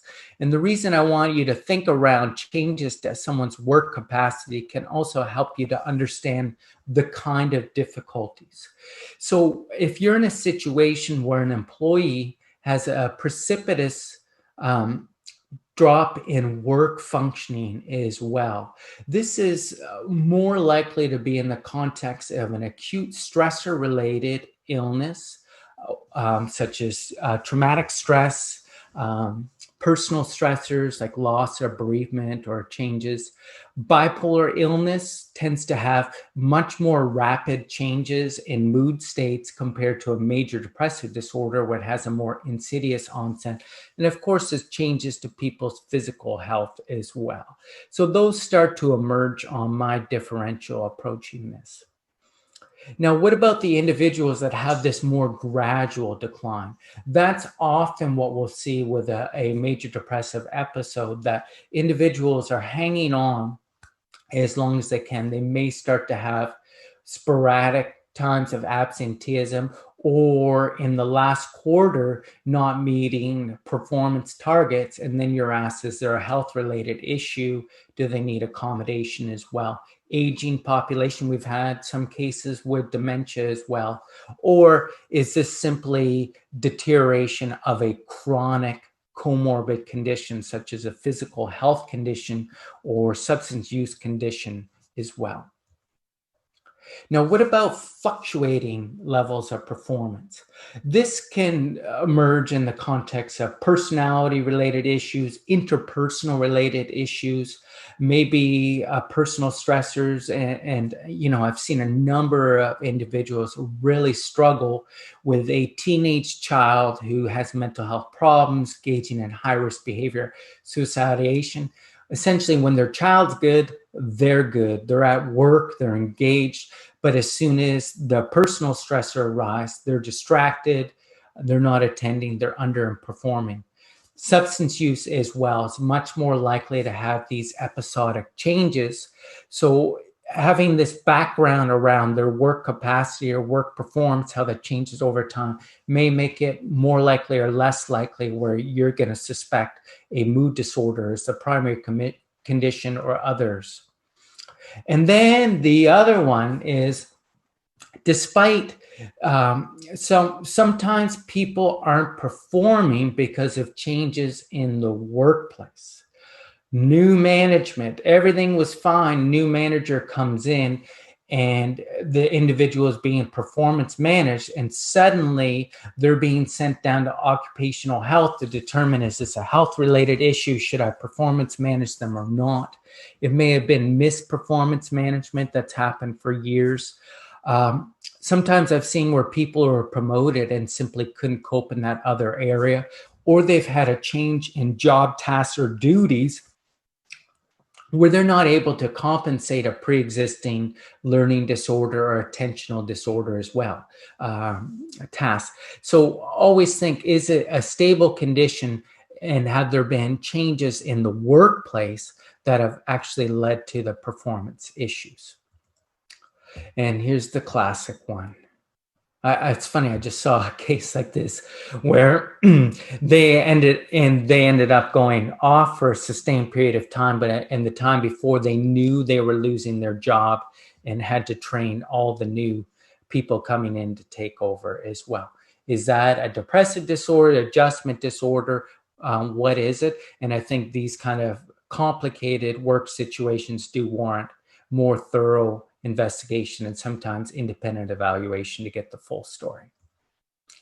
So when you're getting a form coming into occupational health, I think that you should set the standards high as far as the quality of documentation. We've tried to do a lot of psychoeducation for family doctors around the importance of taking the time to put a DS diagnosis, not simply stress, anxiety, or depression / stress, and just a few scribbles on symptoms. Physicians also need to be reminded on the definitions of limitations and restrictions. So when you're asking for medical, having a brief description of what a limitation is, a limitation or inability to perform certain tasks due to health-related issues or restriction, things they shouldn't do for worse of aggravating their condition or the safety of others. Having that kind of description is helpful. When you don't see evidence-based treatment, I think this is something to follow up on inquiry. Is it that they were offered antidepressant medication and declined? Are there access issues in getting cognitive behavioral therapy? Is their EAP counselor 5 to 6 sessions? Is that actually adequate for them? And then other around trying to pin down a potential return to work date as opposed to unknown as well. And can you facilitate referral to specialists? In a number of cases, I've been asked to see people for independent assessments because they knew that there was substantive barriers to accessing psychiatric care that was going to be months down the road, and it was much more cost effective to arrange for independent assessment. You know, the big question, what happens when you get the scribble or things are incomplete as well? Sometimes we've done telephone-based conversations to really get the straight story and then sent reiteration letters as well, or offering to pay for a narrative report that's typed rather than handwritten might be some of the ways to, though costly, are still cost effective as well. And, you know, from a medical legal perspective, always remind you to make sure you got the consents before you're inquiring around further medical or releasing any type of medical to anyone outside of occupational health department. So as occupational health nurses, is it the waiting for the doctors to handle this, and certainly the family doctors who struggle with implementing evidence-based care? This was probably one of the most interesting studies and still one of the most evidence-based. And here they had occupational health nurses doing outreach to workers who had gone off work. And the intervention was pretty straightforward. Hey, how are you doing? Calling to follow up. Did you go see your family doctor? Have you started treatment? Do you plan on starting your treatment? Oh, he prescribed you medications. Are you still taking the starting dose, or was it actually increased? Are you actually taking the dose? Did you tell your doctor that you weren't taking it because of sexual side effects? And then the other part was reaching. Are you okay if I call your doctor and just leave a message or send a note saying that you had concerns around your medications, that they weren't helping you in that kind of way? So some of these indirect actually had a very substantial impact on the likelihood someone recovered, stayed at work, and the amount they worked as well. Cost effective and potent and again, this was delivered, this is an example, and I don't have to sell it to this group.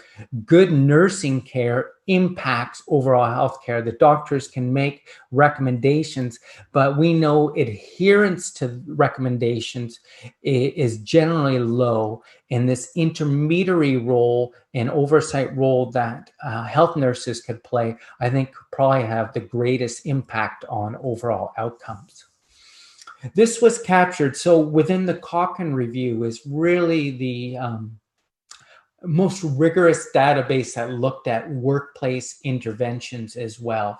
And what they found, again, they recognized that enhancing care to CBT during sick leave or occupational care, so that was based on one of the studies. They firmly recognized that the structured telephone outreach, and this would be a really cool program to pilot within your group. Of course, staffing is an issue, but is there a way to make an argument for adequate funding for that? And then the other question came is, do antidepressants have an effect? SRIs and SNRIs have been around 20 years. And I think that's actually been a gap in research around do medications impact return to work.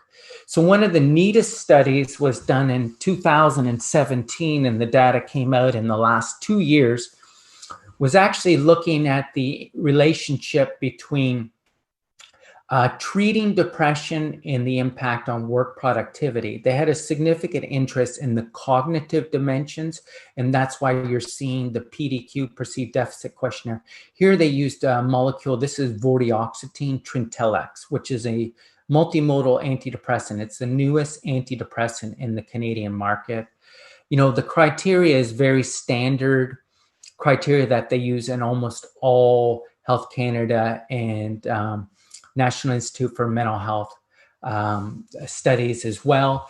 What was neat around this study, this was over 1 year as opposed to a typical cutoff of 8 to 12 weeks. This was done in Canada, mostly in primary care settings as well. This is a younger group, predominantly female, predominantly white. So, I mean, it does, you have to look at sociocultural factors, but everyone was either at school, some sort of vocational involvement, or a student as well. And they were flexibly dosed with the medication in between 10 and 20 milligrams as well. Now, here is what's significant about this is the first time an antidepressant study actually collected good workplace data. So what you saw here is, you know, well over half and 2/3 were missing time from work in the past 3 days as well. And by week 12, it had gone to 20% were missing time from work with treatment. When they started, they were missing 12 days in the past 3 months, which is really a reflective of the severity of illness. And then of the individuals, the 1/5 of people are missing days, the amount of time they had missed in the last 3 months had substantially gone down. So you start to look at the cost effectiveness of this intervention as well. And here they used a measure of what they called work productivity and activity impairment, WPA. You'll see that as a mean change. And what they saw is it goes down, the amount of impairment continued to go down over the course of the year with treatment. So you see this lag between some of the functional improvements and symptomatic improvements as well. And I think it's key, even though you're feeling better, it takes you time to reintegrate. People just don't hop into their normal level of functioning. Come home from a vacation, it takes you time to fire up, nonetheless coming back from an illness as well. Again, I think we need to have, these are set the standard for how we measure the impact of interventions. The other part I think we talked around is access to care as well.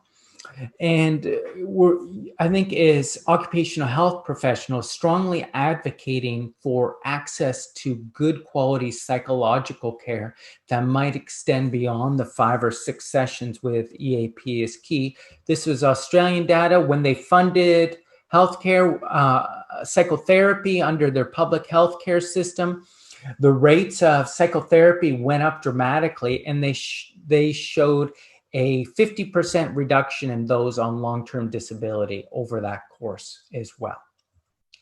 So what's happening with Steve? So Steve actually finally agreed to get treatment, and started going to AA. He only got 6 sessions of psychotherapy, but he was looking into medical marijuana. Maybe that's something helpful, but he wants to get back to work right away.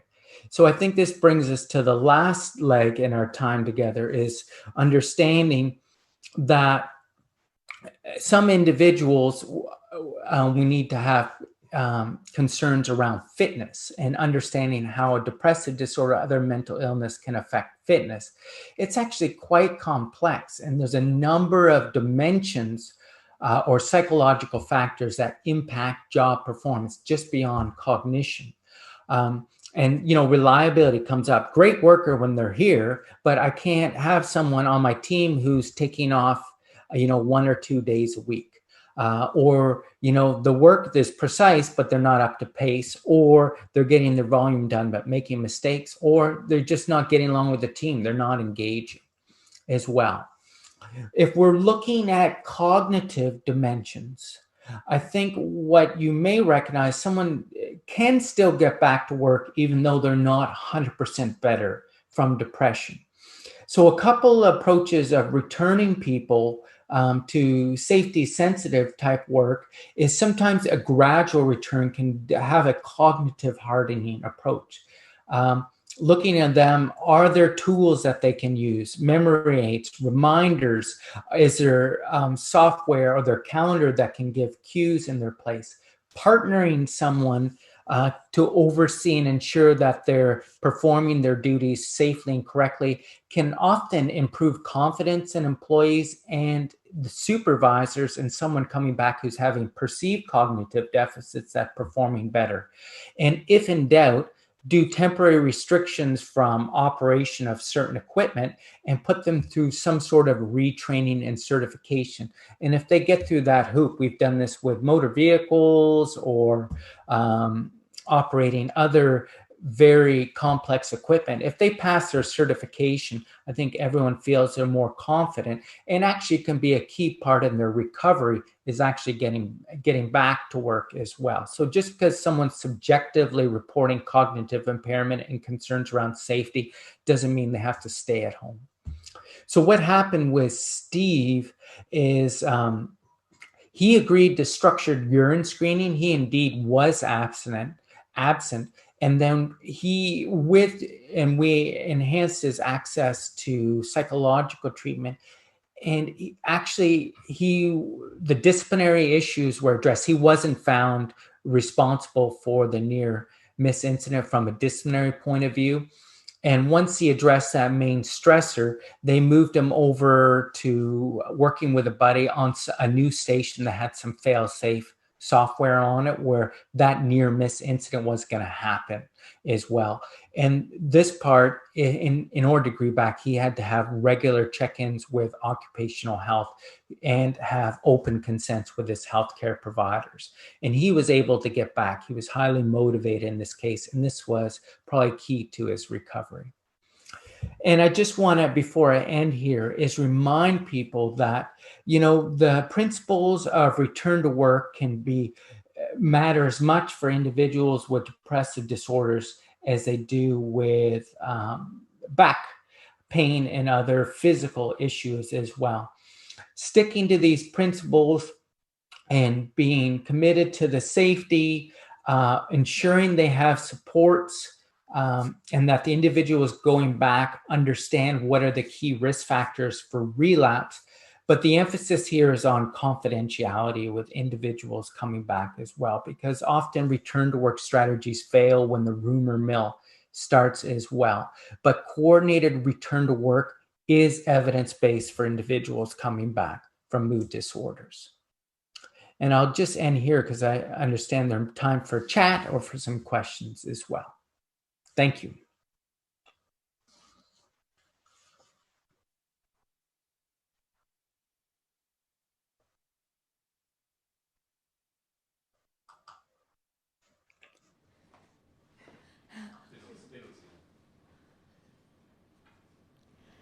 Thank you so very, very much.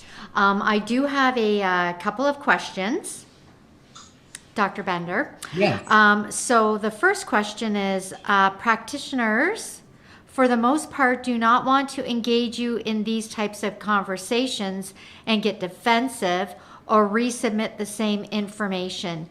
Any suggestions on bridging that conversation? Yeah, I think, I agree, one of the significant barriers. So one of the strategies as the occupational psychiatry team is doing doctor-to-doctor calls. Because I think you just get disadvantaged when you're asking for information. You'll get a level of frustration from the care providers. Can you ask your occupational health physician to make a direct call to the family doctor? And sometimes collegiality and appealing to collegiality can overcome some of those barriers and get to the root of the issue. It could be the employee that's limiting the response, or the limiting the family doctor or other practitioner from providing the information that's necessary, or the treating physician simply not understanding that they're actually putting their employee at risk for loss of benefits, losing their job, and other factors. So that's probably one of the best tools that I would say available, if that's possible. Great, thank you for that response. And this is their follow-up question. They're saying they had a tribunal arbitrator challenge me on my scope for having that conversation around treatment with the client.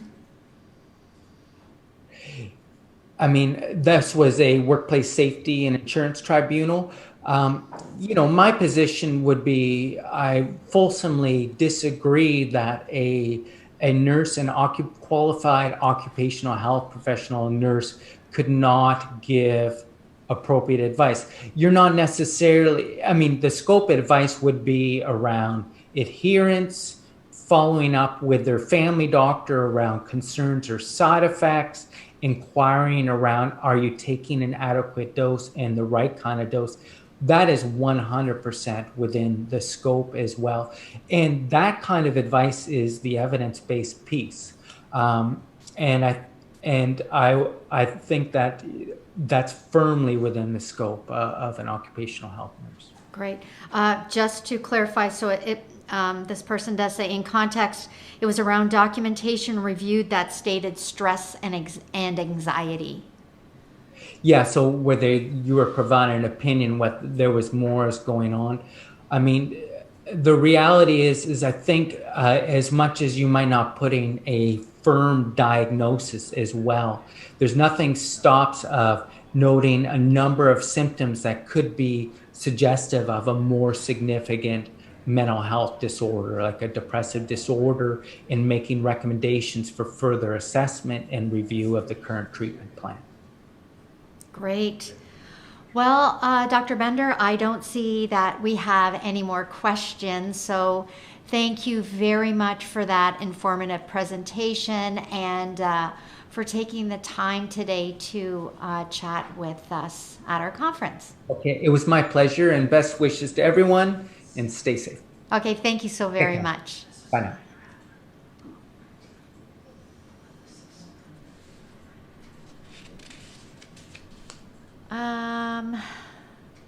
Next, hold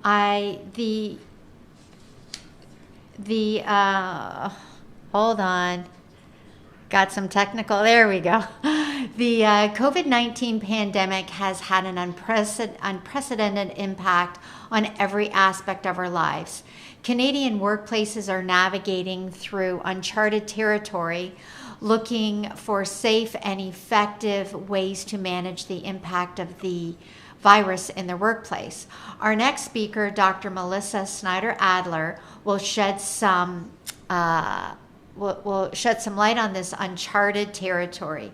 So Dr. Snider-Adler is an addiction medicine physician and chief medical review officer at Driver Check Incorporated and is an assistant professor at Queen's University Department of Family Medicine. Dr. Snider, thank you so much for taking the time to chat with us today. Thank you. I'm really happy to be here, and I appreciate you guys inviting me back this year. I wish that I was standing in front of all of you, but that we couldn't do this year. So what I'm going to do is just bring up my presentation.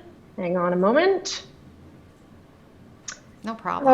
Okay, terrific. There we go. Okay, great. So what I'm going to do is I'm going to make sure that we have enough time at the end for questions. Actually, I'm going to start my timer now so I don't lose track, because anyone who's heard me speak, you know that I can speak for a very long time. So I promise not to go over. We are going to talk about testing, COVID-19 testing specific to workplaces. We're going to talk about what I call fact, fiction, and fantasy. So we're going to go through all the facts of testing, what we know, what we don't know. I'm going to dispel a number of myths for you. And then we're going to talk about really what we could have if we were to have it all, or everything that we wanted. So here is our agenda, which we'll go through. I'm not going to spend time reading it now. The other thing I just want to tell you is that, as you can probably appreciate, this space changes on a minute-to-minute basis. I have updated some of my slides. So if you're looking at my slides from the PDF that you were sent, the stats are now 3 days newer or 4 days newer. And so you will see some changes. I think I moved around 1 or 2 slides also. So my apologies for that. I don't need to tell you guys, about COVID-19 and about the virus, SARS-CoV-2, but I do just want to mention that I will just be, for ease of conversation and talking, referring, when I say COVID-19, referring to both the infection, the virus, as well as the disease that it causes. So if we were talking technically, I would be saying SARS-CoV-2 when we're talking about the virus, and COVID-19 when we're talking about the infection or the disease. But I'm going to use them all as the same things. It just makes it a little bit easier. I'm not going to also go through exactly how it spread. We all know that. I do just want to bring up, though, because there's been a number of conversations lately about it, is this an airborne disease? As you may have read, CDC put something up, which was apparently a draft that they took back down, that it is airborne, it's not airborne. Studies show that it may be, it's not. At this point, we know that it spreads by droplet.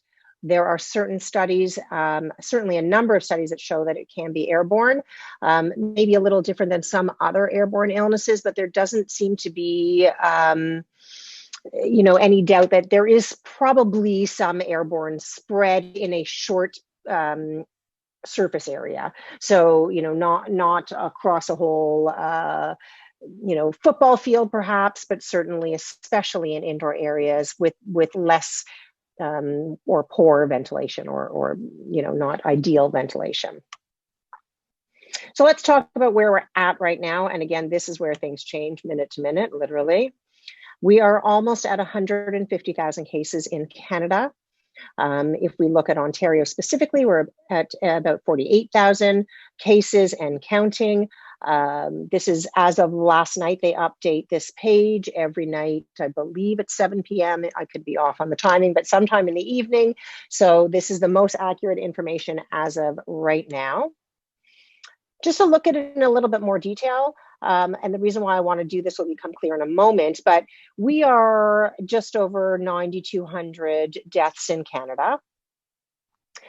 When we look at the number of people tested, we're actually doing a pretty good job testing people. That may change with the recent announcements, which we'll also talk about. And you can see that about 2.1% of people who are tested do test positive. So why is that important? It is important because the other day, you may have heard in the news, I think we reached, and I could be off of my numbers a little bit, and I apologize for that, but I think it was about 478 new cases. And they were saying that that was the highest since the beginning of May. And, that when you speak about it like that, it spreads a little bit of fear. Oh my gosh, think about what life was like in May. We were completely shut down. Our hospitals were pretty full. Our ICUs were full. People were dying. It was, now it's still all that people can talk about, but that was really what it was like then. And now here we are today with the same numbers. So what's different today than it was before? One, we do know that the people who are testing positive are a different cohort of people, a different population, a younger population that tends to become less severely ill with it. So they end up in the hospital less frequently. But the other thing is to look at that percent positive. Back in May, approximately on that same day, it was about 3% positivity rate, meaning that out of all the tests that we did, 3% were positive. A more recent 478, or that high one a couple days ago, that was 1.5% positivity rate. We are testing many more people now. So if we're really comparing apples to apples, that would really mean that the numbers in May were double compared to our numbers today of what's being tested. Okay, not necessarily what's out there in the population. But I just wanted to bring that forward because looking at all the stats, you almost have to look at everything in detail and not just take that raw number to understand what's really going on. Looking at the number of hospitalizations, like people in hospital, how many open ICU beds. These are the things that are important because what shuts down our economy and what means a change in what we can and cannot do is community spread. But it is also looking at the ability to be able to treat the people that need to be treated. And when we get to the point that we can no longer treat the people that need to be treated, we do not want to end up like what happened in Italy, where, if there weren't enough beds and they were literally sending high-risk people home because they had to choose between treating those that would be more likely to survive and those that wouldn't. We do not want to end up in that scenario here. And so looking at those numbers are very important.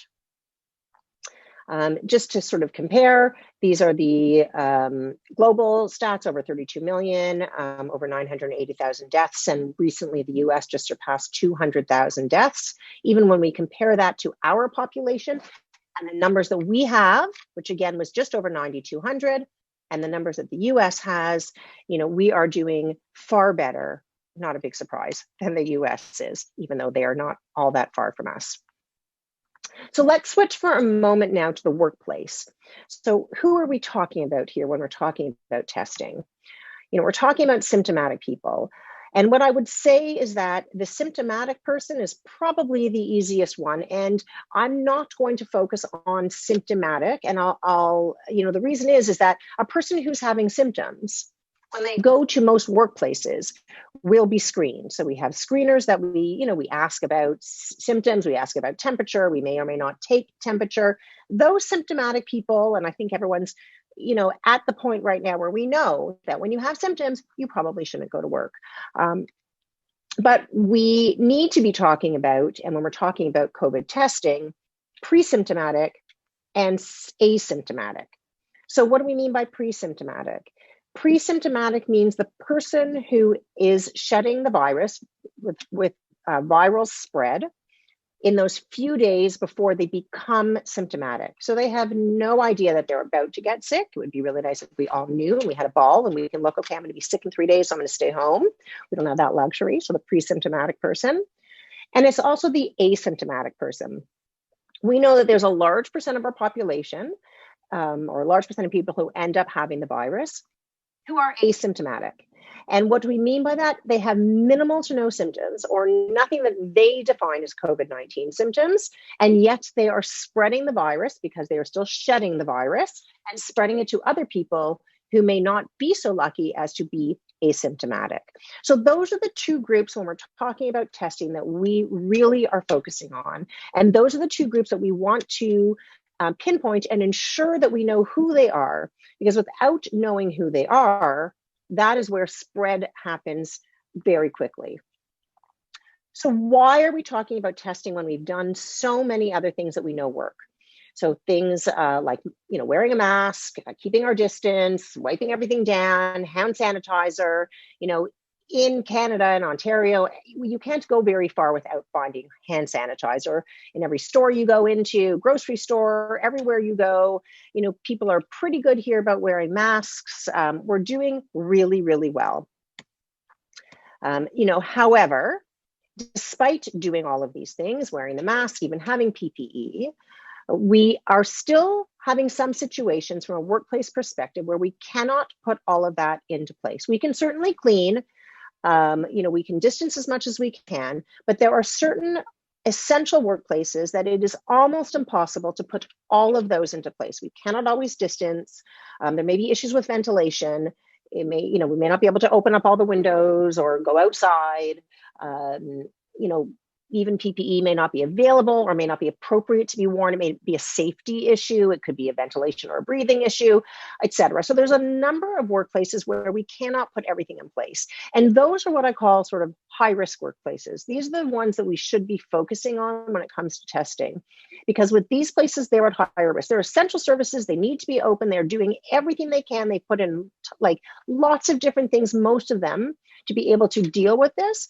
But if you're a fly in, fly out, 2 weeks in, 2 weeks off, whatever it may be, you have communal dwelling, it may be very hard to separate people from a sleeping perspective, from a bathroom perspective, from a living component, etc.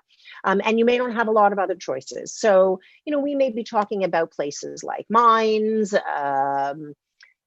factories, warehouses, etc., where it's quite congested, and they do pretty well at trying to keep people apart. And we all know about, the meatpacking industry, unfortunately, was heavily hit.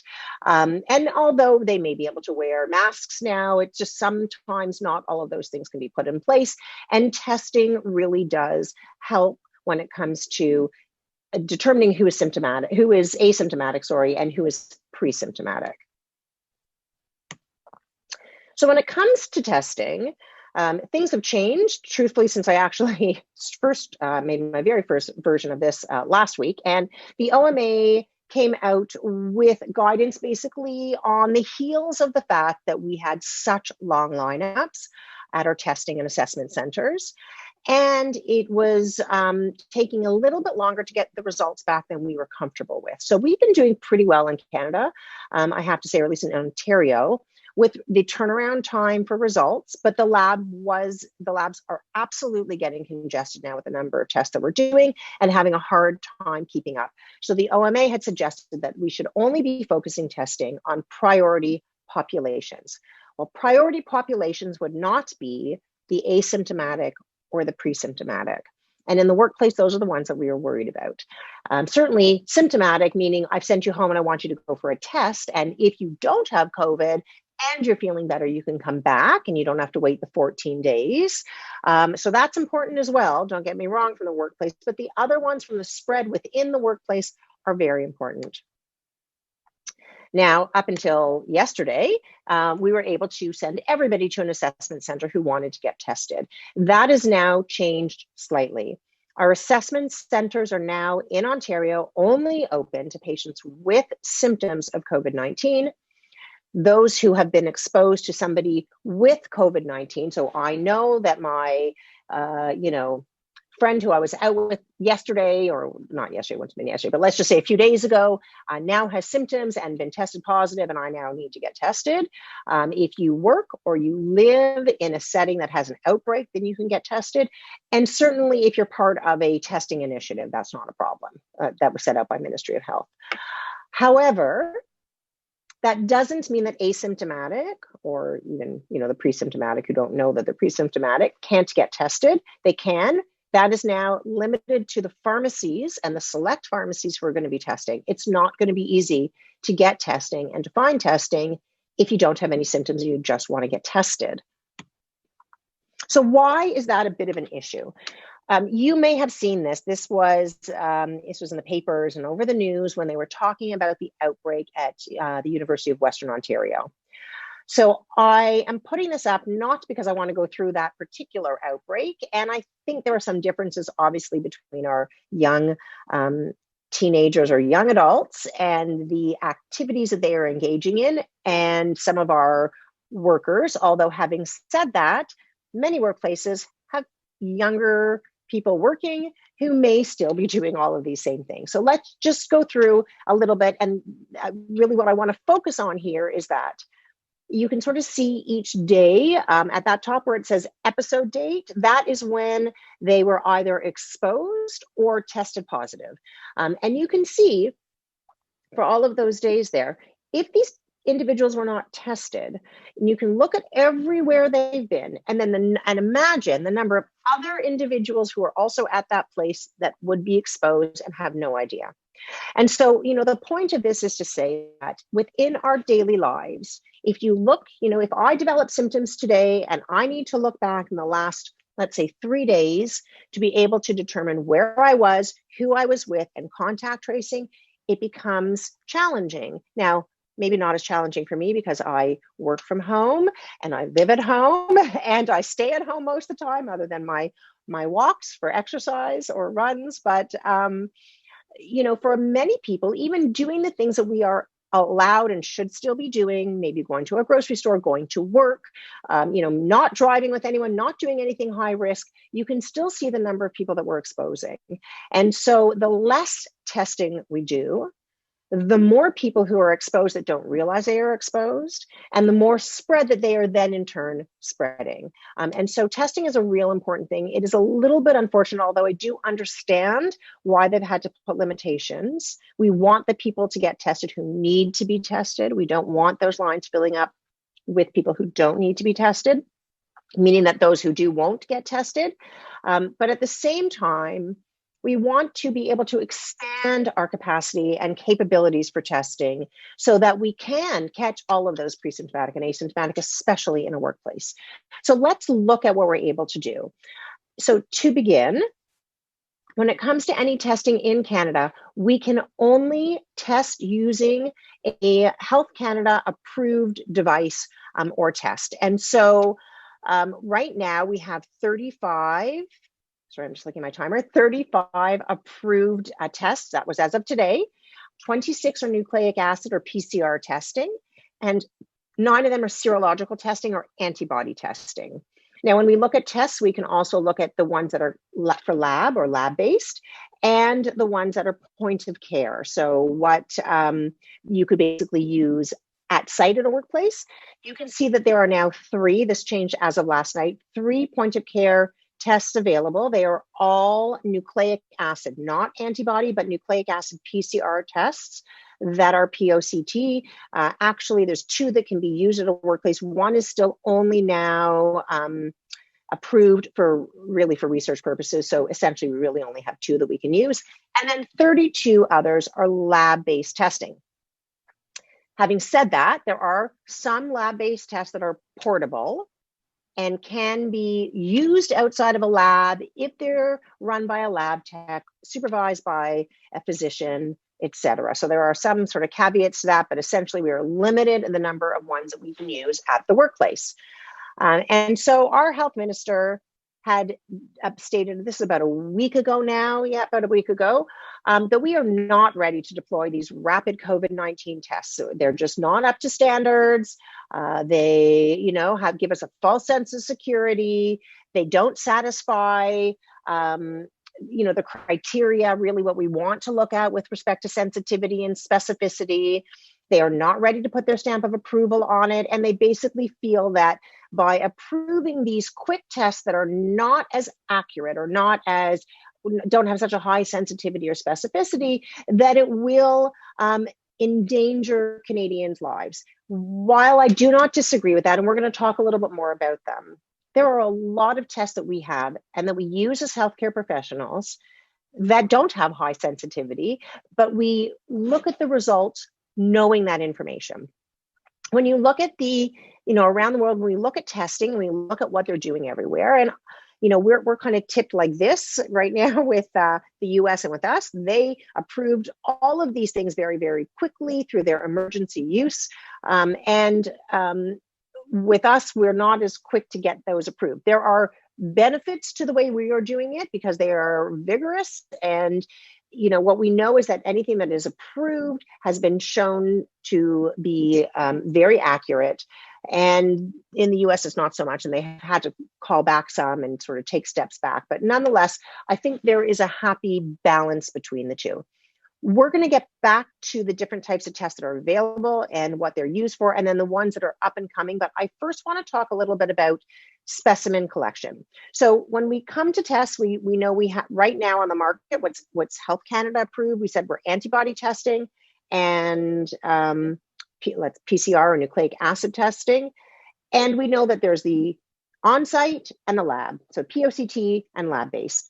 But with all of those, there are options for the different types of specimens that can be collected and used. For some of them, they may only take one type of specimen, but there are options. So we know we have nasopharyngeal swabs, we have anterior nares, we have mid-turbinate, we have oropharyngeal. Oral fluid is now just starting to be talked about in Canada. It is widely used in the US with respect to testing. So, you know, when it comes to all of those, what is the difference? Nasopharyngeal, if you've had to have a test, you will know, or if you're doing testing, it's not the most comfortable test. It's not terrible. You know, what I will say is that people find it probably the anxiety or anticipation of it is worse than the actual test itself, but it's not a pleasant test. It's not the easiest test, but it's over very quickly. That is the preferred test as of now. We know that, you know, the next few, and you can just sort of see on this list here what the preference, and this is Public Health Agency of Canada who has put this out. So the ones that are easiest to do and easiest to collect may not be the most sensitive.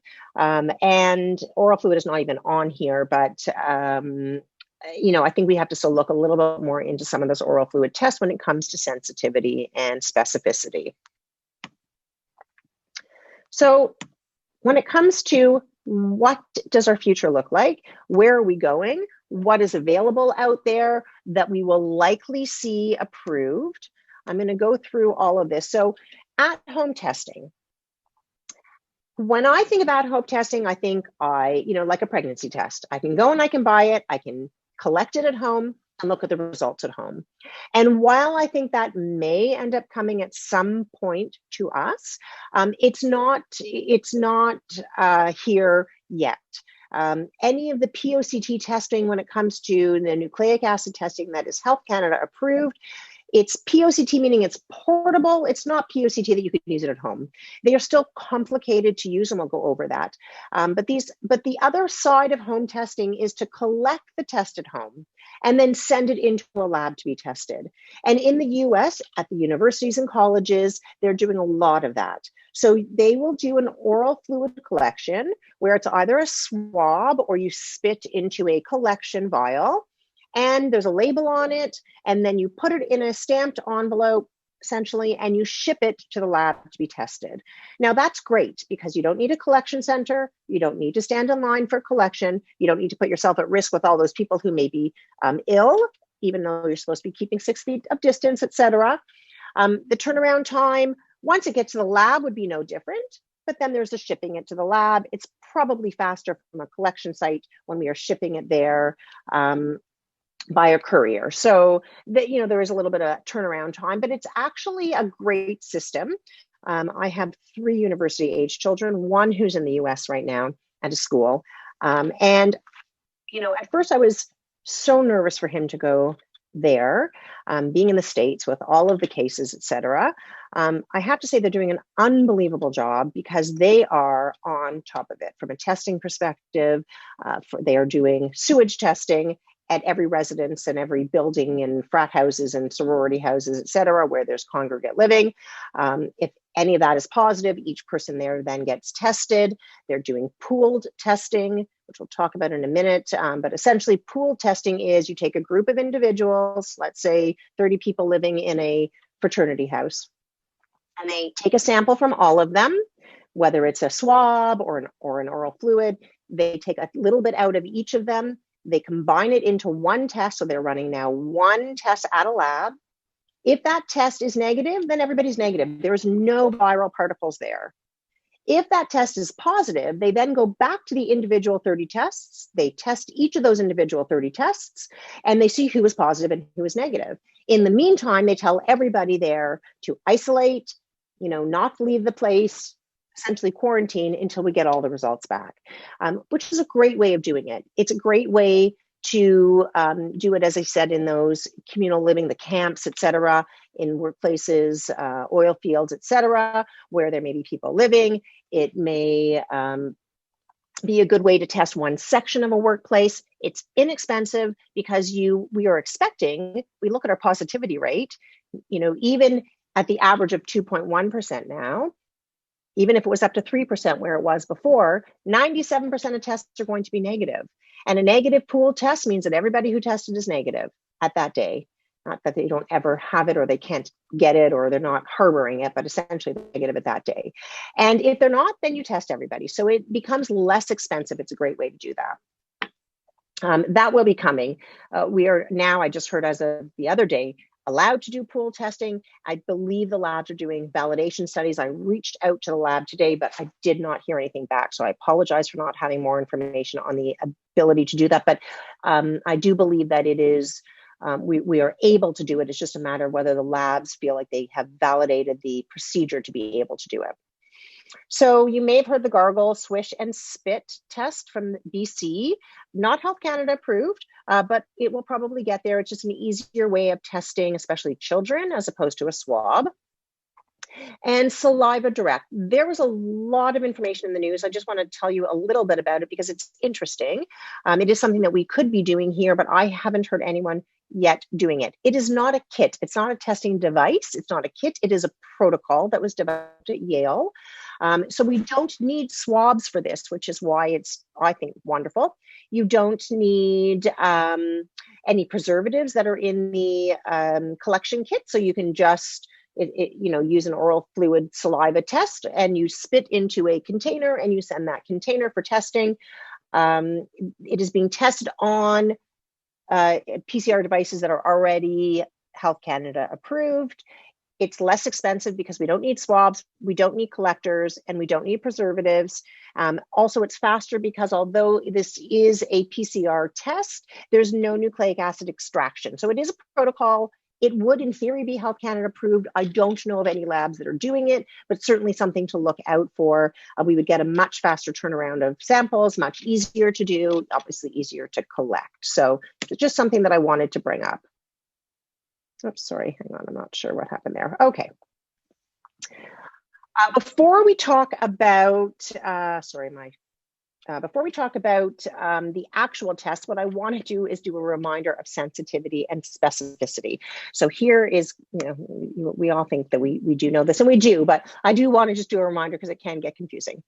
So when it comes to sensitivity, we are essentially ruling out the disease. So what does that mean? A highly sensitive test means that if the test is negative, then it's much more likely to be a true negative than a false negative. So sensitivity looks at your true positives and false negatives.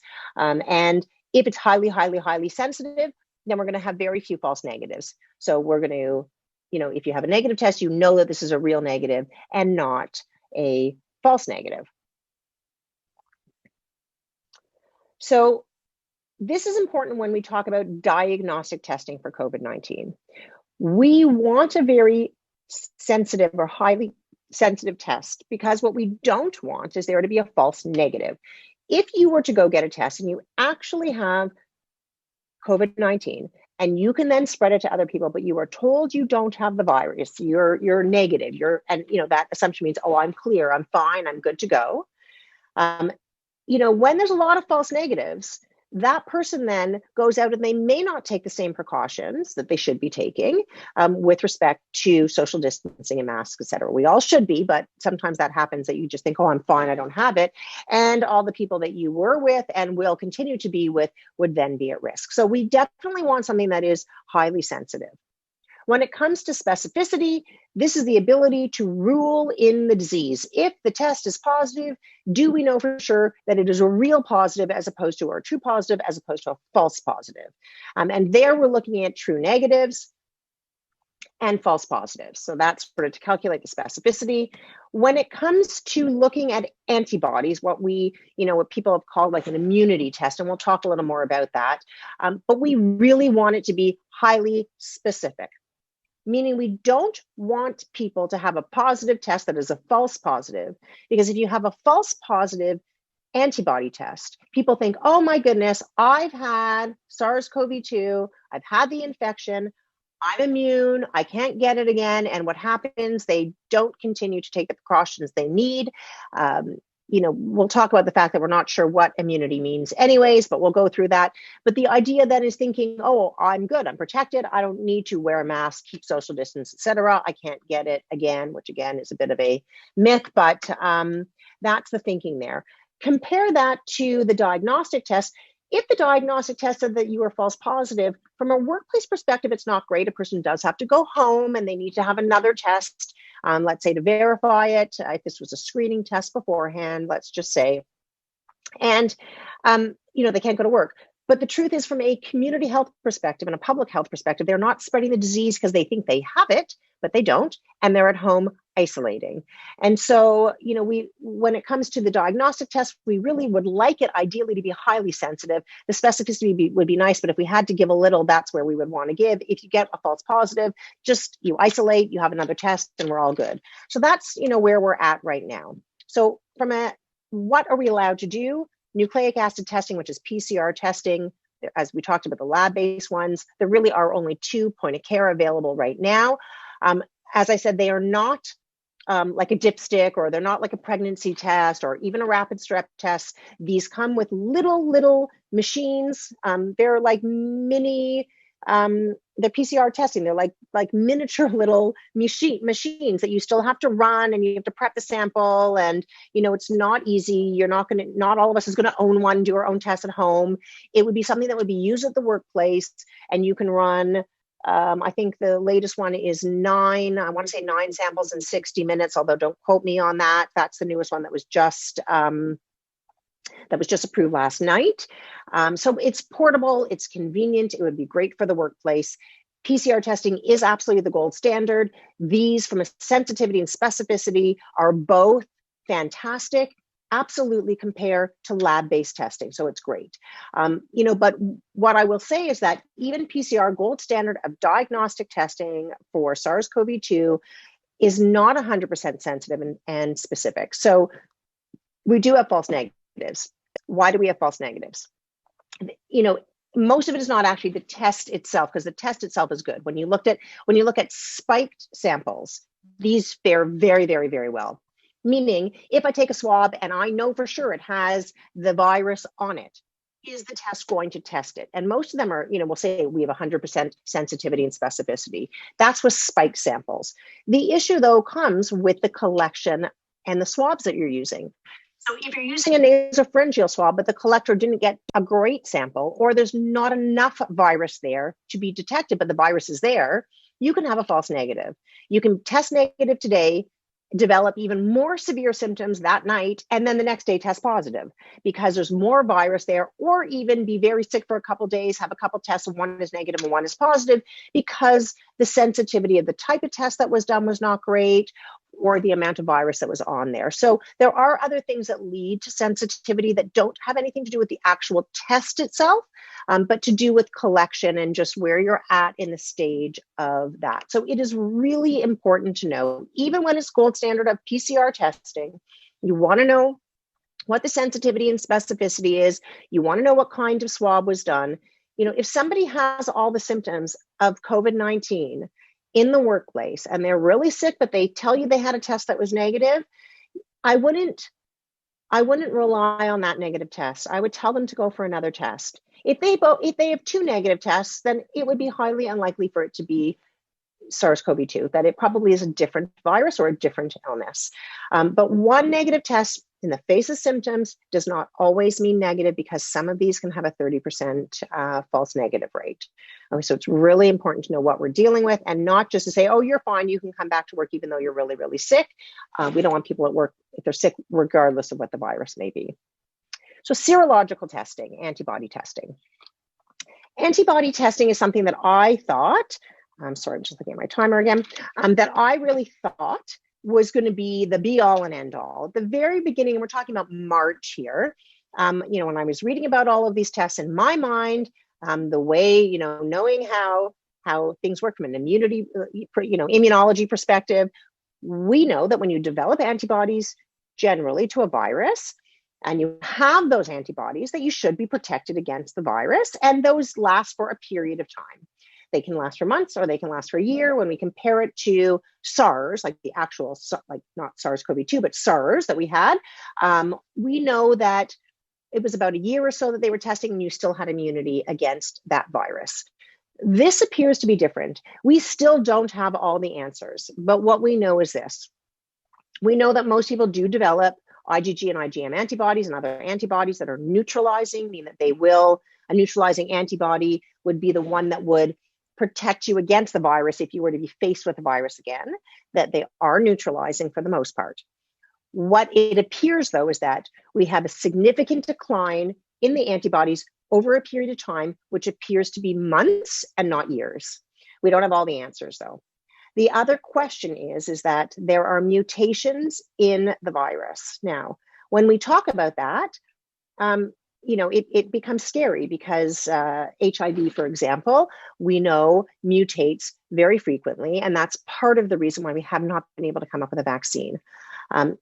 Coronaviruses as a whole mutate relatively slowly, but we do absolutely know that there have been mutations with SARS-CoV-2. There was, and you may have heard of this in the news as well, there was a man who had a test and they did genetic markers on it, so they knew which mutation it was when he had it a while back, maybe March or April, and traveled again and ended up with a totally different mutation of the and genetic material found in it, and was sick again from it. So, is it because he did have antibodies that would have protected against the other one, but they decreased over the few months period of time? Is it because the antibodies that we develop to, let's say, the D strain versus the G strain would be different? We don't have all those answers. It's hard to know at this point, but what I would say is that serological testing from a workplace perspective is not as important as I would have thought it would have been, because it's not going to give us that much more information. We cannot use it for diagnosis. We don't start to see it, or we can't really get good antibody levels until about 14 days after infection. So we don't want to wait to use that as a diagnostic test. And we can use it in theory as I think I had it. Am I protected even in the short term? Maybe, but does that mean that they can take all the risks and they're not going to get a different strain, a different type? They're going to be 100% protective. We don't know. And so, it may come to be, as we learn more information, that it may become more valuable to us. Right now, the most important reason that we have antibody testing is for people that develop those post-COVID-19 inflammatory type illnesses, especially in children. So we can see if you have this sort of strange inflammatory illness, we didn't even know you had the virus before, we can look at the antibodies, and that may help us to understand what is going on right now. When it comes to antibody testing, the US has tons of point of care antibody tests. They are being sold all over. They have, there's EUA for all of them, like the emergency use approvals for all of them, or many of them. And if you look at their standards, they're a little different than ours. So in order for our antibody test to be able to be approved by Health Canada, these are the minimum and the target standards for sensitivity and specificity. And we do have some out there. I thought I had a list, but I guess I don't. I think I'd said we have 9 antibody serological testing available. They are all lab-based, but not a lot of value from my perspective at this point in the workplace. That may change. So I want to talk about a couple. These are like the fantasies. We don't have these available yet. We hopefully will at some point soon, but we don't yet. One is antigen testing and the other is CRISPR. So they're coming soon. And I put maybe there because although there is now a lot of political push to approve some of these faster tests, or the oral fluid tests or the at-home tests, et cetera, I'm not sure how quickly they will come. Et cetera. So what is antigen testing?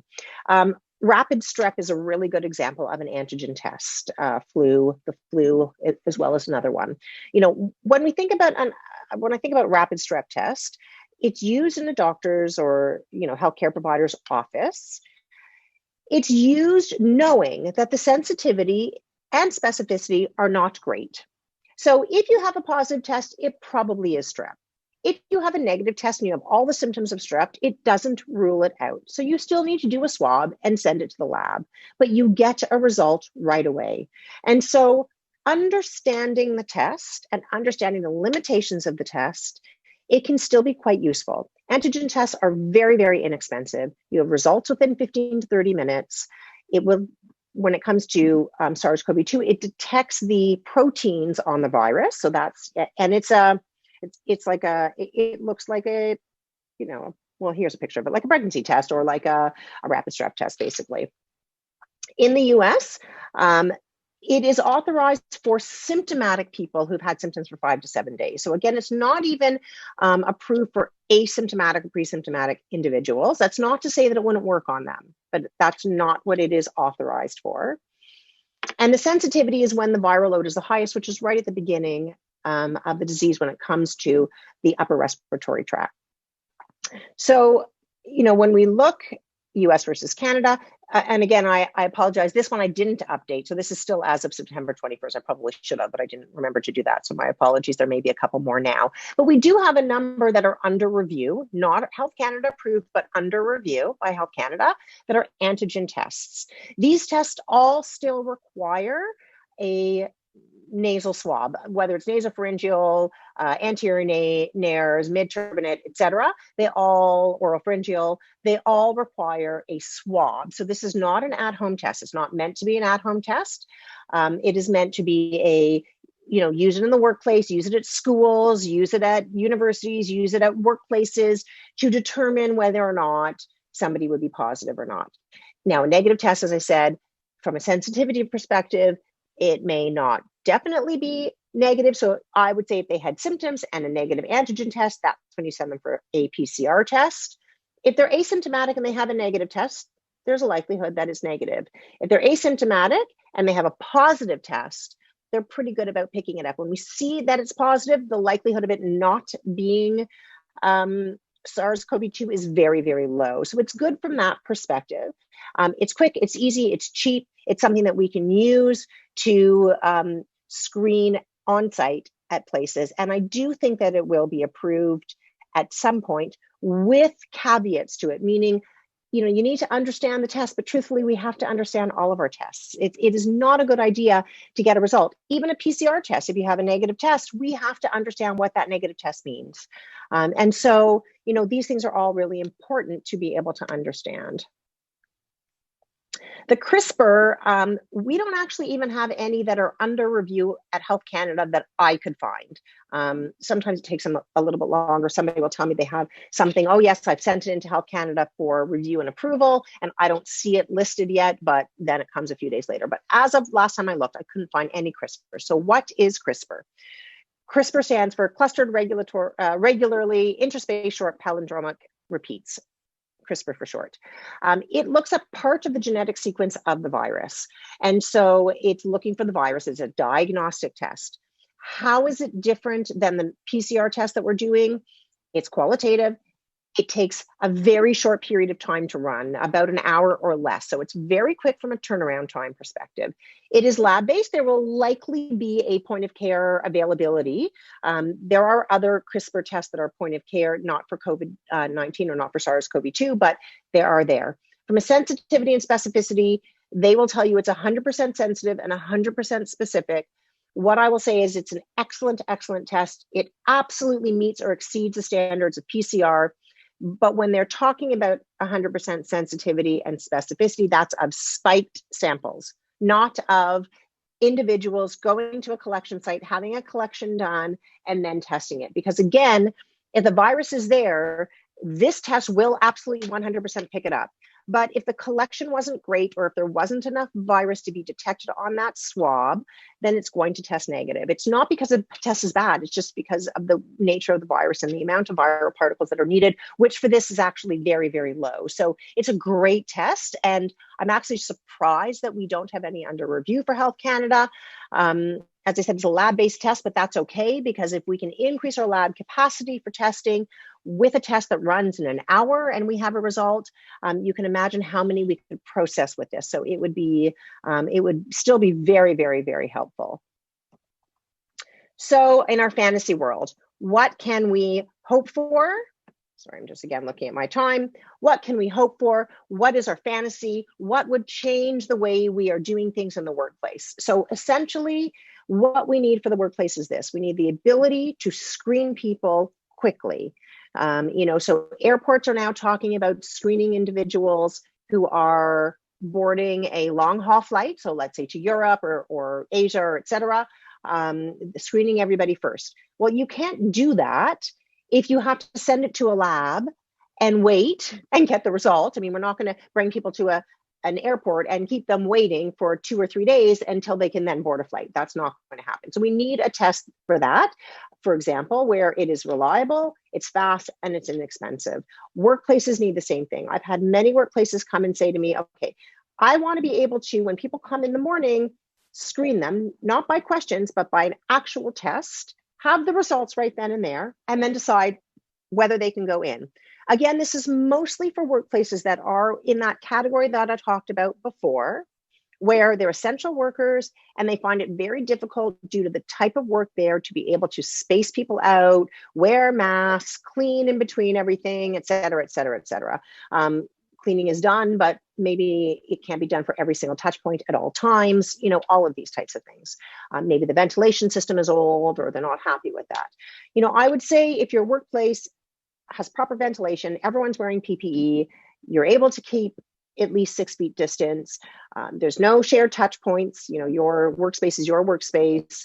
Do you need testing? Probably not, but there are many that feel that it would be very beneficial, A, to keep people working, to prevent shutdowns if they have an outbreak, or even if a few people have it and everybody who's been around them has to go into quarantine or isolation, that can destroy a workplace and workflow. So that's really what we would hope for. As I said, antibody testing, we may determine with more knowledge that it is useful from a workplace perspective. At this point, we're not sure. Will it help us stratify workers, knowing that you have the antibodies, you can go work in this type of environment, and if you don't, you can't. Maybe at some point, but we're not quite there yet. The information is not all there. The current 2 point of care PCR tests are excellent. You still can't test large numbers over a quick period of time unless you own a whole bunch of those machines, and they are expensive. Now, there's some workplaces that may say, you know what, I want 10 of them or 20 of them, and I'm going to test, and if we could do 9 an hour and we have 10 of them, we can test 90 people an hour. We're going to keep testing all day, whatever it may be. They may find ways that works for them, but you have to purchase the machine and then purchase all of the testing kits to go with it. They still require, at this point, a swab. I think they will likely be validated truthfully for an oral fluid test. So we need large volume, fast turnaround. And, when it comes to antigen testing, I actually believe that there are some good antigen tests out there. And as long as they are used with the knowledge that we have regarding the sensitivity and specificity, there is a place for them, whether it's schools, workplaces, et cetera. I think there can be a benefit to that. So I hope that, given that this is sort of after lunch, before your break, that you guys are still awake and have some questions, and I'm happy to answer those questions. So thank you for your time. And I don't think I went over. I think I'm still left some time for questions. Yes, thank you, Dr. Adler. Yes, we do have some questions. So the first question is, are the long-term care facilities aware of this, as they want family members to have a negative swab before you can have an indoor visit with the same restrictions in place, masking, distancing, meaning not symptomatic, so they don't meet the criteria for testing? Yeah, so those individuals right now, unless they change that, are going to have to go to a pharmacy in Ontario to be tested. The pharmacies are appointment only, and you need to be asymptomatic. But the long-term care homes are not changing the criteria that I'm aware of, and I've not heard, and I still think they absolutely should keep those criteria there. But it is going to be, well, in some ways it may be easier to get tested because, again, the only people you're going to be standing in line with are those that are asymptomatic or waiting to kind of go against. And you're not waiting in these lineups. The last week or two have been, I've heard 5 or 6 hours. And at some of the places you get there and they'll say, we're closing soon, or we don't have enough swabs left, or we can't test. We're only testing people that are symptomatic. If you're not, go home. So it's been difficult for the last couple of weeks for people to get tested anyways. I'm hoping that there will be enough capacity at the pharmacies to allow for that. The other thing I'm hoping for is that they will come up with some other solutions within the very short period of time to increase testing capacity for asymptomatic individuals. That sounds great. I have another question. Do you know of any sewage testing and alternate monitoring done in Canada? So I have been, okay, so there's definitely environmental testing that is available in Canada. Sewage testing falls under environmental testing, interestingly enough, and so we don't need the same criteria that we would need for person testing. So sewage testing, and I've been pushing this because I actually feel that it is one of the more brilliant tests out there. It is exceptionally inexpensive because you're gathering a few tests, a few samples. A person, when you have the virus, sheds it in the feces. So, although when you think about it, you think, well, who wants to go and do the sewage testing? But there are people that do. And you test it and you get a test, and then you know that somebody in that building, et cetera, has the virus. So I have found one lab that said that they would consider, but they don't know who would collect it. So they would test those samples, but they don't know who would collect those samples. So I'm not aware of any workplaces doing it. I've sort of been pushing it because I think it is the best screening test out there for certain workplaces. Obviously, it wouldn't work for all, but for certain workplaces, or even universities, even long-term care homes, hospitals, et cetera. There's so many ways, how do you screen everybody in a hospital or on a floor, or, sewage testing would be great because then it's somebody in that who would have used the washroom in that area or wherever the sewage goes into. So, I'm hoping there will be uptake of it. And as I said, I know where it can be tested. I just don't know who would collect it. But look out for it because I do believe that it is coming and will likely be part of our solutions. It's just a little bit surprising that we're not quite there yet. That is one place the U.S. is far ahead of us. Oh, good. I have another question. I understand that Women's College is using a saliva or mouth rinse test similar to the tests done in BC schools. Do you know which company is providing this device? So there are a few right now. I looked into, it's actually so it's Women's College and I think a couple others that are now doing it, but it is under sort of research. It's a study. So when you are doing a study, obviously you have to get approval, but you don't have to use a Health Canada approved device in order to do the study. So it's not one of the Health Canada approved, it's not Health Canada approved. That doesn't mean that they're not using a device that's Health Canada approved and they're just looking to see if the oral fluid is sensitive enough. I tried to look into it because I heard the news either yesterday or the day before, and I can't figure out which one they're using. Edmonton Airport is also doing an oral fluid POC testing that they're studying, and that there will be in the fall. That is a actual real POCT, oral fluid, get the result right away kind of test. It's different than an antigen test, slightly different, and it's again not Health Canada approved, but it is out there. It's Canadian made, and so I think we'll see more about that one. But I'm not sure to answer the question as of today, even though I did look into it. I at least tried to, of exactly which device they're using. Okay.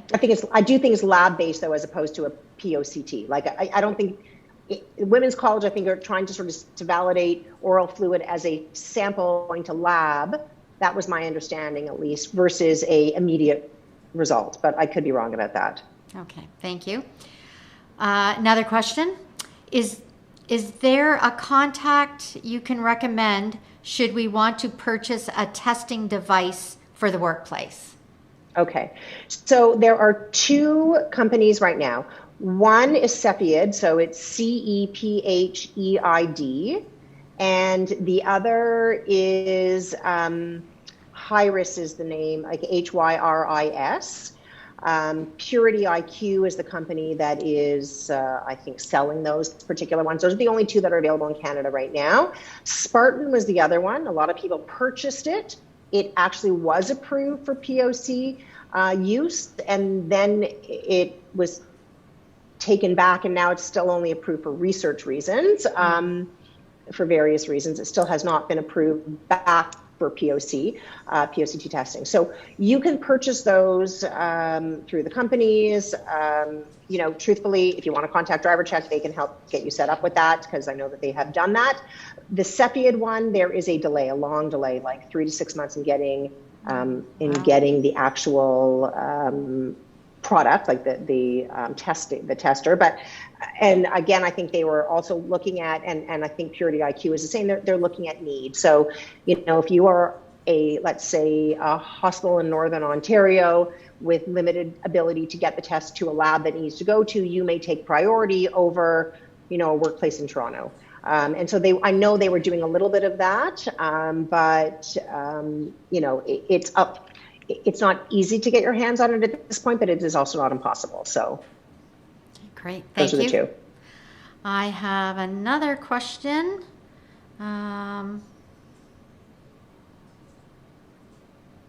Is there any good resources, education for occupational health nurses who work in small businesses that are not AHS, like nonprofit, in regards to testing and tracing procedures? So I'm not sure, sorry, can you repeat the question? I'm not sure what the question is. Are there resources to provide for nonprofit organizations with respect to testing? Is that what the question is? Yeah, testing and tracing procedures. And okay, yeah. So, the nice thing in Ontario, and I know it's now more difficult from a testing perspective, is that really anybody could still go and get tested. It's a little hard from a workplace perspective, because then you have to send your people out. And if you want somebody to come in order to do it through public health, you have to have an outbreak, really. They're not going to come in and do testing on your workplace unless there's been an outbreak, although they would if there was. So you're sending people to places to get tested, et cetera. So are there resources? It's a good question.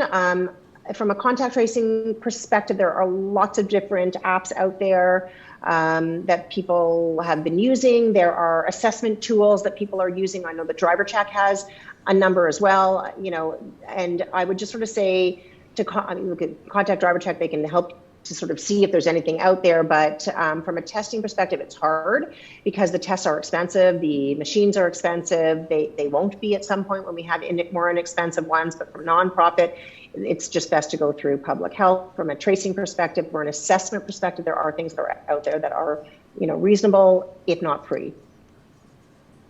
Well, that's good. And I believe that is it for the questions. Okay, great. Well, thank you for having me again. Dr. Adler, thank you so much for taking the time. We look forward to your presentations all the time, and you've given us a lot to think about, so thank you very, very much. You're welcome. Have a great day. Enjoy your last session. Okay, bye-bye. You too. Bye. Okay. Next, so we're going to take a short break for another coffee and a stretch. There will be information videos running during the break, and the next session will resume at 3:30.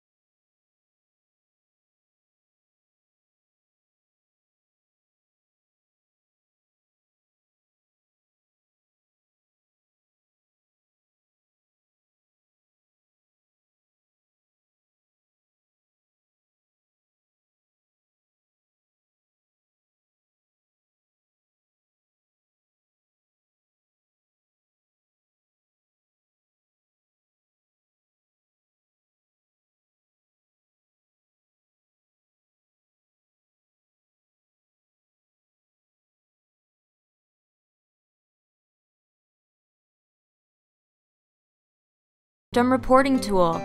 We understand managing COVID-19 assessments by hand and paper is not a great solution. That's why at DriverCheck, we can take away the burden of paperwork.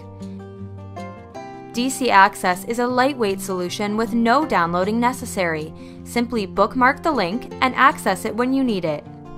All self-assessment questions are vetted by our occupational health team. Real-time results will indicate to your workers if they are clear or not clear prior to their shift. Notifications of not clear will automatically go to a supervisor for follow-up. Advise employees how to proceed using customizable messaging. Let's look at some of DC Access's key features. DC Access is a contactless solution for your employees, contractors, and guests. Streamline the screening process and prevent potential exposure. Send unique assessment links to participants via email and text message. You can change the time and frequency that an assessment goes to a home base or crew. Easily monitor compliance using the Amanda platform. Track participant results with robust reporting capabilities, including not clear results. The unique back-end reporting system gives you the ability to report and monitor in real time. It's time to take control of COVID-19 in your workplace. Ask us about DC Access today.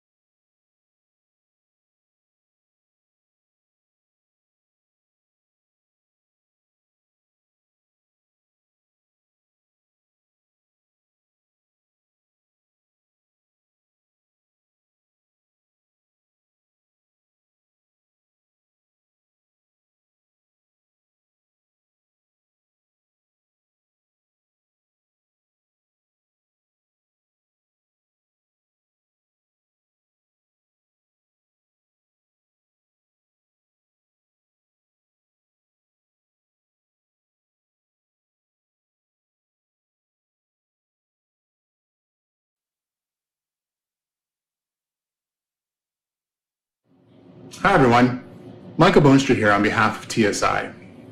First, I would like to take this opportunity to thank all you Ontario Occupational Health Nurse Association members, as well as all of your colleagues across Canada, for all you've done to help protect Canada against the continued battle against COVID-19.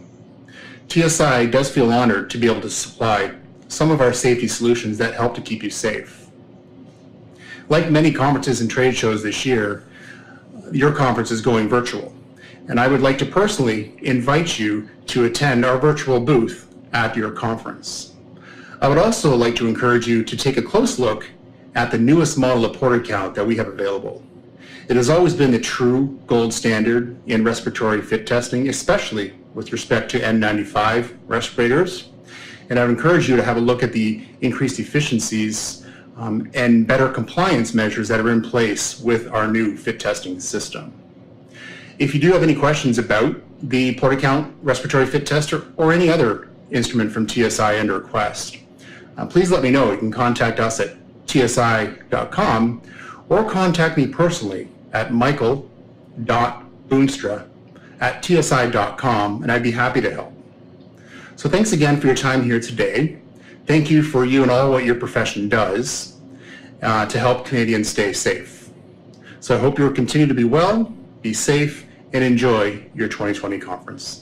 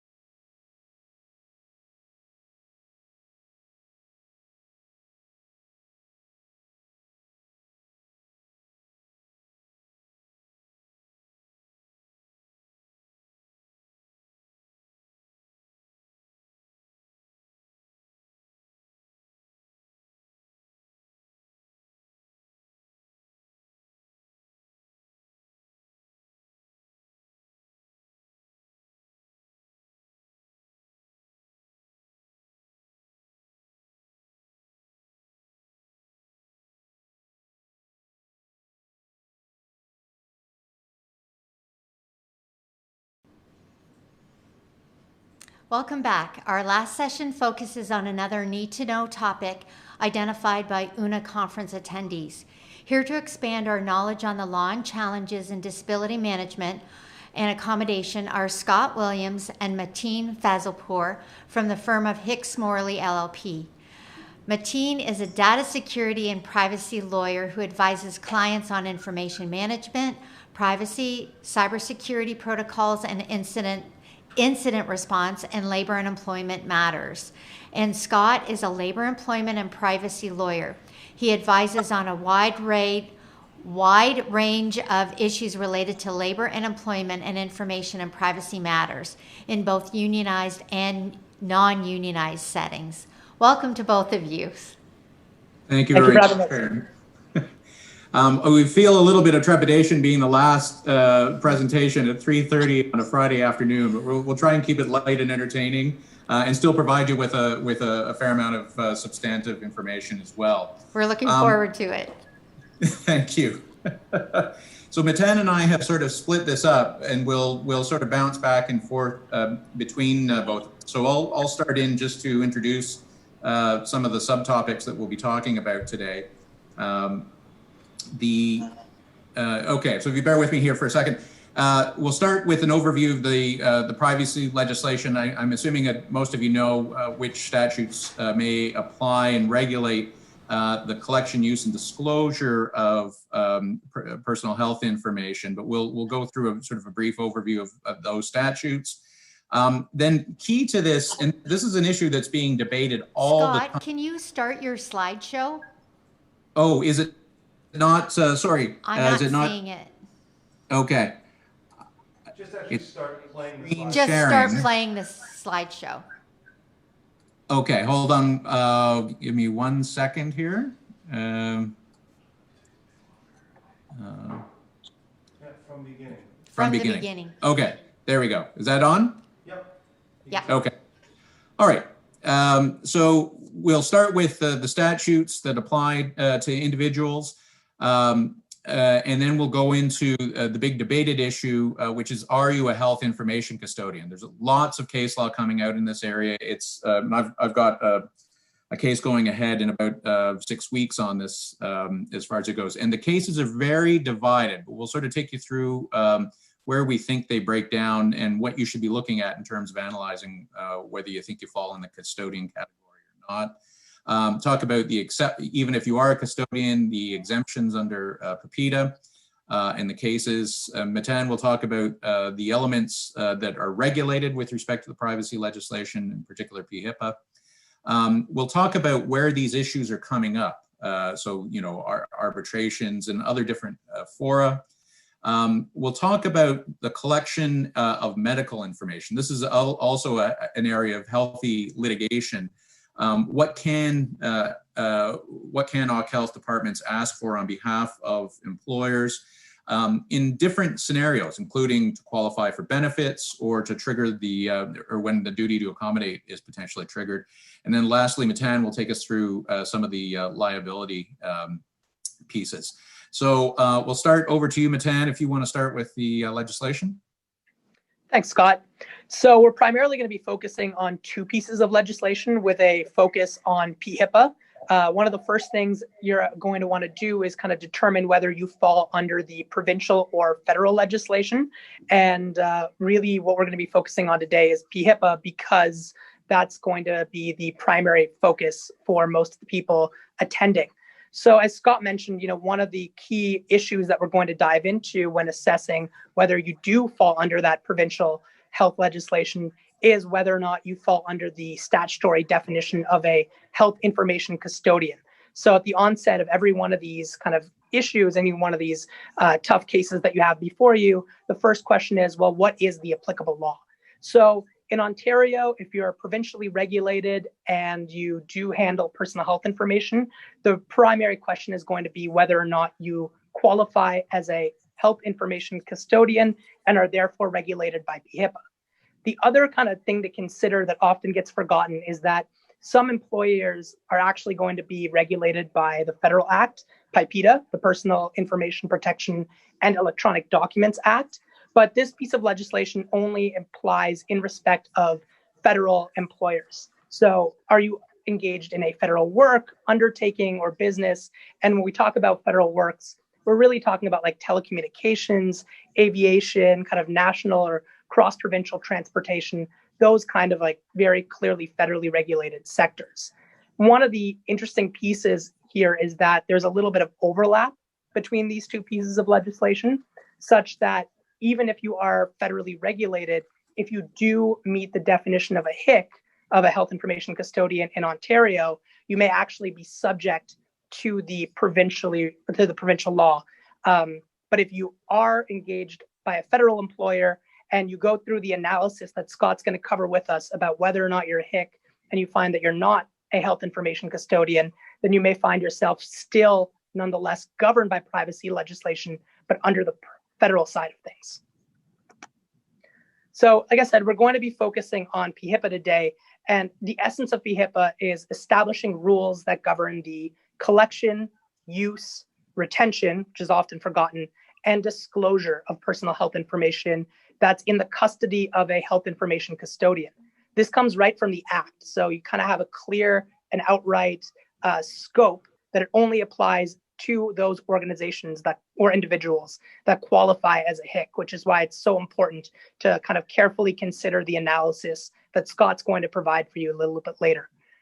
If you are regulated by PHIPA, it's important to know that you would then be under the jurisdiction of the Office of the Information and Privacy Commissioner of Ontario. Every province has its own Information Privacy Commissioner. There's also a federal Office of the Privacy Commissioner. So there's always going to be one regulator that you likely fall under the thumb of. And in this case, it would be Ontario's. A couple of the other pieces that, aren't as prominent, but, really need to be carefully considered is that PHIPA requires health information custodians to report breaches of the rules that govern the collection, use, retention, and disclosure of personal health information. So the mandatory reporting was a little bit of a game changer when it came into force about 3 years ago. And it's important to note that, oftentimes the question of, how do we handle a breach of our statutory responsibilities? Well, it's set right out in statute. If it falls under one of the 7 scenarios that we're going to cover a little later, then you have to, by law, disclose that to the Office of the Privacy Commissioner, who will then follow up with you, review and investigate the incident, and determine whether any additional steps need to be taken. But the fact that there is this mandatory reporting requirement in place really kind of puts an emphasis on the organization getting its response right and getting its response done quickly, because it's really in the interest of the organization to report not only the breach itself, but the steps that it's already taken to mitigate or contain that breach. So, mandatory breach reporting means not only make sure you advise the IPC of one of the breaches of the Act, but it also means, hey, you really want to try and get your response in order quickly so that you can report to them some sort of containment and mitigation plan so that they don't have to do as much. Basically, the more work you do up front, the more time and energy you can save yourself later. Okay. Another Thanks, important... Matan. Yep. Oh, sorry, go ahead. The last piece I was going to cover... Thanks, Matan. Oh, go ahead. Just the one last segment is that PHIPA also gives individuals a right to request access to their personal health information.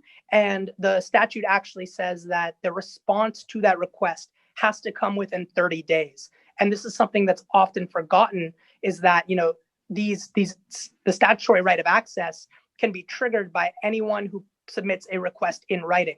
So whereas with some of the other access requests under, for example, PHIPA, where the individual has to provide a $5 check, in this case, under PHIPA, the requirement is only that they put their request for information in writing. And so oftentimes it almost kind of gets forgotten that that actually is an official request under PHIPA and that the clock starts as soon as that's received. So that's another segment of the Act that is kind of important to turn your mind to. Yeah. And my apologies for jumping on you there, Matan. We're going to go into the HIC piece, but just before we leave this, and we decided to focus largely on PHIPA because most provincially regulated entities in Ontario, that's going to be the prevailing statute, whether you're public sector or private sector as far as it goes. Just quickly on this, and I just want to flag this for people as well. Keep in mind that there are other potential statutes out there. We've got both FIPA, the Freedom of Information Act, and the Municipal Freedom of Information Act. Largely, those aren't going to apply if we're dealing with medical information you're using for employees, because there are sections in those statutes that carve them out. So we didn't put that in. There is also a provision in the Occupational Health and Safety Act that talks about employers having to get consent in order to be able to obtain medical information from an employee's medical health care provider. Oddly enough, this provision, which would suggest that if you're going out to the treating physician to get information, you would have to get consent. Oddly enough, though, there's a couple of cases that have interpreted this in restricting the data flow of personal health information from the Occ Health Department to HR in organizations. So I just flagged that for you. There are a couple of cases that say this. I've got one going on where we're going to try and reverse it in November, but the lay of the land is there's a potential roadblock there as well. The last one I would just highlight is, and you may be familiar with this if you're dealing with WSIB files, there are provisions in the Workplace Safety and Insurance Act that restrict how you disclose the WSIB file, as well as medical reports that are provided in support of a WSIB claim. So I just leave those with you, but we'll continue to focus on PHIPA. And as Matan is pointing out, that the key issue here is, are you a health information custodian? It's the custodians that are regulated by the Act. So I'm not going to go through the entire definition of custodian. The key one for Occ Health departments and Occ Health nurses is, do you fall into the definition under Section 3 sub 1 of healthcare practitioner, or a person who operates a group practice of healthcare practitioners? Now, I've bolded healthcare practitioner, and that's the one we're going to focus on at the outset here. Now, fortunately, so the question is, are you a healthcare practitioner and therefore a HIC for the purposes of PHIPA? Healthcare practitioner is defined in the Act. And it's one of three items. Either you're a person who is a member within the meaning of the Regulated Health Professions Act, and that, of course, would include nurses, doctors, other health professions.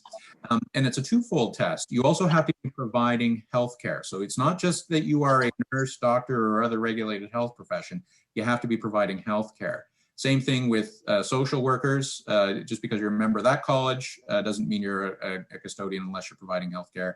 And then, interestingly, anyone else. So it goes beyond just the regulated health professions. Anyone else whose primary function is providing healthcare. Now, the Act does provide a definition of healthcare, which we've got here, and you'll see it includes observations, examinations, assessments, care, service, or procedures for a health-related purpose. And the question is it for a health-related purpose? And that, so you've got sort of a three-pronged test here. It has to be an observation, examination, assessment, care, service, or procedure. It has to be for a health-related purpose. And then it has to fit within one of A through E before that. Carried out to provide diagnosis, treat, maintain individuals' physical or mental health, is carried out to provide or to prevent disease or injury and to promote health, or to promote health, or is carried out to provide as part of palliative care. And there are examples of that down below in D and E. The key will be, do you fit within this definition of healthcare? And this is where we're seeing, the big fights around HIC definition.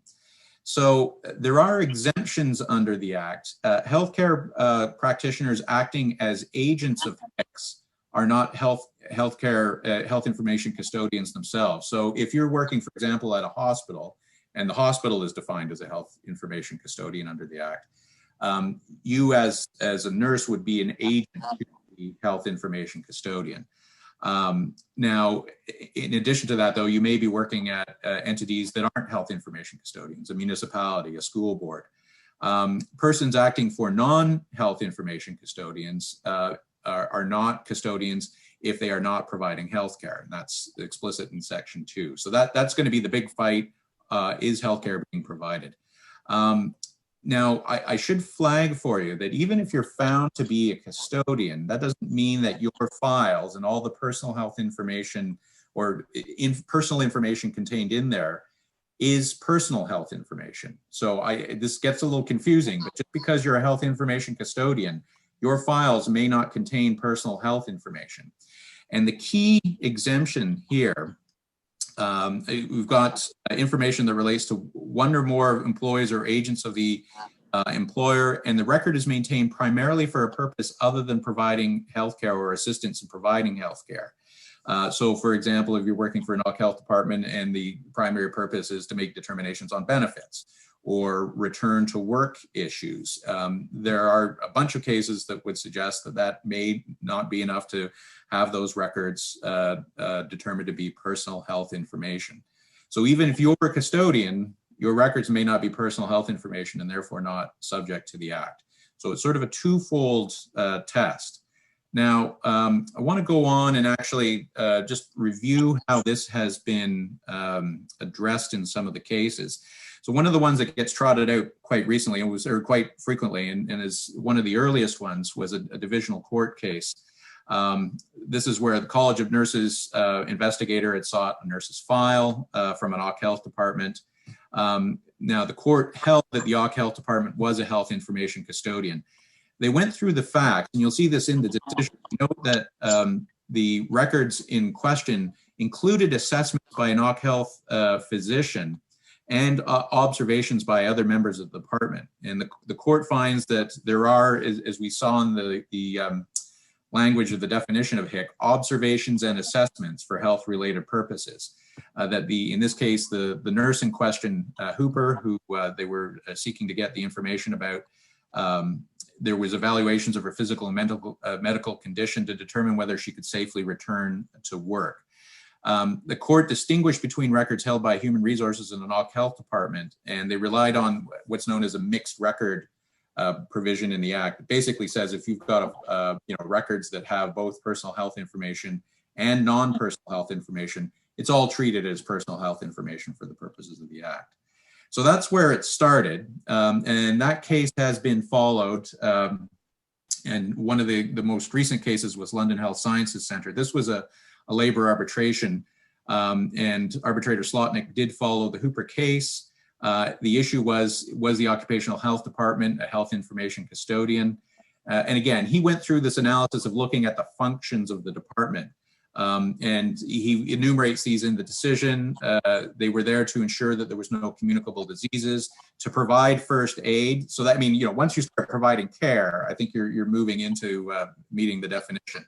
Medical surveillance, which included annual tests and vaccinations, workplace accommodations, WSIB reporting, and clearing employees with infectious diseases to return to work, as well as adjudicating on short-term sick leave. So when he looked at all of this together, without identifying which ones were the key ones, he said that that was sufficient to meet the test for healthcare. Now, just to make it confusing for you, there are a number of cases that have found OC Health departments not to be Hicks. So one of the biggest ones was an IPC decision, because remember, the Information Privacy Commissioner weighs in on this too. So there was a complaint by an employee claiming that personal health information was improperly disclosed to a manager, in that case by an employee assistant unit. The records included records from an insurer regarding return to work, and notes of nurses' conversations with an employee regarding return to work. So what you don't see here is, they're not providing, they're not making a medical assessment of the individual. They're not providing any sort of first aid or care.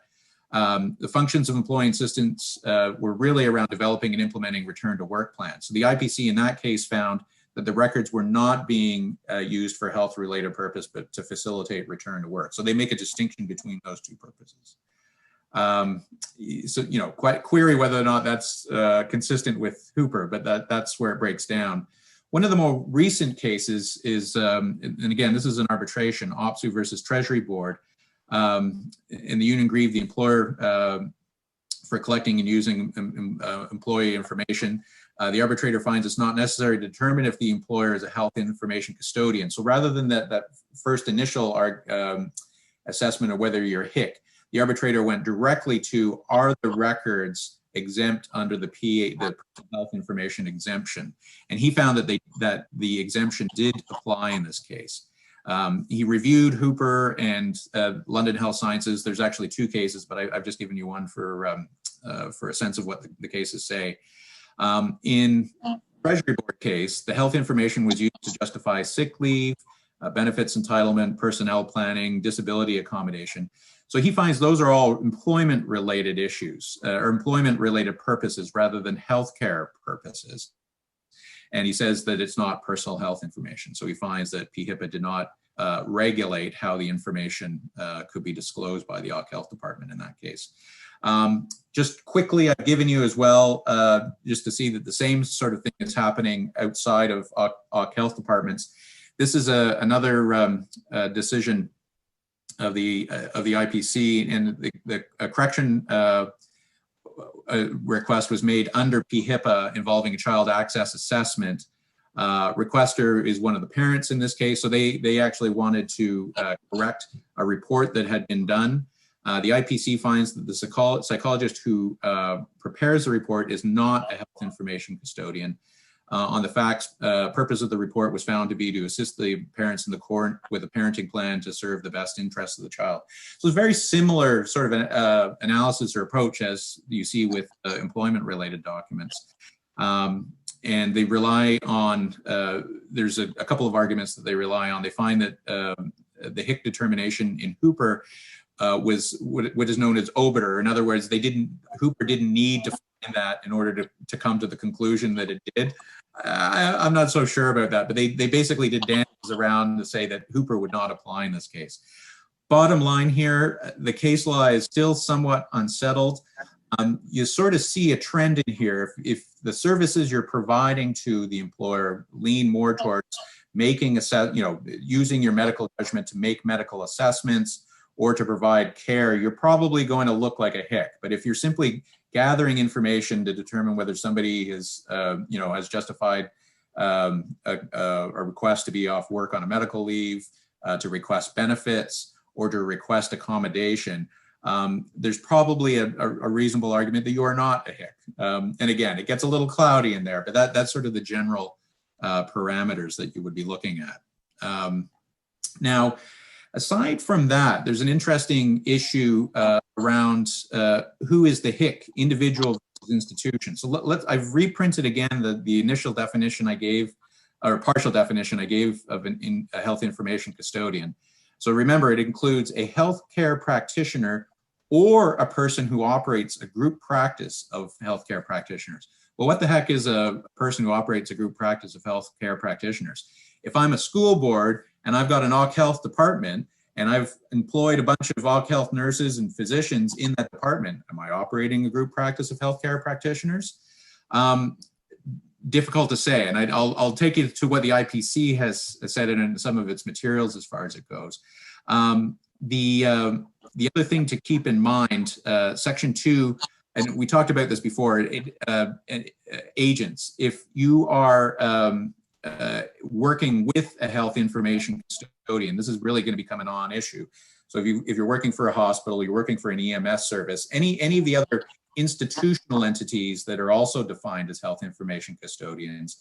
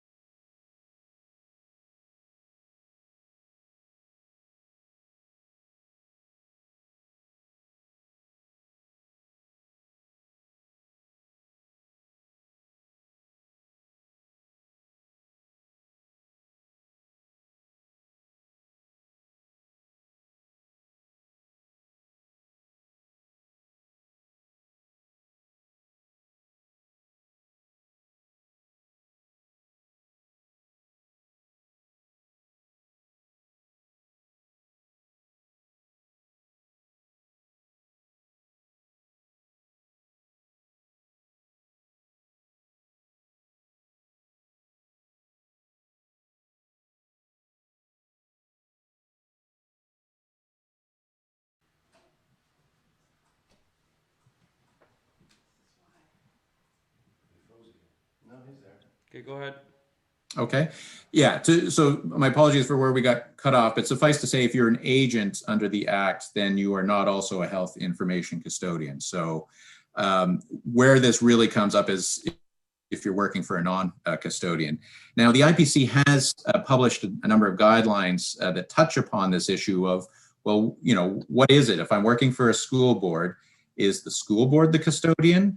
Or is the individual healthcare practitioner, nurse working for the school board, the custodian? In the two bullets I've got here are the sort of the verbatim titles of two pamphlets that the IPC has produced. In the first one, health information custodians working for non-health information custodians, they say that the OC Health nurse in that case would be the custodian. However, more recently, they've put out this other guide, a guide to privacy and access to information in Ontario schools. In that particular one, they say, well, it could go either way, and you've got to decide. So basically, they put it in the hands again of the OC Health nurses and the institution. I raise this because from a practical perspective, you may want to have that conversation. If you're a contracted service, for instance, to a school board or municipality, you know, how do they want to treat this? Because it'll have sort of real world implications. You know, is it going to be the OC Health nurse, or is it going to be the institution itself that will be treated as the custodian?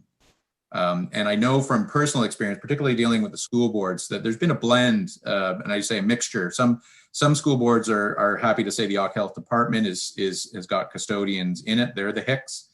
Other school boards have said, no, we're the HIC, and the nurses are our agents. So just in brief summary, if you're going through this and trying to figure out, am I a HIC, go back to the definition. Do you have any evidence that you conduct independent observations or assessments? What are those independent observations or assessments for? Right? Are they tied back to a health-related purpose, right? Because just because you're doing an observation or assessment isn't enough. It's got to be tied to a health-related purpose. Are you providing any sort of treatment is going to be key. And just keep in mind, it's aggravating as it may be, the case is still evolving. It's still somewhat split in this issue. The last piece, and this is more of a practical one, even if it's gray or cloudy on this, the question is, is it something that you need to litigate? So I'll give you an example. If you are getting information from medical information from an employee to be able to determine, return to work with accommodation. Well, the employer is going to need to know what the restrictions are if they're going to be involved in matching those restrictions to the available jobs. So you could get consent from the individual employee at that point, and you duck the issue altogether without determining whether you're a HIC or not. Because if you are a custodian, as long as you've got that consent, you can release that information to the employer. So that may be a way around it. And then keep in mind as well, even if the definition of the health information custodian is met, you're going to have to get some clarity, and probably in a discussion with the institution, to determine whether or not you're to be treated as the health information custodian, or is the institution treating itself as the health information custodian. In some cases, that'll be clear if you're working for a hospital. Others, it may not be so. School boards, municipalities, etc. So look at things like, is there a group? I mean, to me, it's going to be simple. If you're the only health information custodian working for the institution, can't be a group practice. So I think in that case, the individual nurse would be. But if there is a number of staff in the OC Health department, then that's where it gets grayer. And then even if you're not a HIC and you don't have personal health information, keep in mind, as we were referencing before, do any of these other statutes apply? For instance, the OC Health and Safety Act provision that I made reference to, or if it's a WSIB file, the restrictions in the Workplace Safety and Insurance Act, or common law. And I'm not going to touch too far on this because Matan's going to talk to us about the common law torts when we get to liability issues. So with that, I will turn it over to Matan to deal with the elements of regulation. Thanks, Scott. So we briefly covered that the primary core of PHIPA is to establish rules for the collection, use, disclosure, and retention of personal health information. So the kind of overarching duty is to comply with all the rules of PHIPA, and there are a number of underlying duties that kind of fall into that. So for example, you have the duty to report privacy breaches to the IPC. Related to that is the duty to notify individuals of privacy breaches. And this could apply, if there's a collection of information that was done in contravention of PHIPA, if there's a use or a disclosure of that personal health information, either by the organization or by some third party. Again, if the information in question was under the custody or control of a health information custodian, then any information that's collected, used, or disclosed in contravention of the rules may need to be reported, and individuals may need to be notified of that incident. We'll go through the 7 instances in which that may happen in a second. And then the third kind of sub duty, if you will, is to comply with the IPC investigations. Again, we're living in a mandatory reporting regime where all these contraventions have to be reported to the IPC, and depending on the severity, they may follow up and request additional information, seek additional kind of information from you about what containment or mitigation steps may have occurred, or they may have suggestions on their own and kind of push you in certain directions. But the duty to comply with the IPC investigators is also entrenched under statute. And I have actually seen in my earlier days when I worked for the IPC, instances of individuals trying not to cooperate with the IPC investigations. And they do not only have the power to issue fines for a failure to comply with investigations, but they even have the power to involve law enforcement and actually some search and seizure powers under the statute as well. And then again, circling back, there's always that duty to respond to PHIPA access requests. And one of the reasons why we flag that is that if there is an incident, the right to request information can be used, but it's a limited right only related to personal health information. So we just kind of want to flag for you that there may be circumstances where, you unfortunately suffer a breach of the PHIPA rules, you go through the mandatory breach reporting process, and then you get a request for information related to the breach. But that's where you kind of have to pause and take a look at what the right of access actually is, because the right of access under PHIPA is limited to medical information. So even though you have a duty to comply with access requests, you kind of have to look at what the scope of that entitlement to information is, because it's not as broad as, say, the access rights under MPHIPA or FIPA, so other related legislation. So moving on to the 7 situations that fall under that mandatory reporting to the IPC. The first is where a person uses or discloses personal health information without proper authority, so without the proper consent, or where it's expressly authorized under the Act.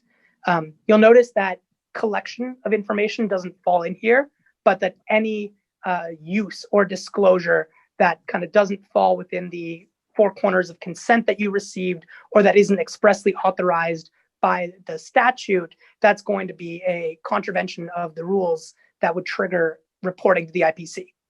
Another related example is where personal health information is stolen. So this would be kind of an example of an unauthorized collection of personal health information, but it only applies to third parties. Not every unauthorized collection of personal health information qualifies for that mandatory breach reporting. As you'll see on the next page, it has to be significant. So if personal health information is stolen by a third party, it is going to have to be reported. But if it's collected improperly from someone within the organization, that'll kind of be determined on a case-by-case basis. So a single instance of snooping might not warrant mandatory breach reporting, but if it's something that happens substantially over time, you'll see that number 4 here, right? Certain breaches, if they happen over and over again, kind of that elevates the severity of the incident. And so that's the type of situation where you have a collection of personal information that gets elevated to significant and it would then have to be reported. Similarly, if there's a subsequent breach, sorry, I was still on number 3 here. If there's a subsequent breach that flows from a first breach, that also has to be reported. So an example of that would be, that personal health information was stolen. That's a situation that needs to be reported. And then you then find out that information has been posted or disclosed to others on the internet. That would be a situation where there's a subsequent breach that flows from the initial one. This all relates to personal health information that was originally in the custody or control of the HIC. So that would also fall under the mandatory breach reporting rules. Moving on to the fifth one here, and this is when when the employer, the organization, has to issue discipline against a college member in connection with a breach. So you're seeing here that there's a little bit of overlap, but this is designed to create kind of a broad scope of reporting obligations. So if you're dealing with someone who's, a regulated health professional and they are disciplined in relation to a breach of the BHIPAA rules, that qualifies as a circumstance where that would have to be reported. Now, when I say discipline, sorry, I just want to kind of take a step back here. Discipline doesn't relate to the employer disciplining the employee, but it would be the college disciplining a member, right? So if there's any kind of formal discipline by a college, that would have to be reported to the IPC as well. And then the same applies for an agent of a custodian. So again, there's kind of a top-down responsibility here where the HIC, the health information custodian, or individual or organization, has the ultimate responsibilities under PHIPAA. And if they've delegated some of their authority to an agent to be able to collect, use, retain, disclose personal health information, then the breaches of the agent kind of flow upward to the HIC, and the HIC would be responsible for disclosing that breach, reporting that breach to the IPC as well. So there is that kind of top-down responsibility where the HIC is going to be responsible for their agents as well. And that is something that has to be both reported to the IPC and notified, and the individuals are going to have to be notified if their personal health information is the subject of that breach. So these are some of the kind of broad situations where that duty might arise, and you can see that there's significant overlap, and it's meant to be broad enough to kind of cover a range of different situations. How do these complaints kind of manifest themselves? Well, you can have individual complaints that go to the IPC and result in an investigation.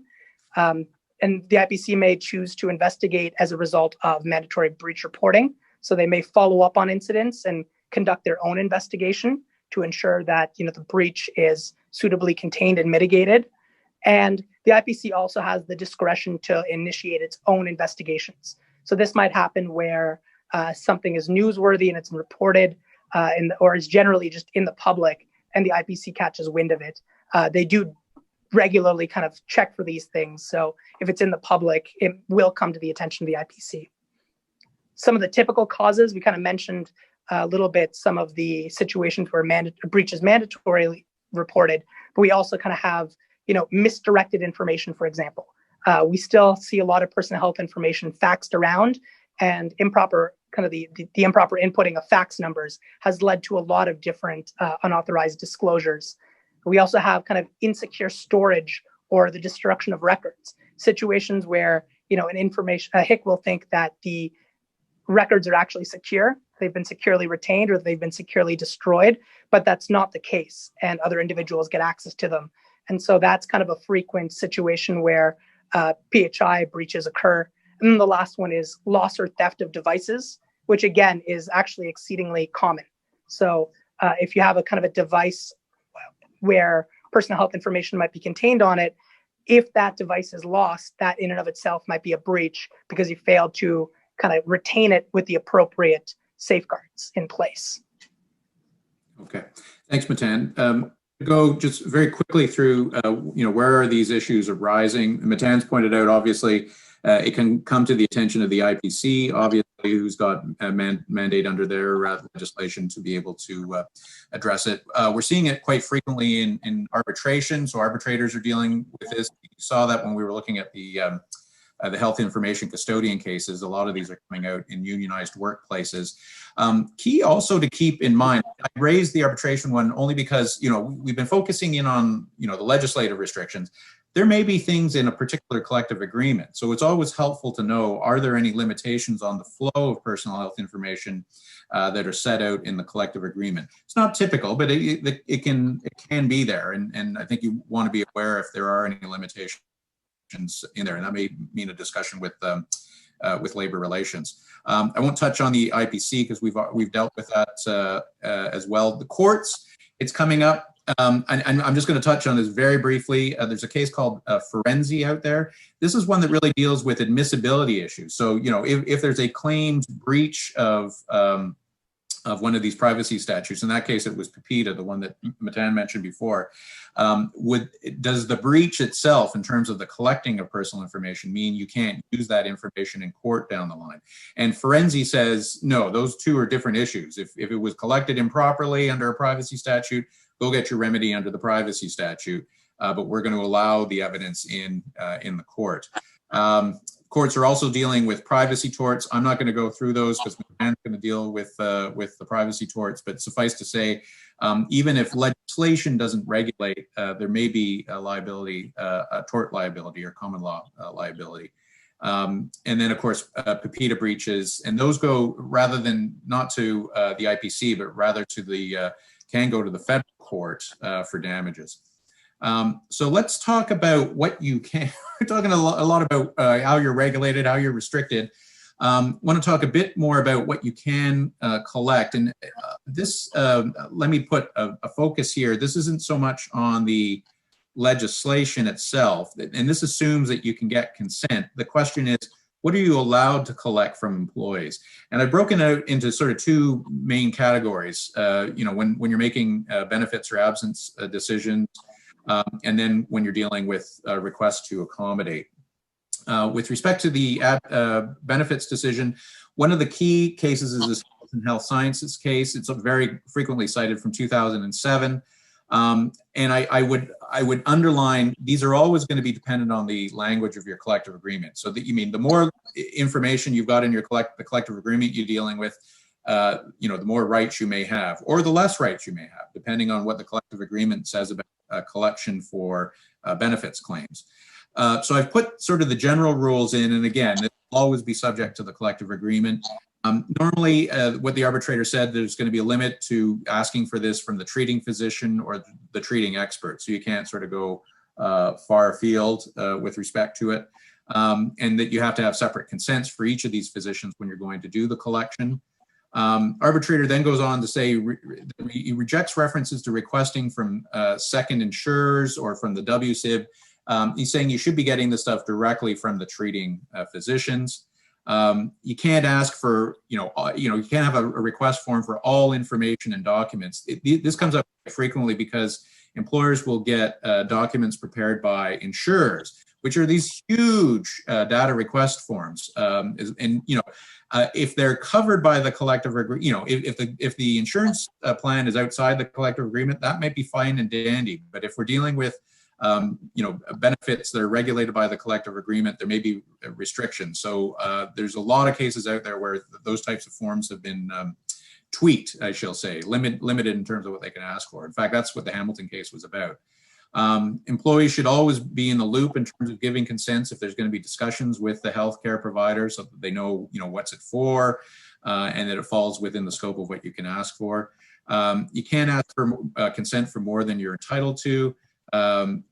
The confirmation of, you can ask for confirmation of that the individual employee has been assessed by the physician and the dates of the assessment.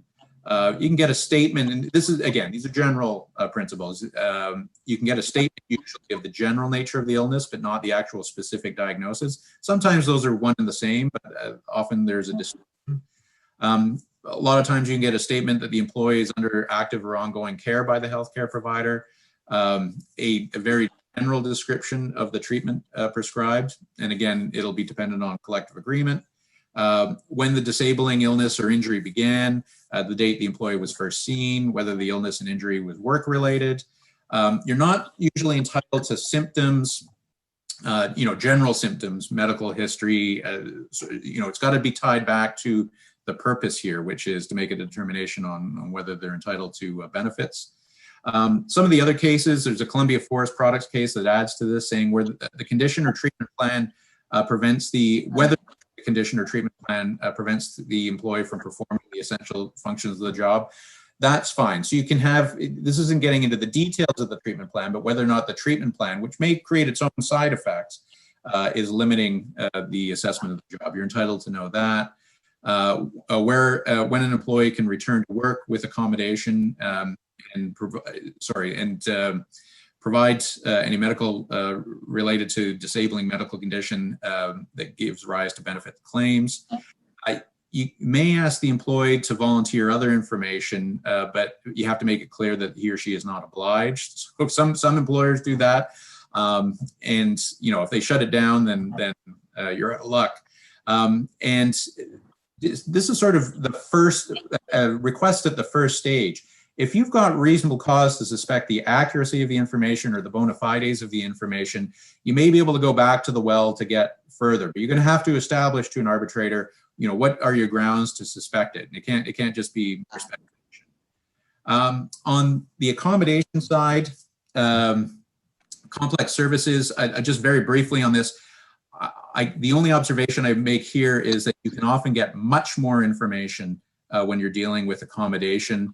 And all the workplace parties, employees, unions, and employers have the duty to cooperate in this. The employee has to advise the employer of the disability, provide the nature of the illness and how it manifests as a disability, and that can include diagnosis, whether the disability is permanent or temporary, detailed restrictions the employee has, and how they relate to the restrictions and duties.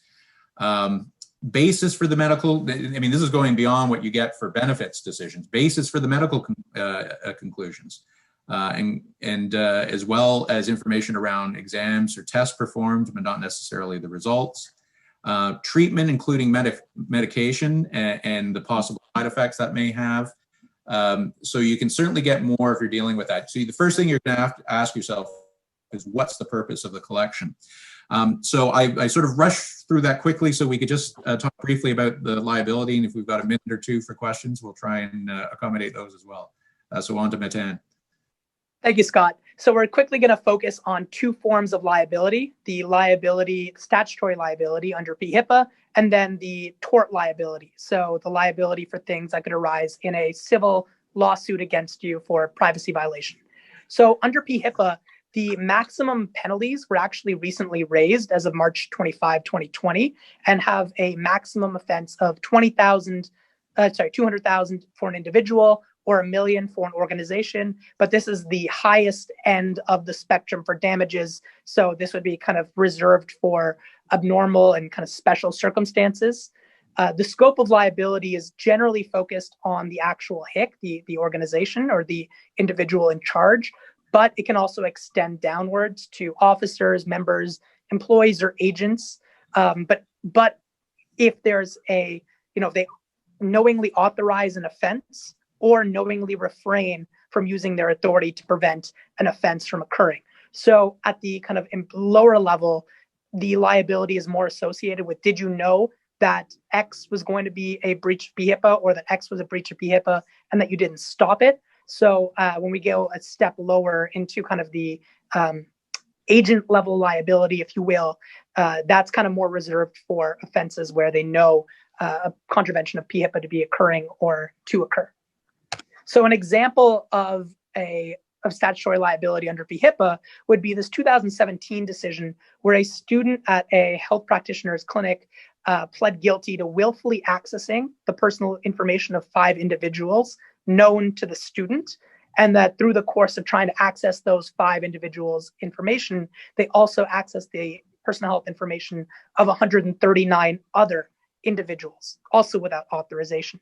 So in this case, one of the key factors was the fact that the student knew the 5 individuals in question, and so that kind of raised the intrusiveness of the privacy breach, and then wantonly also accessing other individuals in the process was also considered to be a factor. So this is kind of a good example of what a negative decision might look like. It's one where the student was ordered to pay a $25,000 fine, broken down into $20,000 for the PHIPA violations, and an extra $5,000 for as a victim surcharge, kind of based on the proximity of the student to the others and the relationships at play. So that's an example of liability under PHIPA. There are also 2 different privacy torts, or 2 different claims for civil liability that can be brought in a lawsuit. The first that came to be was Jones v. Tsige. This first came up in the banking context, but the facts are such that they could apply here. This was where an employee at the Bank of Montreal accessed and carefully reviewed another employee's personal bank accounts on 174 occasions over a 4-year period. There was a messy love triangle involved where, the snooping employee had previously had a relationship with a partner of the other employee. So based on, again, the kind of level of intrusiveness here, that was one of the key factors that led to a high fine. And in finding that there was liability for this, the court recognized a new privacy tort called intrusion upon seclusion, which is really just kind of intrusion upon private affairs. And the elements are set out here. So it has to be either intentional or reckless, right? 174 occasions, definitely reckless, into the private affairs of another. The intrusion has to be one that like a reasonable person would find highly offensive and would cause some sort of distress, humiliation, and anguish, and that there has to be no lawful justification for the intrusion. So, even acting outside the scope of the consent provided, right? If you're acting outside the scope of that consent, then there's no longer the consent as lawful justification, and so you might risk incurring liability. But for this tort, which has a maximum penalty of $20,000, those are the elements that would have to be satisfied in a civil trial. Another one that's relatively new here is the tort for public disclosure of private facts. And we're talking here kind of about the Yanovkian decision. This case in particular involved the disclosure of personal information on public websites as part of a cyberbullying campaign between estranged spouses. The husband in a messy divorce had essentially posted some videos online that both showed and discussed his daughter being on the autism spectrum. And there were a number of other kind of, really insidious disclosures, some real, some not, that were involved here. But from a health perspective, that's one that kind of flags this for us. And as a result of this decision, we kind of entrenched that the public disclosure of private facts tort can be applicable in this kind of situation where the private personal health information of an individual is made publicly available. So once again, we have 4 kind of elements to establish liability for this tort: publicizing an aspect of the other's life. It occurred without consent or lawful justification. As you can see, very important to get proper consent when you're doing anything. And then that the matter was published would be highly offensive to a reasonable person, and that it was not of legitimate concern to the public. So that kind of carves out a public interest exemption. So there's a couple different examples of liability for failing to act in accordance with the PHIPAA rules. Okay, and I think with that sort of ends the presentation part. And I apologize for the technical glitches in starting. I'm in your hands if we want to have some time for Q&A, or we want to wrap up for the day. I know it's been a long day as well. Well, first of all, thank you so much. You've kept everybody's attention, Scott and Mattine. Thank you very, very much for the presentation. There's actually several questions, so we know everybody is still listening. So I think I'm going to ask our OOHNA members if we will somehow connect with you both, maybe if we forwarded you the questions at a later time, or maybe if you could write an article or a webinar, hint, to help respond to some of those questions, because there's several of them, and we wouldn't get through them right now. Yeah, we'd be happy to. Okay, so OOHNA members, we will get back to you with your questions at a later time. So once again, thank you so very much, and thank you for taking the time to speak with us today. Thank you. Thanks for having us. Okay. Well, this concludes OOHNA's first virtual conference. On behalf of the Board of Directors and staff, I thank all speakers, sponsors, and our technical team. We stream Markham AV and Data on the Spot for their... I gotta go to the next page. For their support and for keeping workers well 2020. The OOHNA office will be emailing the conference attendees survey, so please take the time to complete it and let us know how we did. We're especially interested in your suggestions for the future education topics and speakers. The office will also send an email to notify all attendees when your CE certificates are available to download. So don't forget, the 2020 annual general meeting starts at 16:45 hours. I hope many of you please will join us, and the AGM will start with the presentation of OOHNA's Lifetime Achievement Award to Henrietta Van Huel. So to join the AGM, please visit OOHNA's website, and on the homepage is the link to the AGM. And lastly, 2021 is the 50th anniversary conference, and we've already started planning. Information will be posted on the website in our newsletter. Stay safe, everyone, and be well. Thank you.